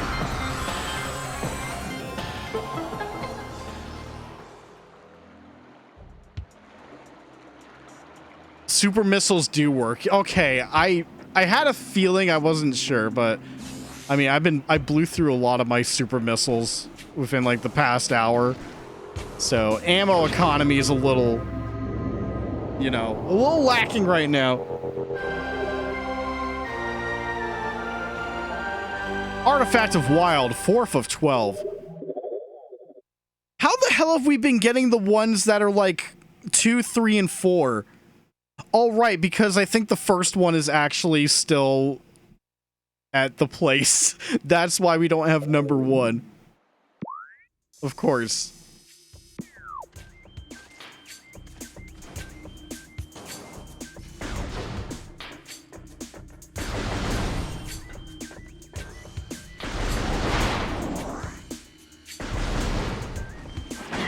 Ow. Ow. Please excuse me.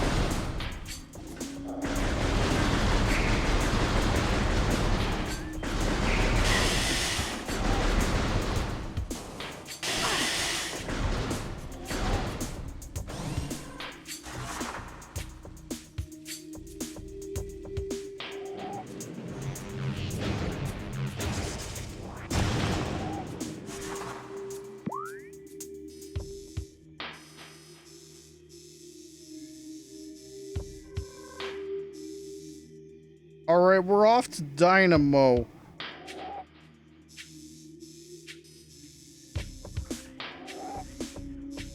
Oh, wait, no. There's the spider ball here, too.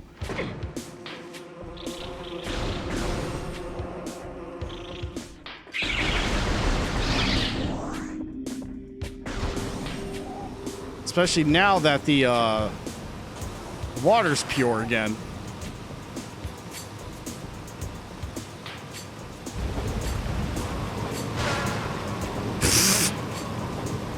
Kitty got wet.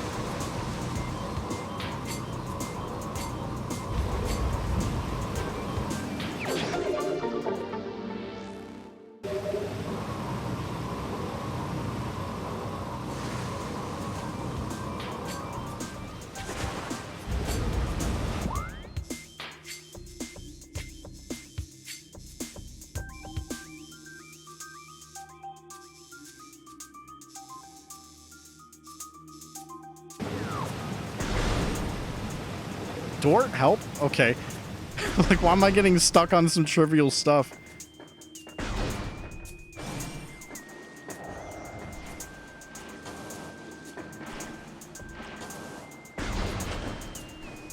no. There we go.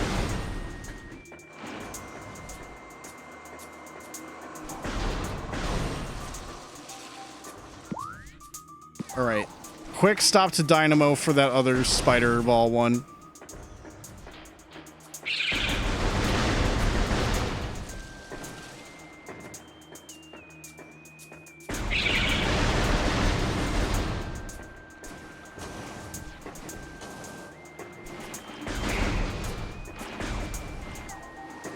Man, like I'm still clamoring for like a proper remaster of Prime 2 and 3.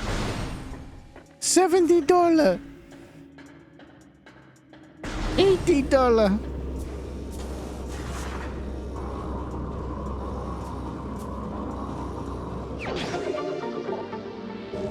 Samus, I authorize you to make your game cost $80 on Switch 2. No, Adam.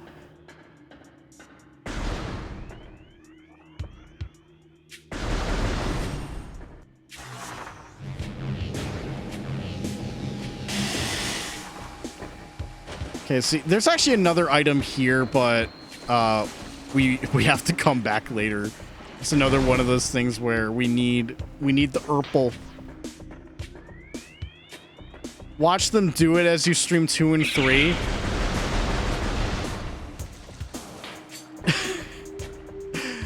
Well, I'll tell you right now, my summoning didn't really make it work. It took them months to announce the fucking release date.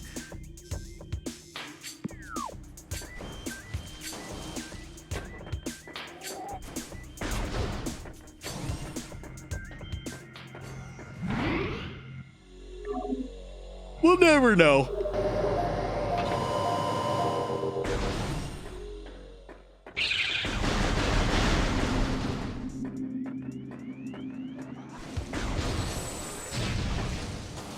Man, I could already tell that I fucking have not slept well these past couple of days. I'm like feeling it, Mr. Krabs.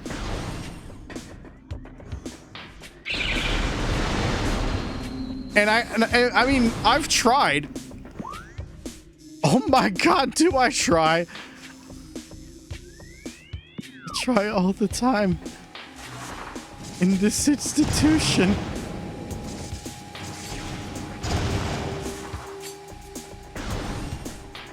Like, that's another reason why I'm pretty much convinced that I will probably make this a 2-part stream. But I guess it also depends on how far we actually get. Because my save files in slots 1 and 2 said like 7 hours, but that's in-game time. Oh, right. I fucking forgot. Okay.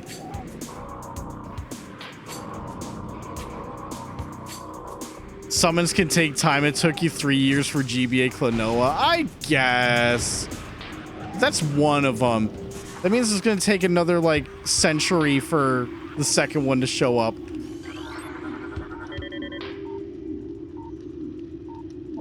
Plated parasite. Hardy member of the parasite family, invulnerable to most weaponry. A cousin to the parasite, these creatures are known for their amazing resilience. Field studies suggest a weakness to morph ball delivered weapon systems.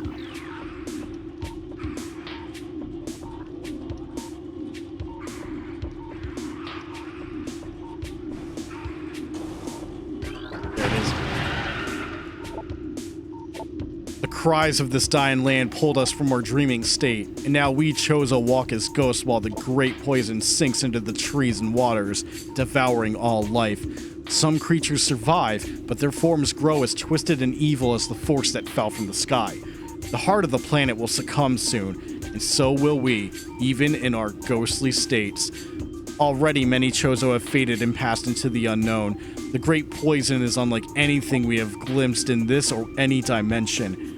It eats relentlessly, worming out life wherever it blooms and corrupting what it cannot kill. It will be our undoing. Our last hope lies in the cradle.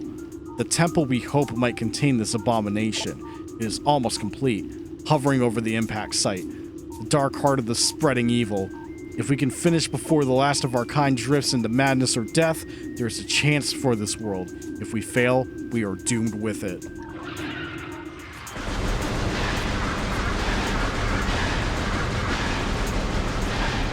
They call it the Cradle, and then they just import the level from GoldenEye 007. And just like that, it'll fall on Sean Beam. Sean Power Beam. Sean Bean as... he's Metroid Prime, and the Cradle just falls on him like in the GoldenEye movie. Well, that's so fucking stupid. Why am I thinking about that? It's not even funny. Why am I laughing? That's not even funny, streamer. Probably the stupidest thing you thought of today.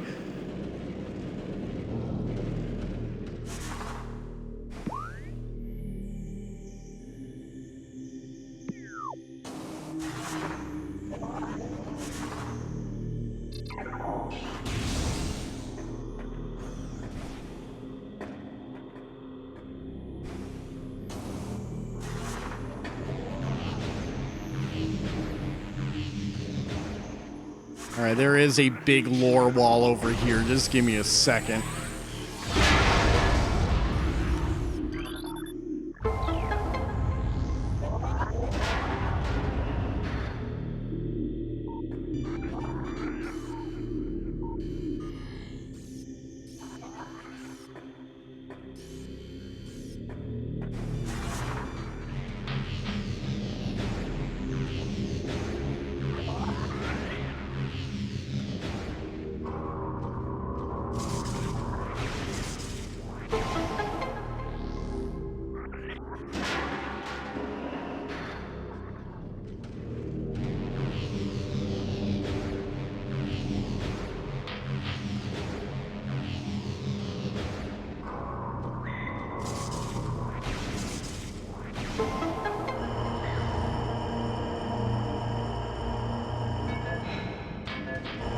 Hey, that was easy.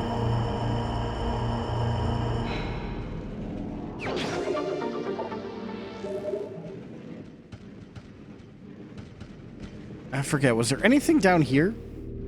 Nope, okay. I must have been thinking of some other room then that had that kind of exit.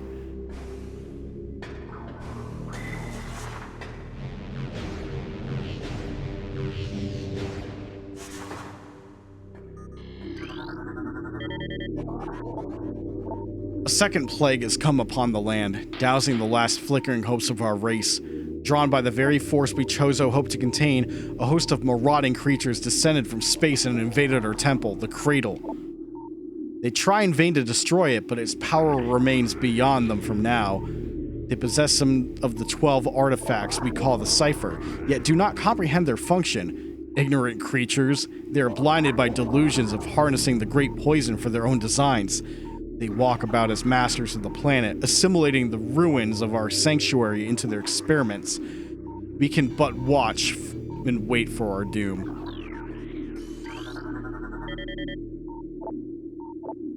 The hatchling walks among us. Are these dreams? Memories? Foretellings? Time and reality swirl together like estuary waters. We Chozo know not what to believe. She appears as ghost-like as the Chozo, but at times the mists clear. We see her wounded eyes, and remember the child we found so long ago. What has she become, this newborn? Clad in Chozo armor, wielding weapons our hands once held. Does she dream of the Chozo as we once were? Does she long for her parents, lost to the same creatures that even now defile our sacred home? Does she still live? The prophecies tell of the coming of the worm. Born from parasites, nurtured in a poisoned womb, the worm grows, devouring from within, until the world begins to rot. The words of the seers have come to pass, for there in the depths of the world, the ravenous worm lurks and feeds. From the stars it came, blighting Talon with its great poison. We can but watch as the worm grows, watch and wait. For the prophecies also speak of a great defender, the one who delivers the world from evil. The final days draw near. Is the newborn the defender of which the seers spoke? We shall do all that we can to aid her, for she bears our legacy as she bears the ancient armor and weapons of our people.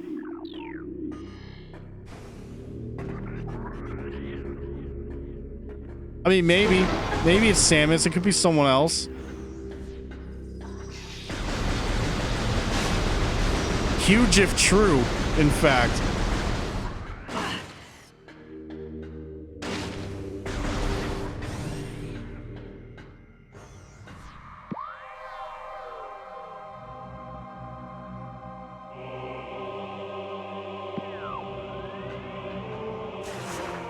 Here's something I need.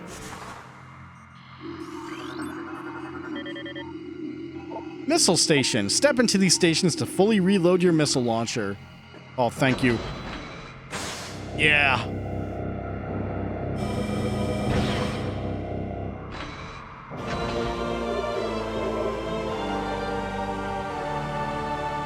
So yeah, 120 missiles. Not bad at all for collection right now.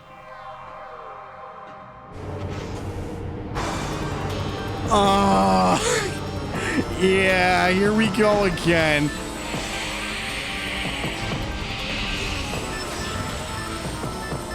Seems like it's just one, though.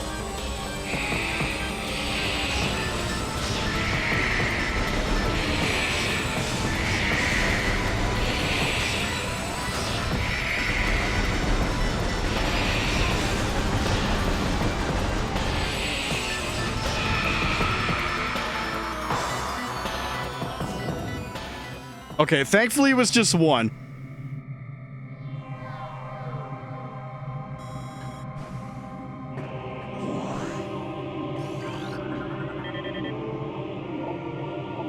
More and more, our tormented minds turn to the newborn. As the world continues to shift into brutal, disconnected images, she remains inarguably real, a fearless figure delving deeper into this blighted world, unmindful of the terrors that await her. Was she this way before? When we Chozo found her, a fledgling orphan on a savage planet, did a warrior's pulse already beat in her veins, filling her with righteous fury? Our hopes lie with her. We leave these messages for her, that she may find our artifacts and deliver the world from its evils. Wraiths we may be, but our reach is still long indeed. We shall fight the invaders and the poison they would master until the end. Pour them out for the Chozo.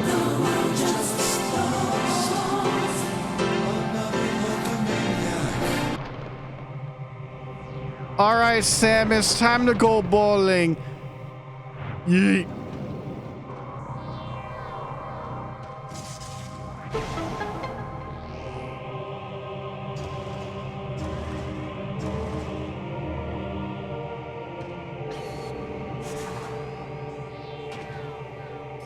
Now, if you change the purple one to yellow, that's just basically TV hookups. Samus, can you activate the composite hookups in our temple, please? Thank you. It ain't no RGB, but it'll do.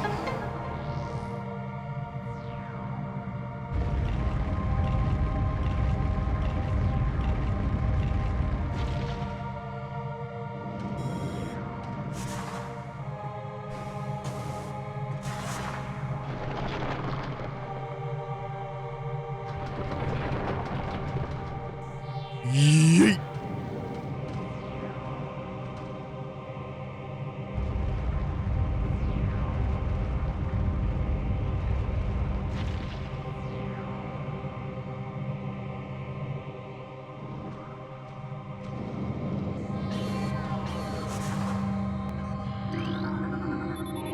All right, safety shield off. No safety. Yeah, Samus is basically doing basic tech bullshit for the elders.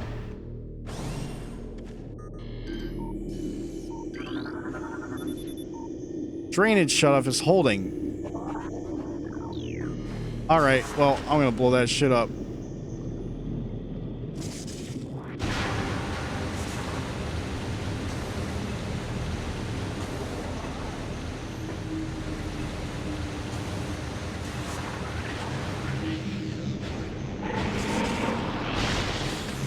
Now I gotta kill these innocent frogs, man. They're just hanging out here.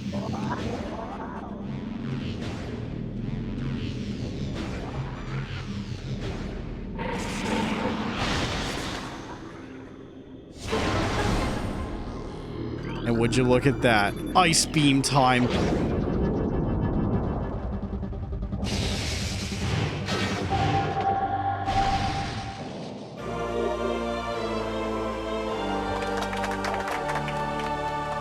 White doors can be opened with this weapon. All right.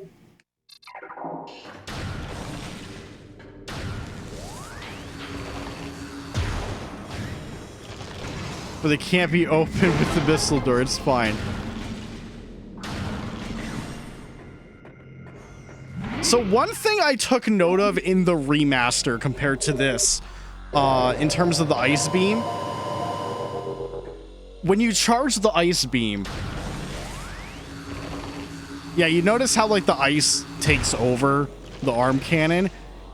It covers the arm cannon faster in the remaster for some reason.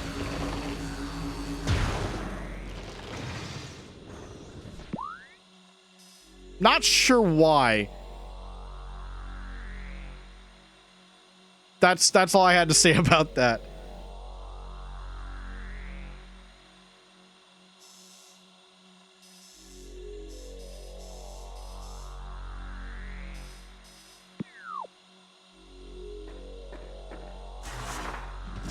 Can't remember if there's anything I can actually do over here yet.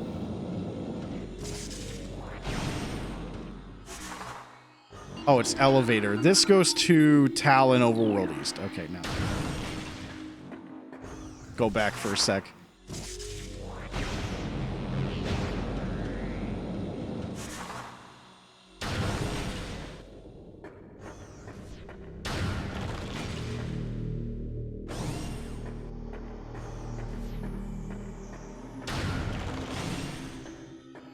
Oh, god damn it. So 2 Talon Overworlds. Alright, never mind. I'm gonna go plug in the white audio jack real quick for the elders, and then we can go.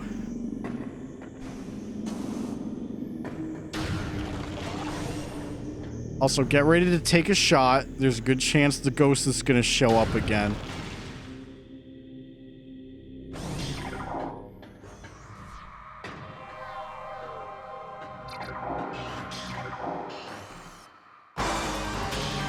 They gave me hope.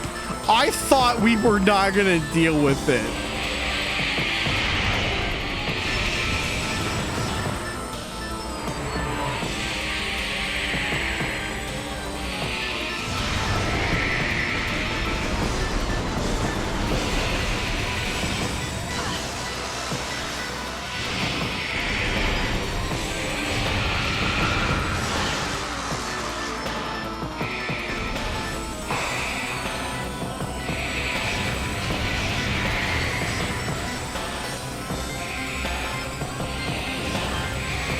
All right, show yourself.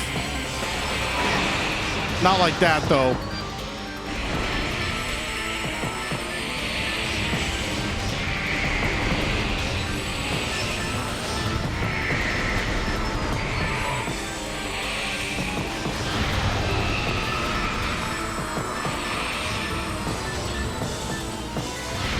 Shit. Oh, bad miss.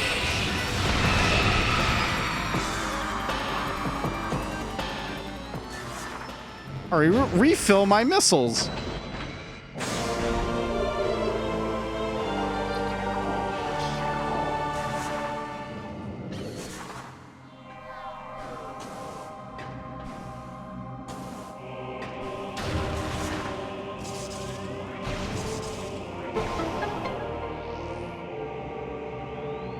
You know, the more I think about it, chat, I feel like when we get to like Phazon Mines, that will be like the stream stopping point.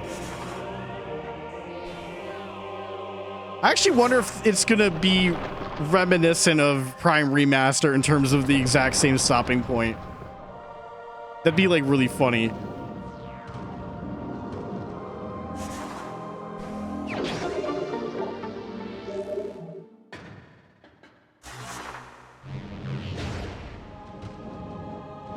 Okay, we're not going to be coming back for the other audio jack for a while.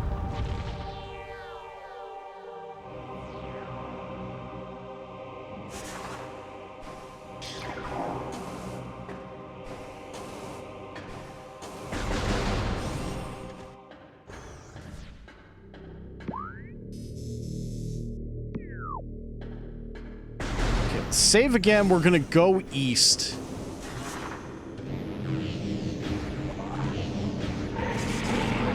Wow, that's a big suck.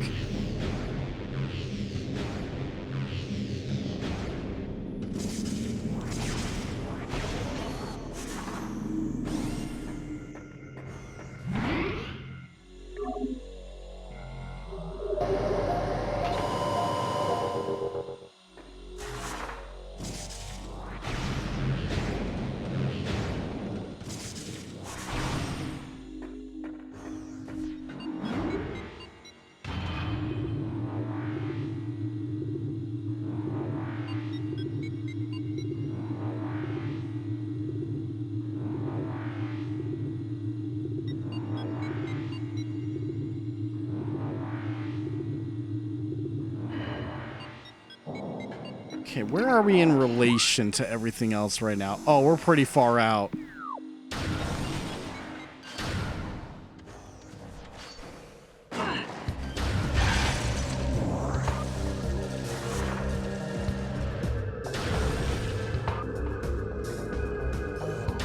Oh, there's the missile. All right. Time to burn our ears. Yeah, there we go.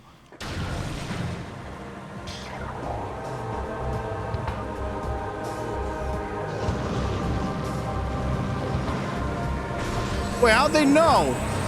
The fucking cheating over here?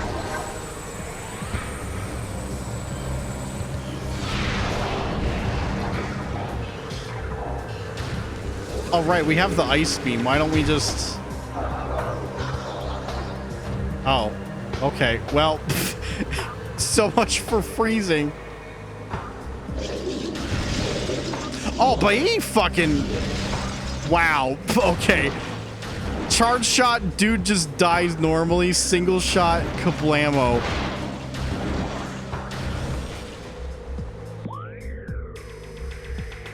Realistically, we cannot go in here yet. I think there are like ways to like... You can get a certain way. But then the game just tells you no. Dude, they're kind of hitting it over there. You see that? If only we could like zoom in.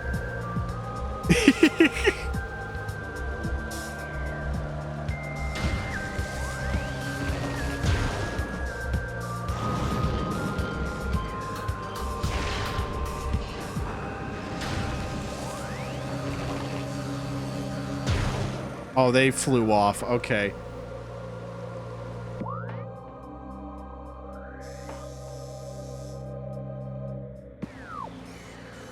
Are there creatures underwater in this one? Oh, there's a missile right there. But I believe that is for sure. Unless I'm gaming. I'm fucking gaming. Look at me go.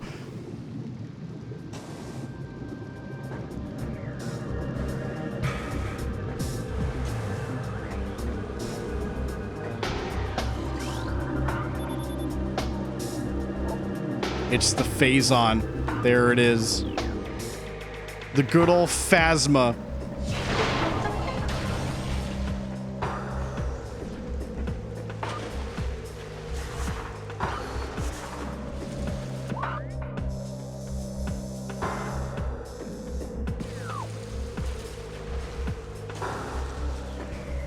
Hey, Wanroll, shoot the Phasma ray.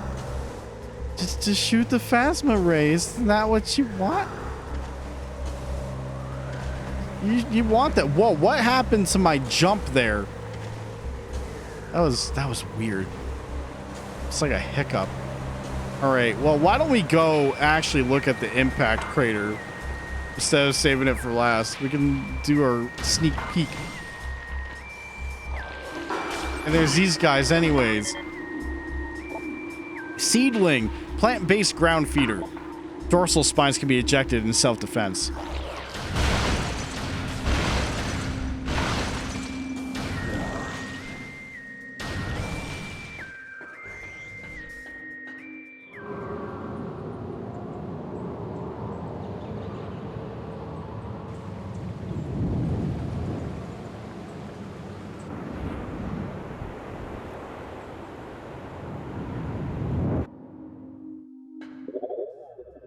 Hang on, chat. I just realized something.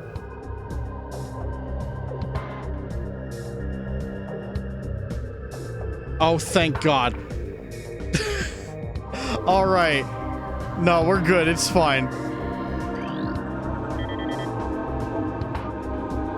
Log 10.308.0. Field team reports are in on an aged structure of alien design built on the surface of Talon 4. Studies show the structure projects a containment field. This field bars access to a prime source of energy within a deep crater. A Metroid prime source of energy, if you will. Science team believes the field is powered by a number of strange Chozo artifacts. We have found some of these relics and studies on them have begun. As this field could hinder future energy production operations on Talon 4, we must dismantle it as soon as possible. If this means the destruction of the Chozo artifacts, it will be done.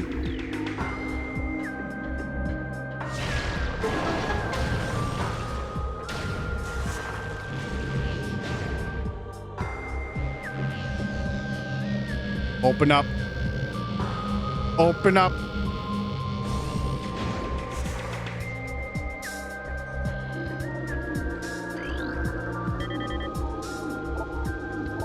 As we have done for millennia, we Chozo work constantly on our statuary. These statues are our sentinels, blind but ever watchful they are, and have always been repositories for our most precious secrets and strongest powers.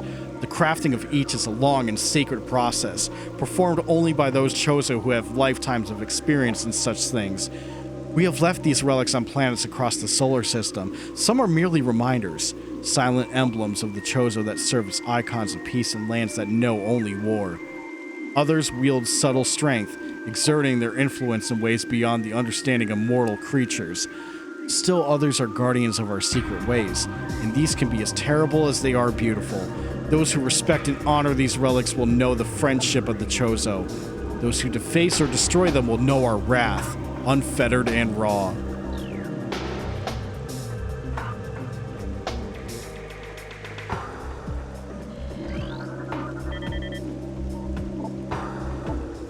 The congregation of artifacts that hold the great poison at bay still holds strong. Fearful of the potential within the artifact temple, the invaders known as space pirates tried to destroy it, only to fail in every attempt. We scattered the artifacts across the planet for their protection, and only a few have fallen into invader hands.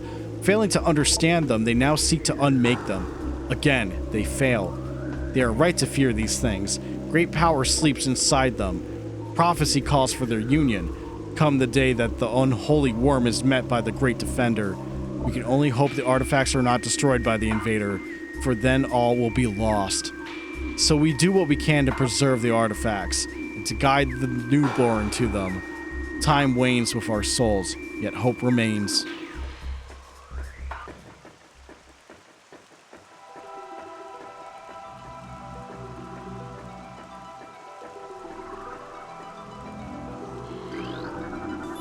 This is a Chozo artifact. Collect it, then scan the totems here for clues on the locations of the remaining artifacts.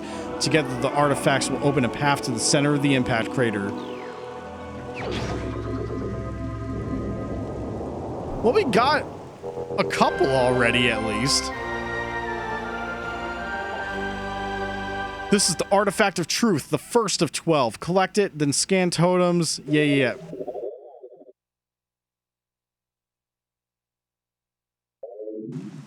I mean, there's still a lot to go.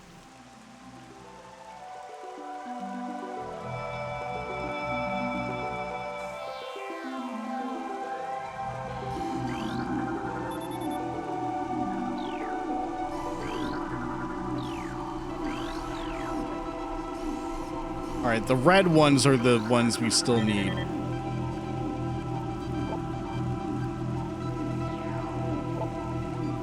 A room of research lies within the mines.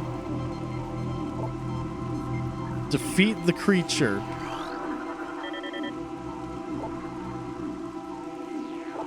There's a tower in the ruins where light always shines. Move through the waters. Okay, I know that exactly that one.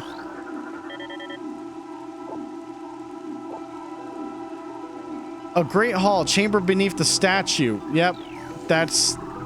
We need the, whatchamacallit.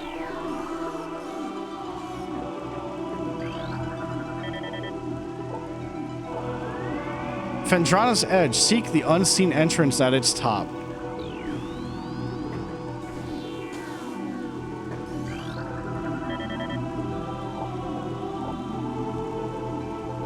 The Grove of Life lies. Reveal the pillar beneath the waves. How come some of them aren't, like, lit up?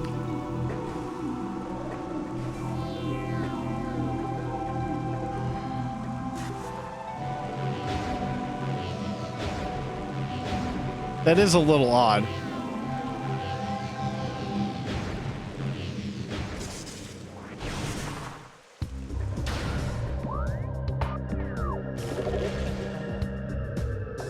Oh, okay, so it's number based, right? Okay. I mean, obviously I know where they are already, but you know.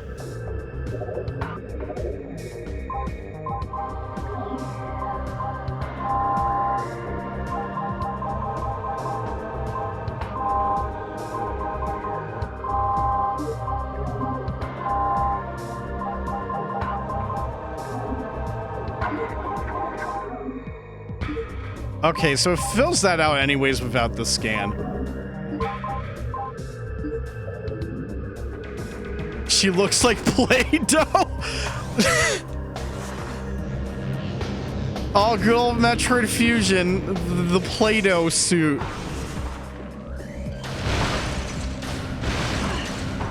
Fuck, man.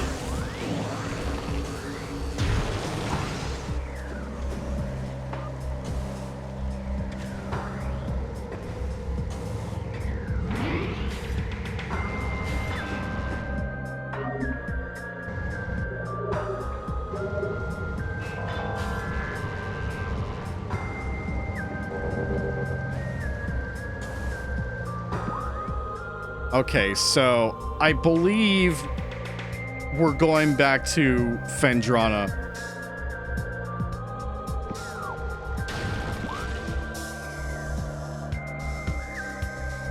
Which means it's time to go back to Magmore Caverns.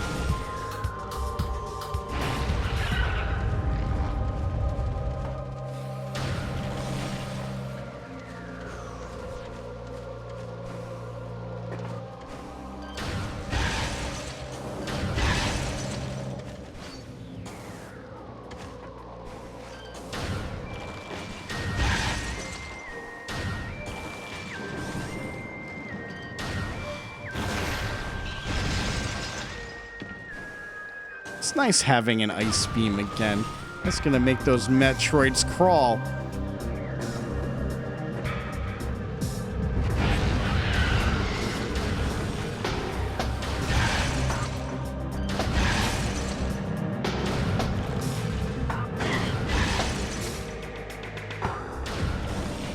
You know, I've said it, maybe I've said it a few times, but it's crazy how this game came from the makers of Armorine's Project Swarm on the N64.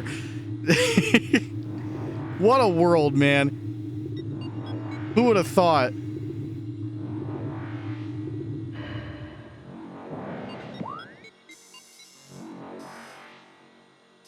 All right, it's finally time to go this way.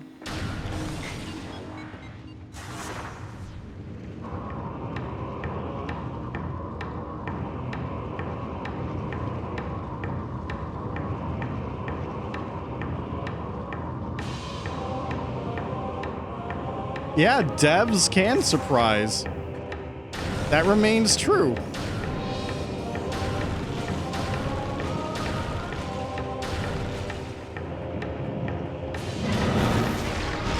dummy, idiot, stupid. He had no chance. This hanging rock structure appears to have a weak spot near its base. Some stalactites can be dislodged from ceilings, allowing them to be used as platforms to cross otherwise unreachable areas. Yeah, these are technically missable. They also count for the ones in Fendrana, but I missed one of the Fendrana ones, so like, you don't want to do all of them, or else there goes your full scan.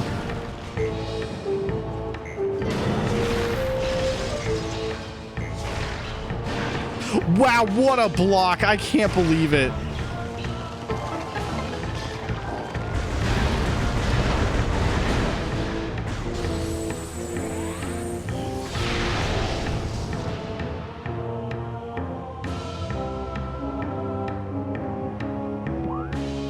Actually, is this the one? Or is it a different looking one? There was some kind of like... I think it's a different part of Magmore, but there's definitely a part where like you have to blow a thing up and there's an artifact inside. And you only know that via the X-ray visor.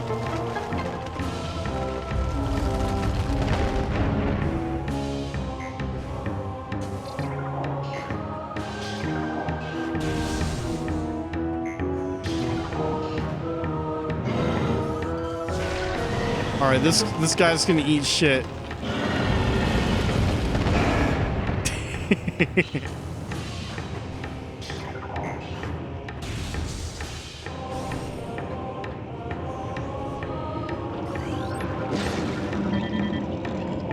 Puddle Spore. Sentient floating lava mollusk protected by an impenetrable shell. A puddle spore opens when... Sorry, just the noise it's making since we're scanning it.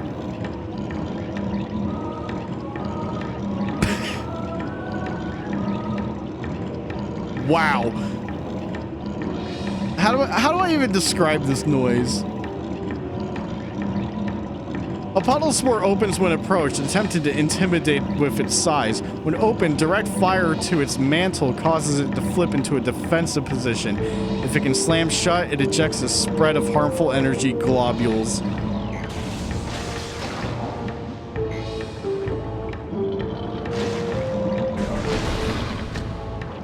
It almost sounds like a toilet constantly flushing. Yes, sink drain. Yeah, that's more like it.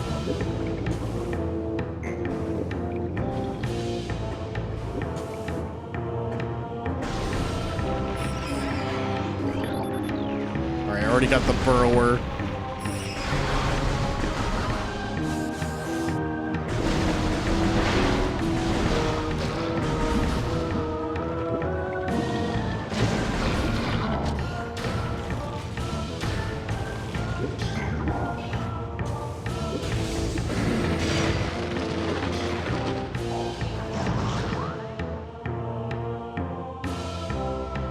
All right, we're already back here.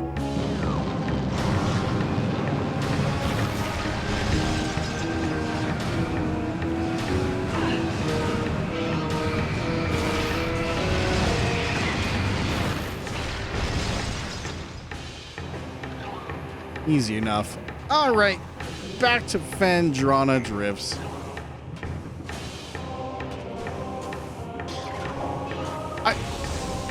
I don't know if I've mentioned this on stream, but the first time I was ever privy to how Sound Foley worked was the extras menu in Star Wars Republic Commando. I think that was the first time I actually saw how something like that was done.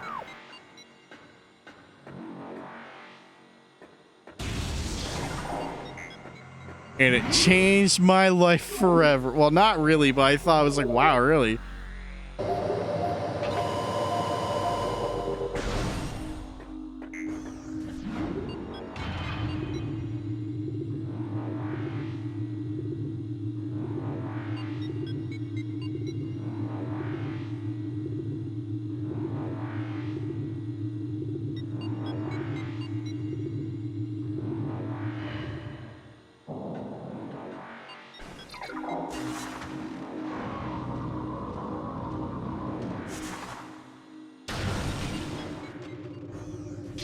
Damn. Oh, you ready for hot jams?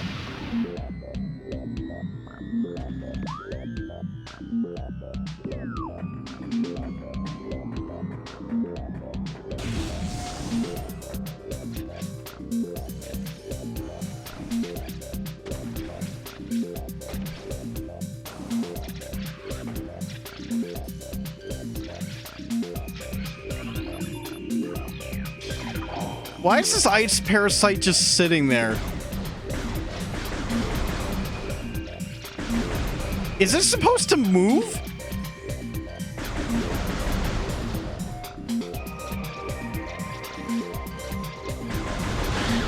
Like, look! It's not even taking damage!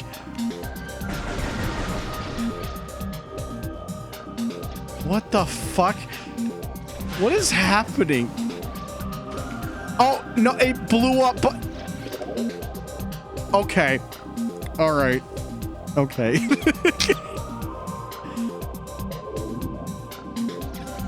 Streamer, come on now.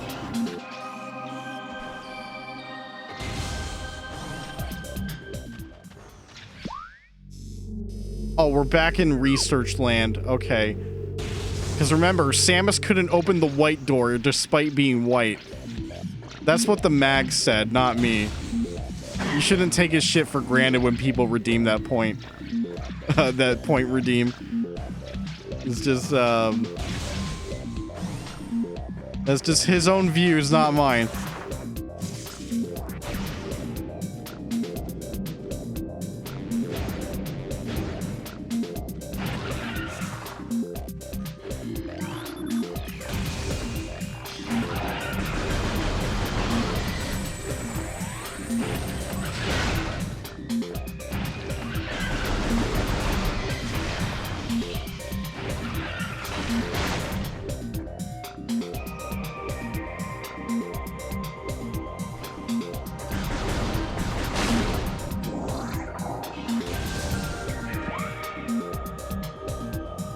Uh-oh.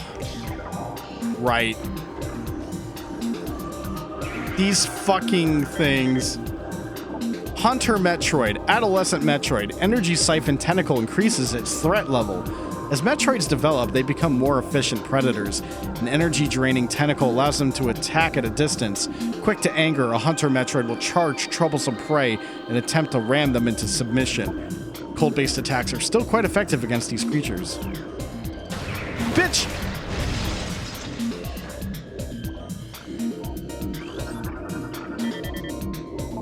Glider. Docile, airborne creatures with unusual magnetic properties. Gliders live a relatively peaceful existence. They have a magnetic signature attuned to common grapple beam technology. The sport of glider riding involves using a grapple to attach to a glider, then staying on it as long as possible. Who else has grapple beam technology? You know, just out of curiosity.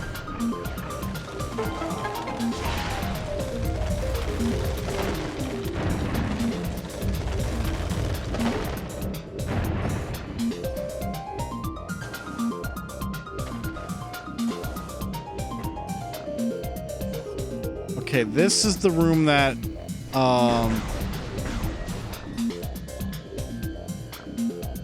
there is another stalactite, but I think you eat my jumps, eat my shorts, eat my pant. You still need the grapple beam to get to the angle to shoot it, unless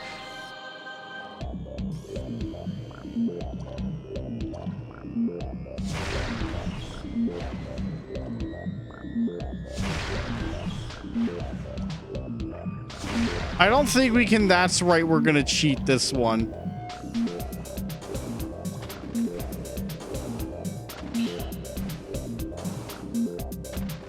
Even if I like angle it, there's like, it's not going to happen. It kind of requires the lock on or else it won't function. Maybe people have trick shot that thing. I don't know. Most speedruns I see of this game involve people going out of bounds anyways, so, like, I don't know.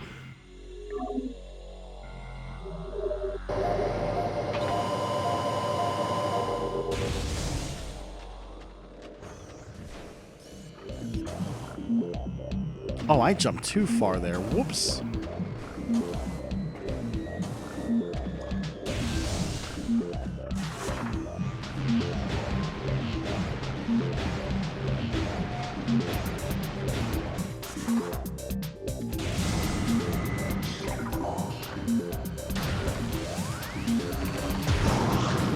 Oh, they still dodged. Damn it.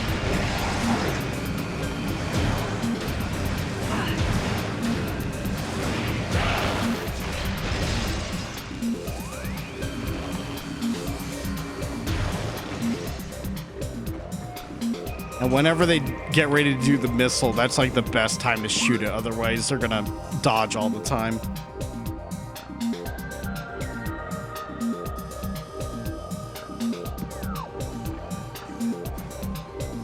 No, I need the grapple. I can't go higher than this.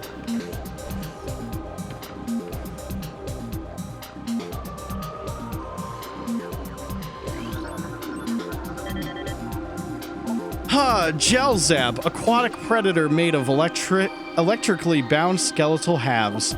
The Gel Zap's brain is located in the upper half of its body, while the heart and digestive tract occupy the lower half. Linked only by electrical impulses, the two halves somehow function effectively enough to launch the Gel Zap to the top of Talon 4's aquatic food chain. I never liked these things.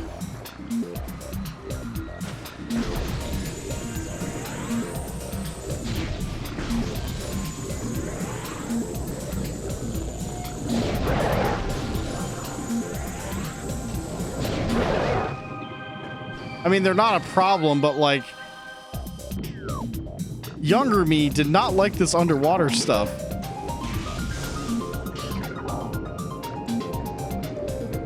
Especially with how slow you are, and it's a little foggy. It's like, wow, what could be down here? Even with thermal vision.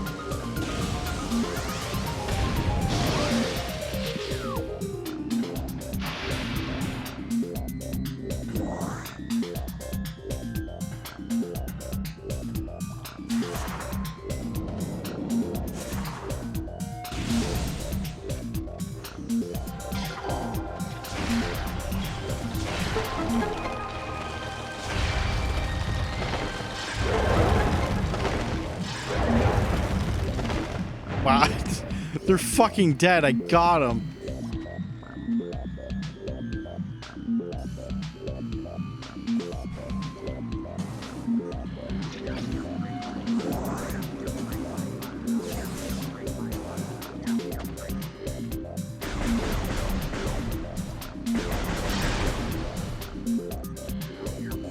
And there's still the one under there.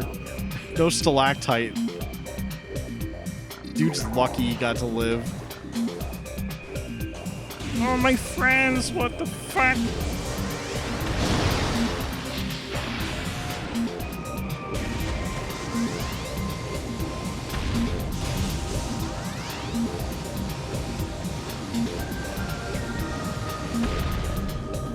So this shit right here. Aqua Reaper, powerful aquatic tentacle, part of a submerged organism. Similar in nature to the surface-based Reaper vine, the Aqua Reaper has adapted to a liquid environment. It shares the poor vision of its rock-dwelling cousin, relying on a crude sonar sense to seek prey. Unhindered by water, the Aqua Reaper has considerable speed and strength. I didn't want to proceed past this point as a kid. Because it's like, I don't want to go down there, and then those fucking suck fishes are down there. They'll suck you into them.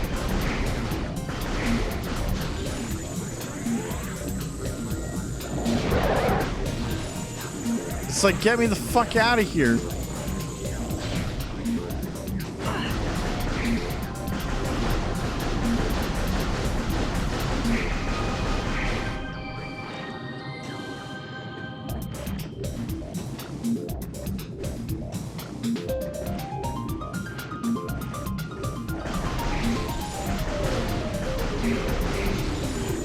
Well, I mean, I'm better now. Of course. And then, like, just trying to jump, man. But it's worth it. At the end of the day, it's super worth it.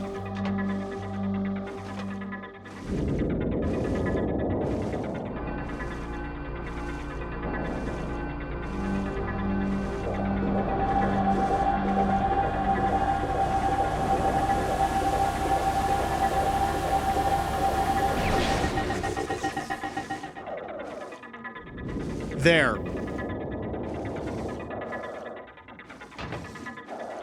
The puke yellow is gone.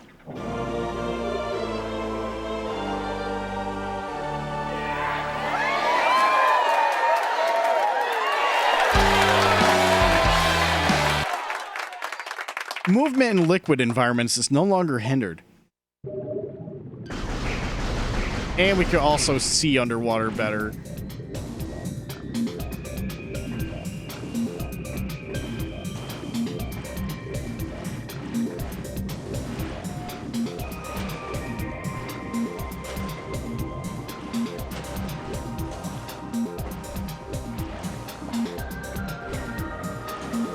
Yeah, feels good. I think there's more items. Yeah, there's that.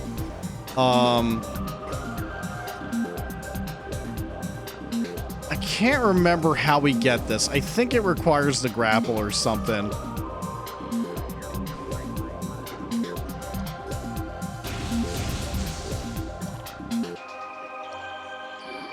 Right? Did this require the grapple? It doesn't look like it, but I'm pretty sure it does.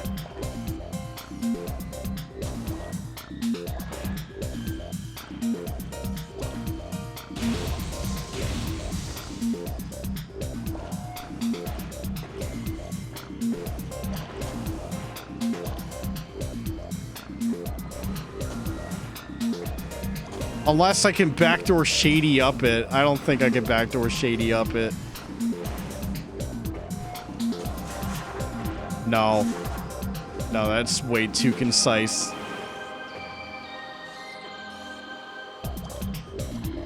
Unless it's an X-ray thing, but... No. We'll come back.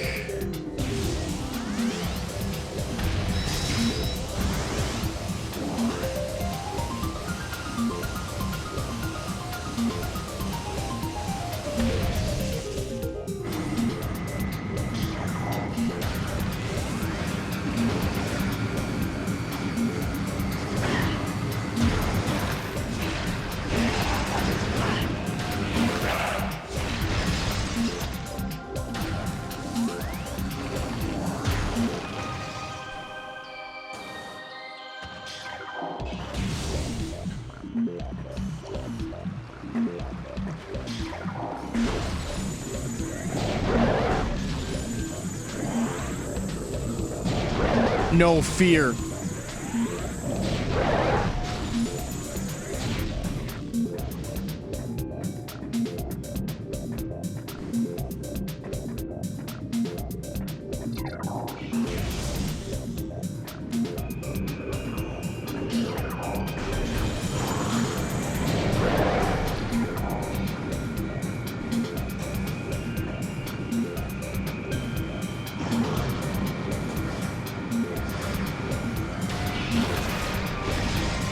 I guess I don't have to use the charge shot. Just shoot him once.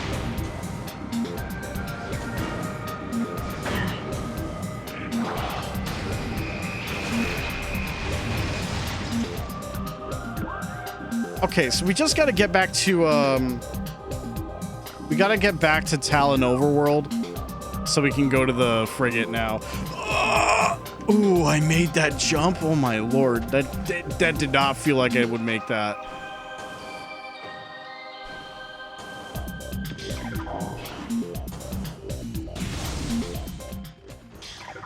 That's not the right way.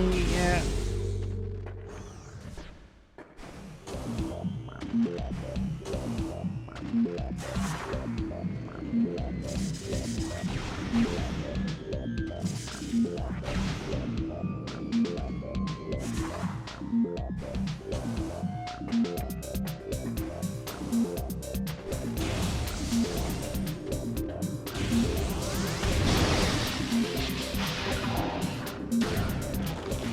we'll definitely be back here soon enough, I'd say.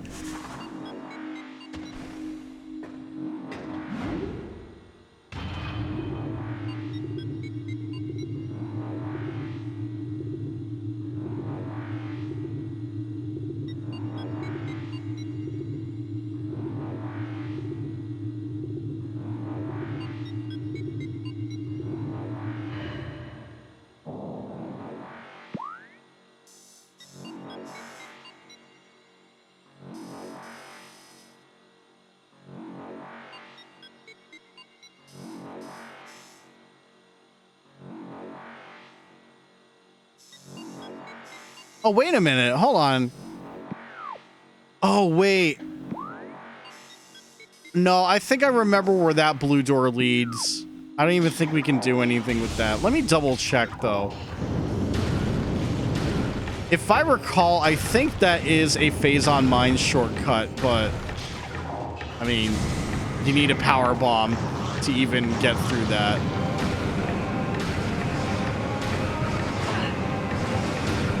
Stop fucking moving!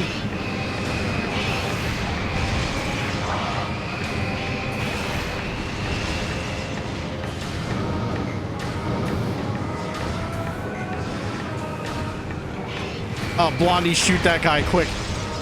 Wow, right on the trigger. Holy shit. Good job. Thank you. 2 bots in 1 night. That is some kind of record.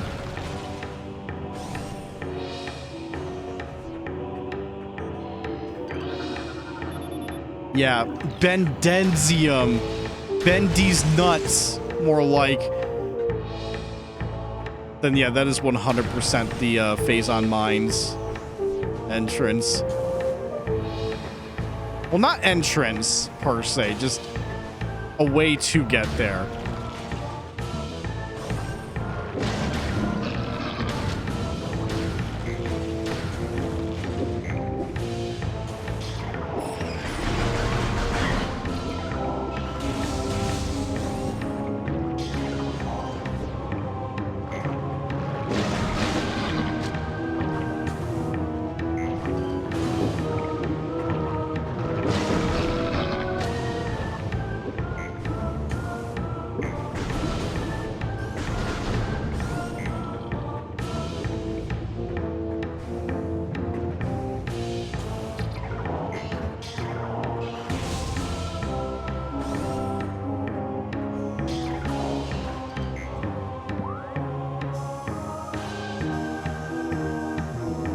Okay, Town Overworld West for sure.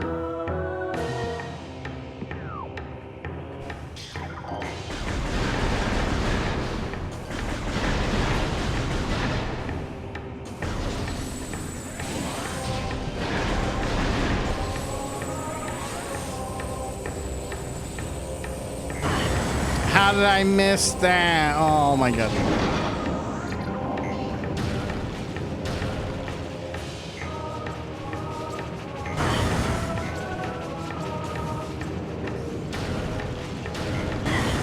And I missed that shot too. Fuck. Oh, I'm eating shit now.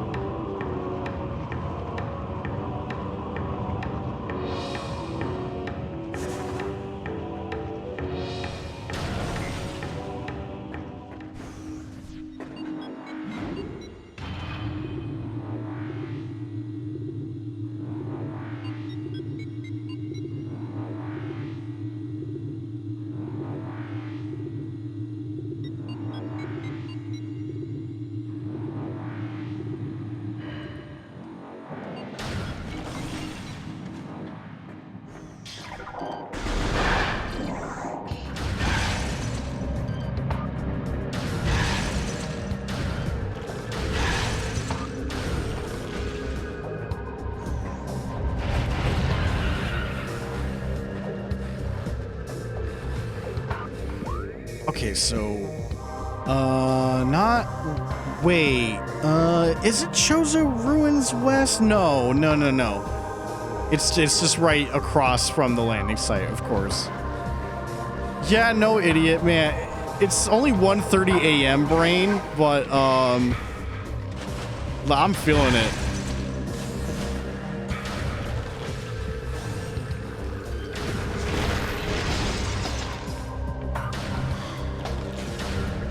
Like, the brain deterioration has started to kick in a little too early, I'd say.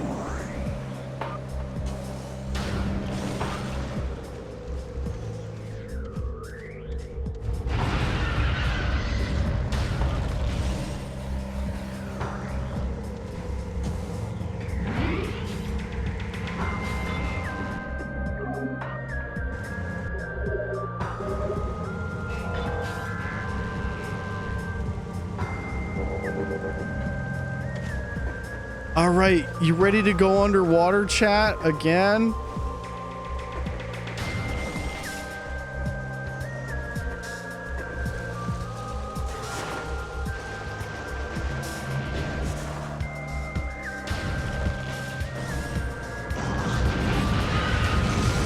Hey, Beatles, get out of here. I'm busy.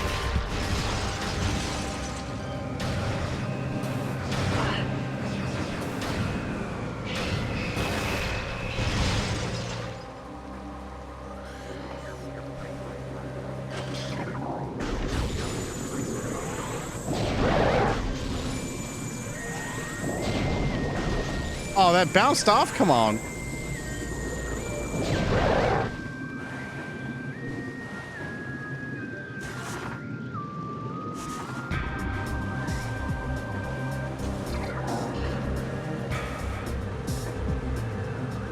All right, here we go.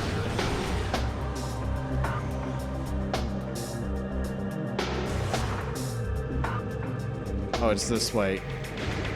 Move it. Yeah.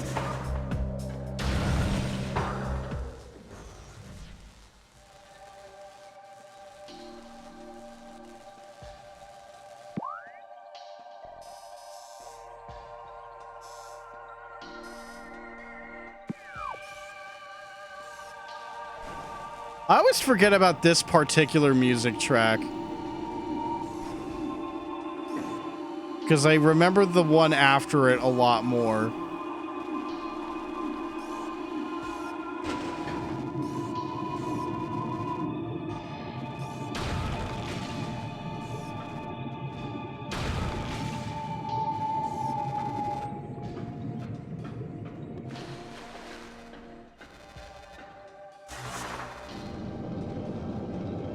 Yeah, really cool that you just get to explore this area again, but... Oh!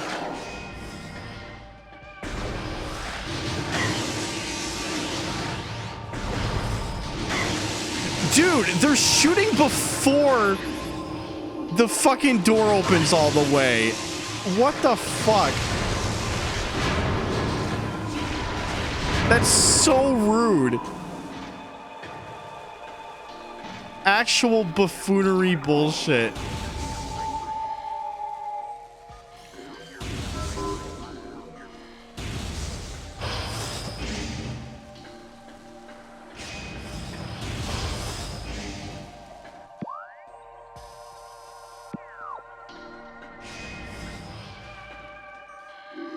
Oh, quick.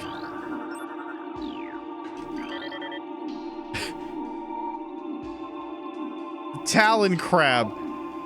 Crustacean native of Talon Fort. Hard-shelled swarm life form. Once harvested for food, exposure to Phazon has seen this practice diminish. Creatures are timid and harmless alone, but can be a problem when traveling in swarms.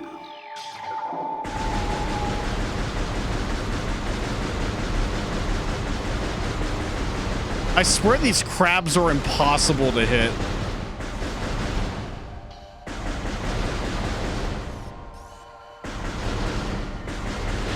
They don't even... Oh, wait.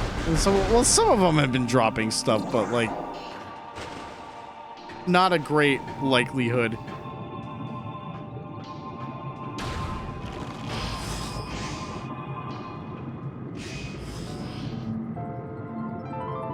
There's the song.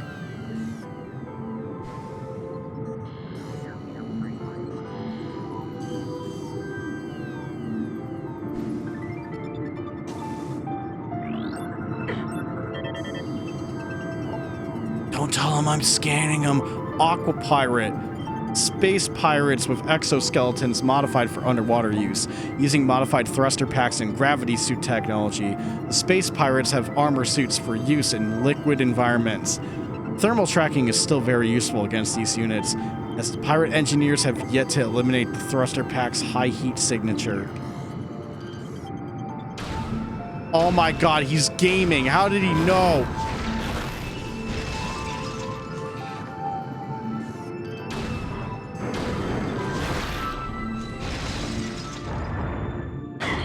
Ow! What? One of those hit? Really? Okay. Sure. Sure. You deserve that, I guess.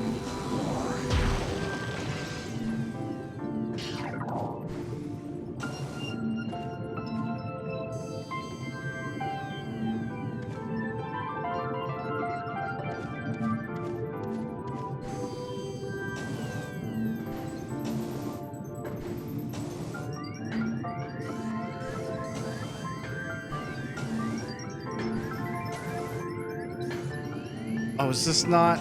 Hang on. No, this is the door. But we need the thermal points.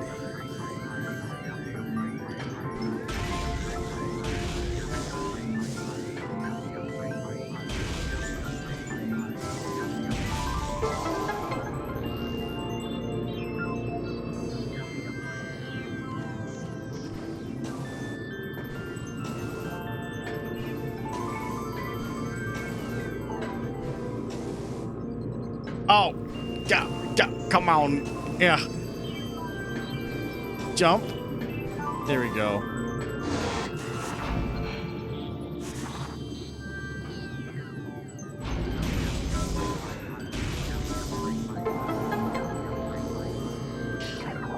Someone tells me the save room's still here. It sure is.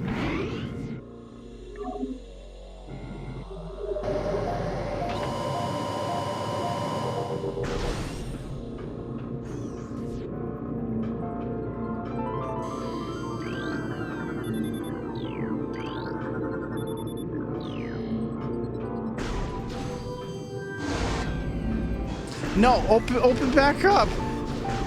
Please.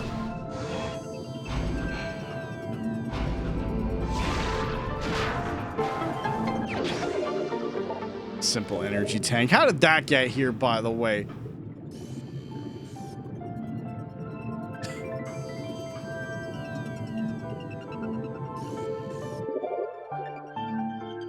Now, chat, I will be right back once again. I will leave you with the soothing sounds of the crashed pirate ship. Or the crashed frigate, whichever one it is, but just a little bit of chill. I'll be back in a few minutes.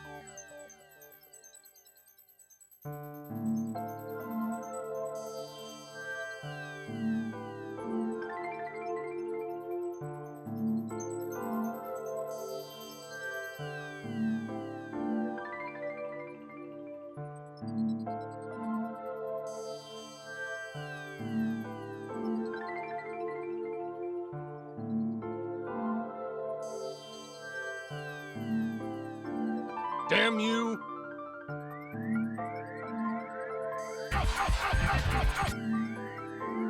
Chaos. Good game.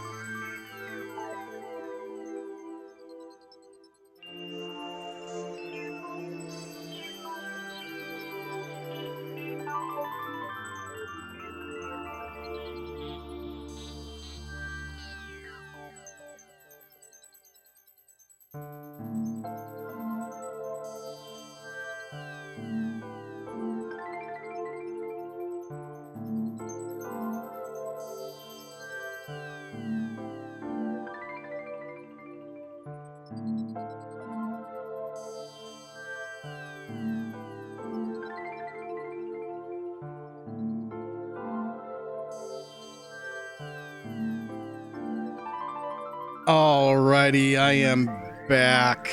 Sorry for the wait. What were all these redeems that happened while I was gone?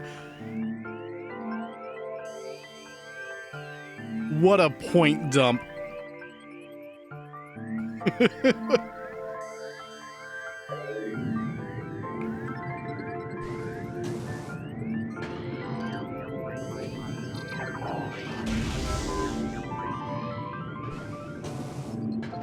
So anyway, there is a good chance that we will stop around Phazon Mines tonight.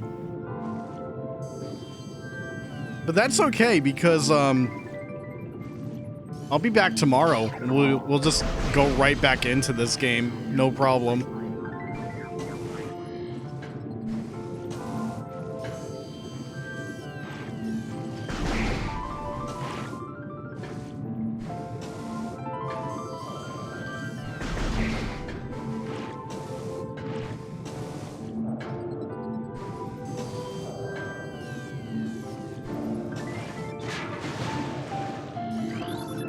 space pirate. He's fucking dead.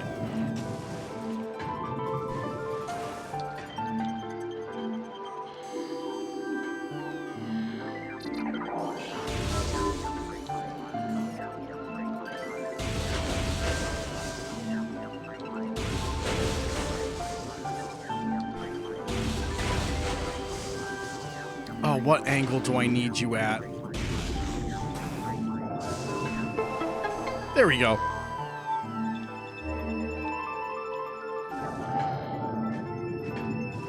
Motherfuck, god damn it. All right, back up we go.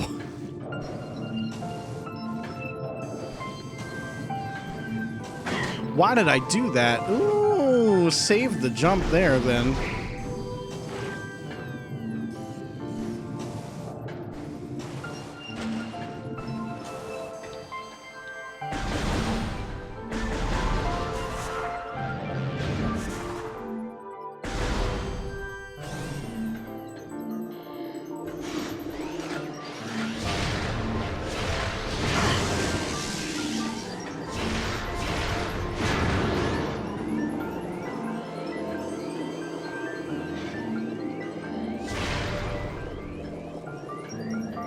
I believe the missile is actually down below here, but I think...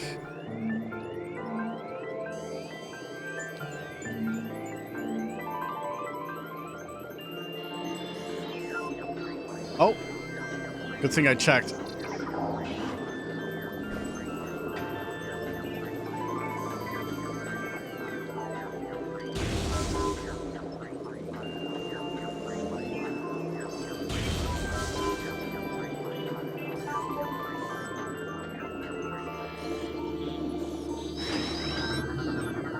Here's a missable one. Aqua Drone, security mecha adapted for use in underwater areas. The space pirates have adapted a number of sentry drones for use in liquid environments. These Aqua Drones utilize an arsenal and artificial intelligence suit similar to their cousins. The pirates have been unable to properly shield these drones from electrical attack, making them vulnerable to the wave beam.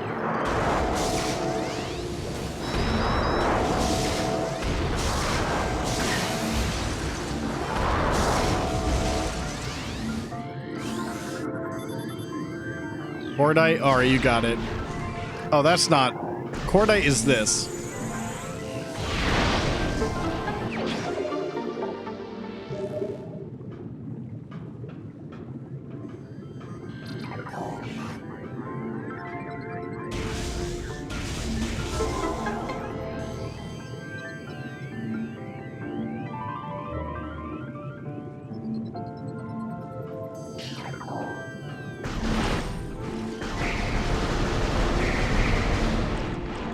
Alright, move it. Get out of here.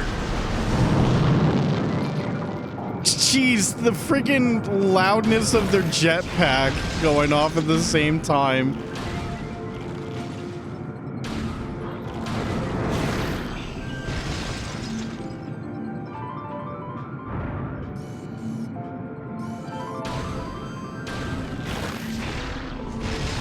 Oh, I missed. Oh, man.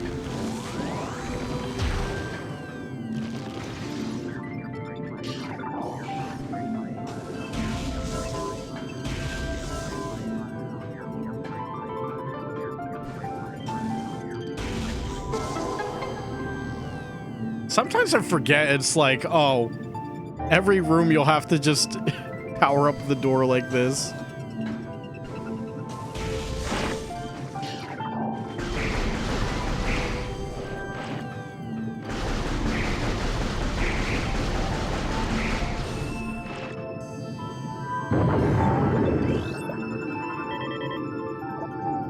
Aquasac will burst when subjected to impact or trauma. Believed to be in the same family as the sapsac, this plant has similar features. It will burst when exposed to force. This protective response keeps most creatures from feeding on it.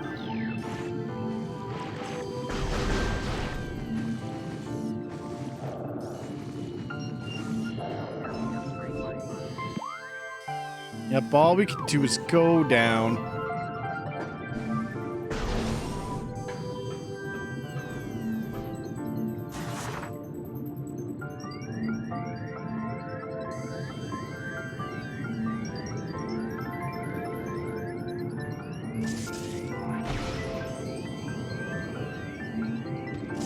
I believe there is an energy tank here.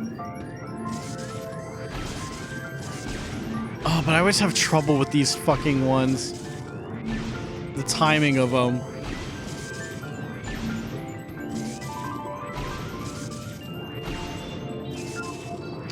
All right, hold up.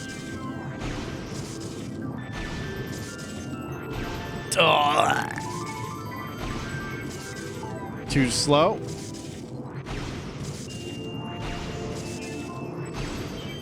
Oh no! Yeah! Oh, no! No! No!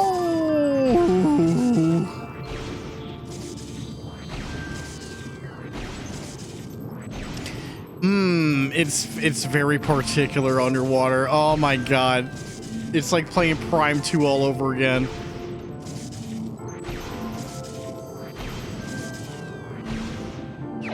There we go. It's easy. It's not. It wasn't hard. Come on.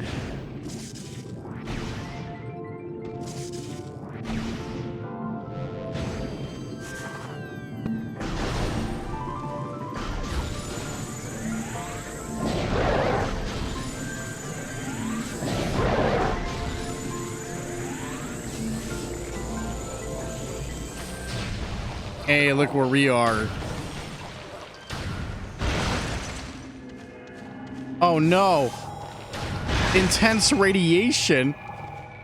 No, I'm going back. I'm scared. That scares me. I don't want to go.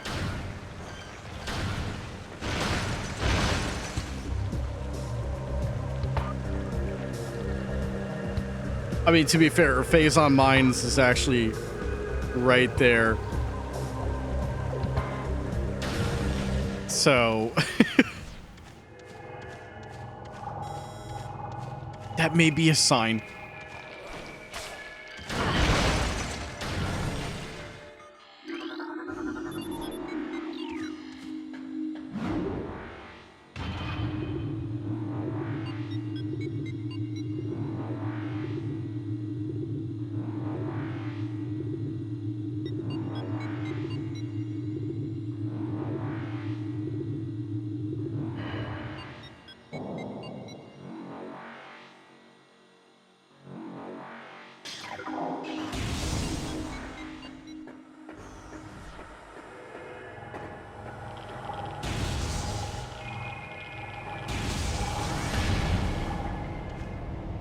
All right, here we go.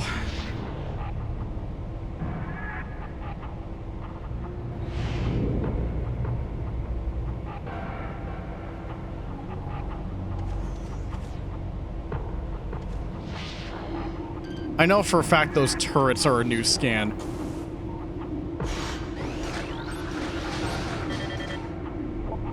Mega turret. Perimeter defense turret reinforced with energy shielding. Frustrated with inferior armor plating on standard defense turrets, the space pirates added energy shielding to a modified heavy cannon. The new shielding and increased beam strength makes the mega turret an efficient point defense weapon. Alright, well, ice work. I mean, yeah, that does help.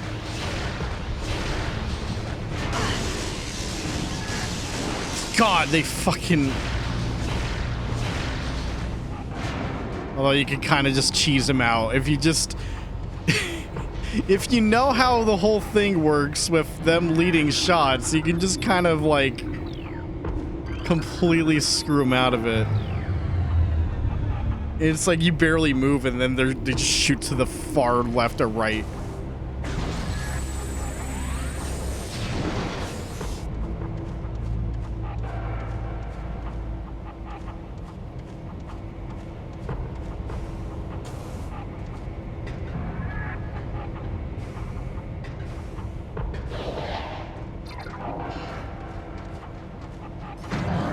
Oh, here they come.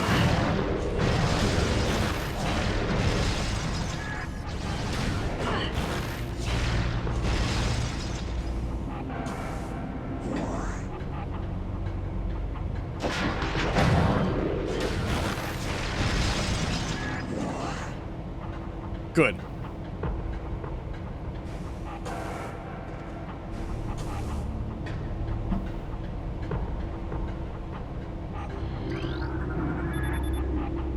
crane unit is inactive. Even then, like, I think I can only do one thing with the crane anyways, and that does involve the spider ball.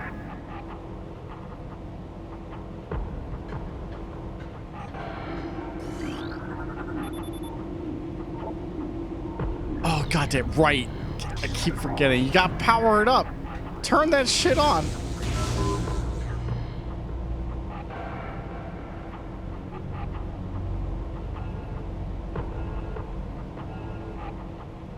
All right, now it's gonna work.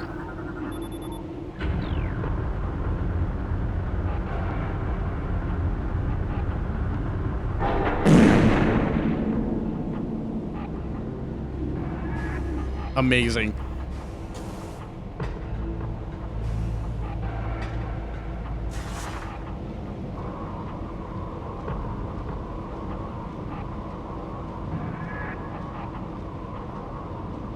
Okay, just drop down nice and steady.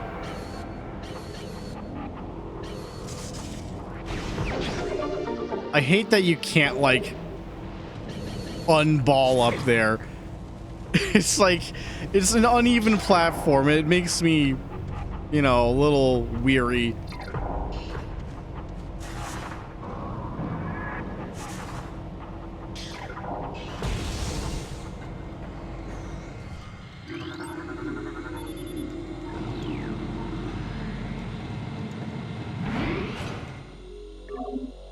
However, chat, that's honestly gonna do it for me tonight. I'd say 5.5 hours is fine. I mean, considering that we're doing 100% and whatnot, this is the pace I expected. But that, you know what, that's fine.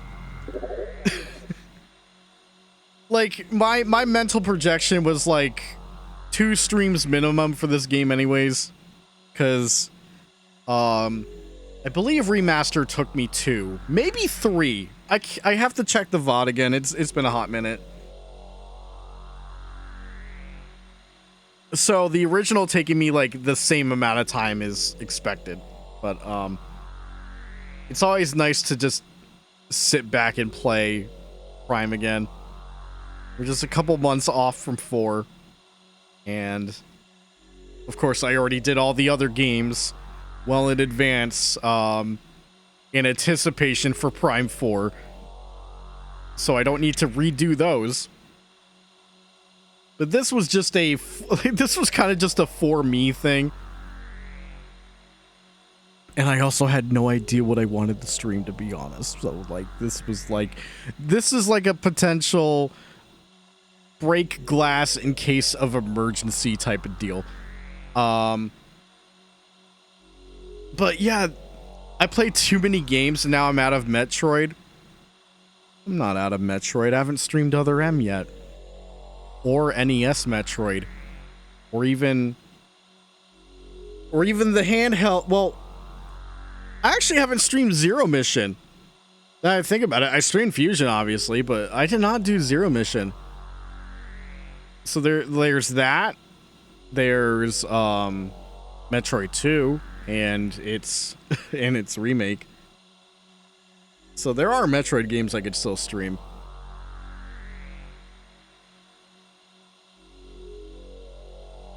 But you're right, there also are too many games for sure. All right, so I will be back tomorrow to most likely to wrap this game up to pretty much do the rest of it. It shouldn't take more than 5 or 6 hours. Like, being at Phase on Mines right now is a pretty good state.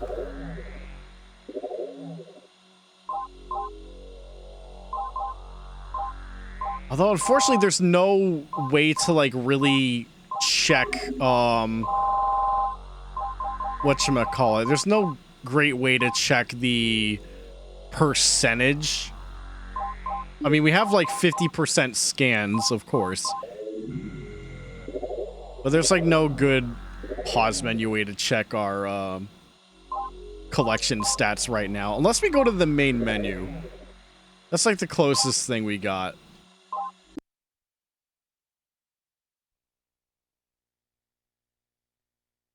Although, like, anything on the main menu is,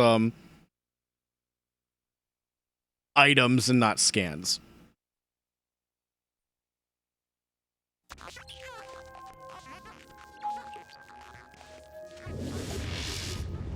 Still can't believe this is a 2002 game. Yeah, 55%, that's pretty good.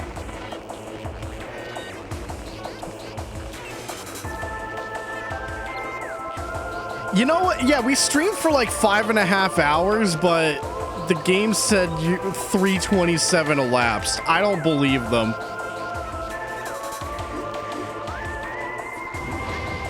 That for sure is not true. Like, look at the stream time code, man. Like, come on.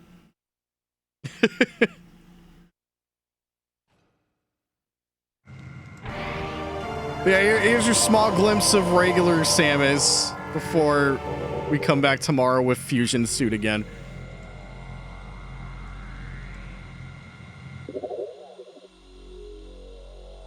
So real quick, the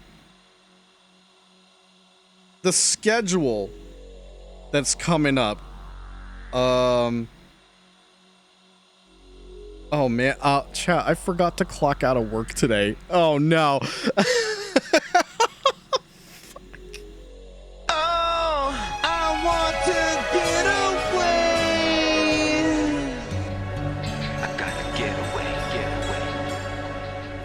The worst part is I thought I did.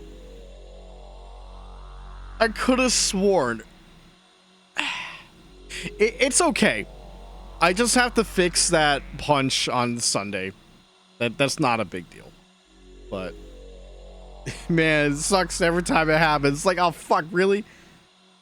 But excluding that,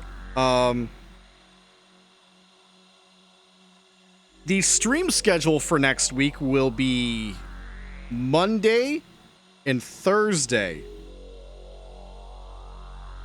And then the last week of September, we've got Sunday. Oh god, we got Sunday and Friday for that. That's weird.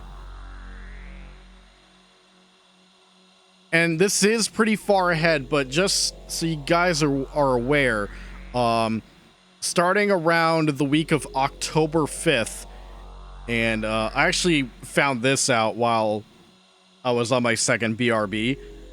That begins my 4 a.m. shifts because we're going to be going into holidays. Like, it's getting closer and closer to that, so, I'll still have time to stream and stuff, but like, if there's any Monster Hunter Wednesdays, the odds of me doing those are pretty much zilch for the rest of the year, unless I have Thursday off.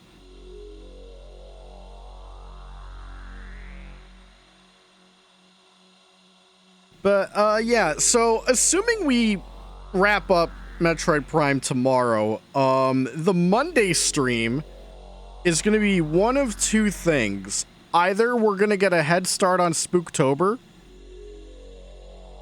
No, actually, no, that's too early. No. Our head start of Spooktober would be this Sunday, or like the last Sunday of September, or was it the Thursday before? Or the Friday. I already forget. Like, it's 2 a.m. I'm actually kind of honestly tired right now. I do need my rest. Yeah, like, whichever stream would work for, like, one of the actual last couple of days of the month, we may get a head start on Spooktober and start playing Geist. But if that doesn't happen, then we start Geist in October proper. That's all. So, conversely, the Monday stream coming up, there's no real plans, but since I now have a hard drive for my PlayStation 2 filled with video games. You know, video games.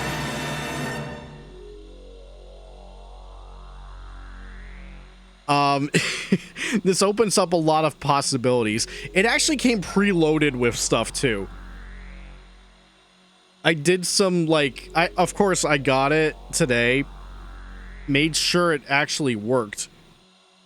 And it does. Quite a few things work. There was one thing that did not work and it bummed me out. But it was funny, so maybe I'll show it. I'll show I don't want to say what games were included on it.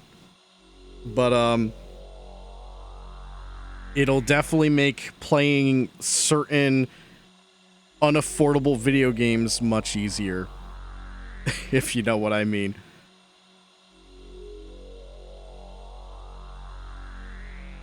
But that's all I got for tonight.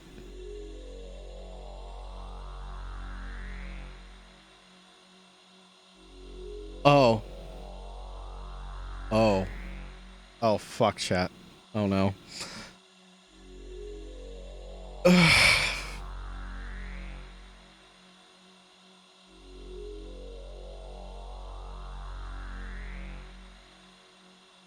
I apologize for the sudden silence.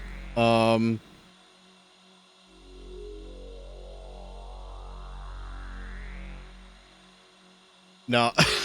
no, I'm not. That's not a laugh. Oh no. Okay.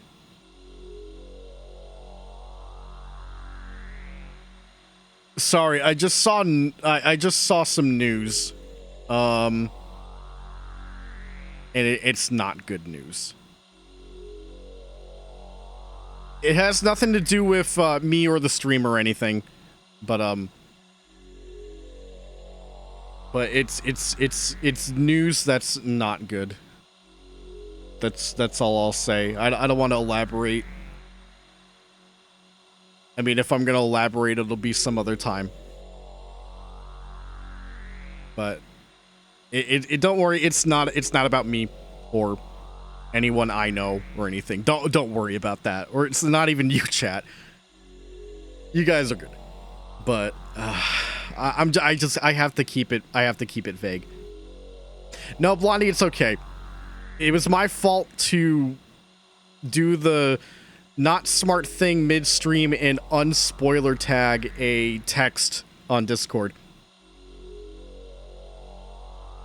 And for chat, for those that don't know, when I mean unspoiler tag, I'm not talking about video game spoilers. I would not be reacting like this over a video game spoiler. I'd probably be more mad than anything. But if maybe I'll bring up what it was tomorrow, but not tonight. Yeah, sorry for the sudden shift, but I was not prepared for that. But yeah, I really do have nothing else to say for the rest of the night. Damn. Other than thanks for watching Metroid Prime. I almost was about to say remastered. My brain's that fried that I almost went back in time and be like, wait a minute. No, we're not streaming remastered. What the fuck? But yeah, thanks for watching. I'm always having a good time with this game. It's one of my all-time GameCube favorites. And hopefully we can efficiently wrap this up tomorrow. But until then, I'll see you guys later. Take care. Stay safe. Wash your hands. Stay hydrated. Have a good night's sleep or a good morning breakfast. If it's morning on your side of the world, I need to sleep. Because I do feel the migraine. No jokes, but I'll just press my usual sign off if I remember where that is. There it is. All right. Good night, guys. I'll see you tomorrow. Bye.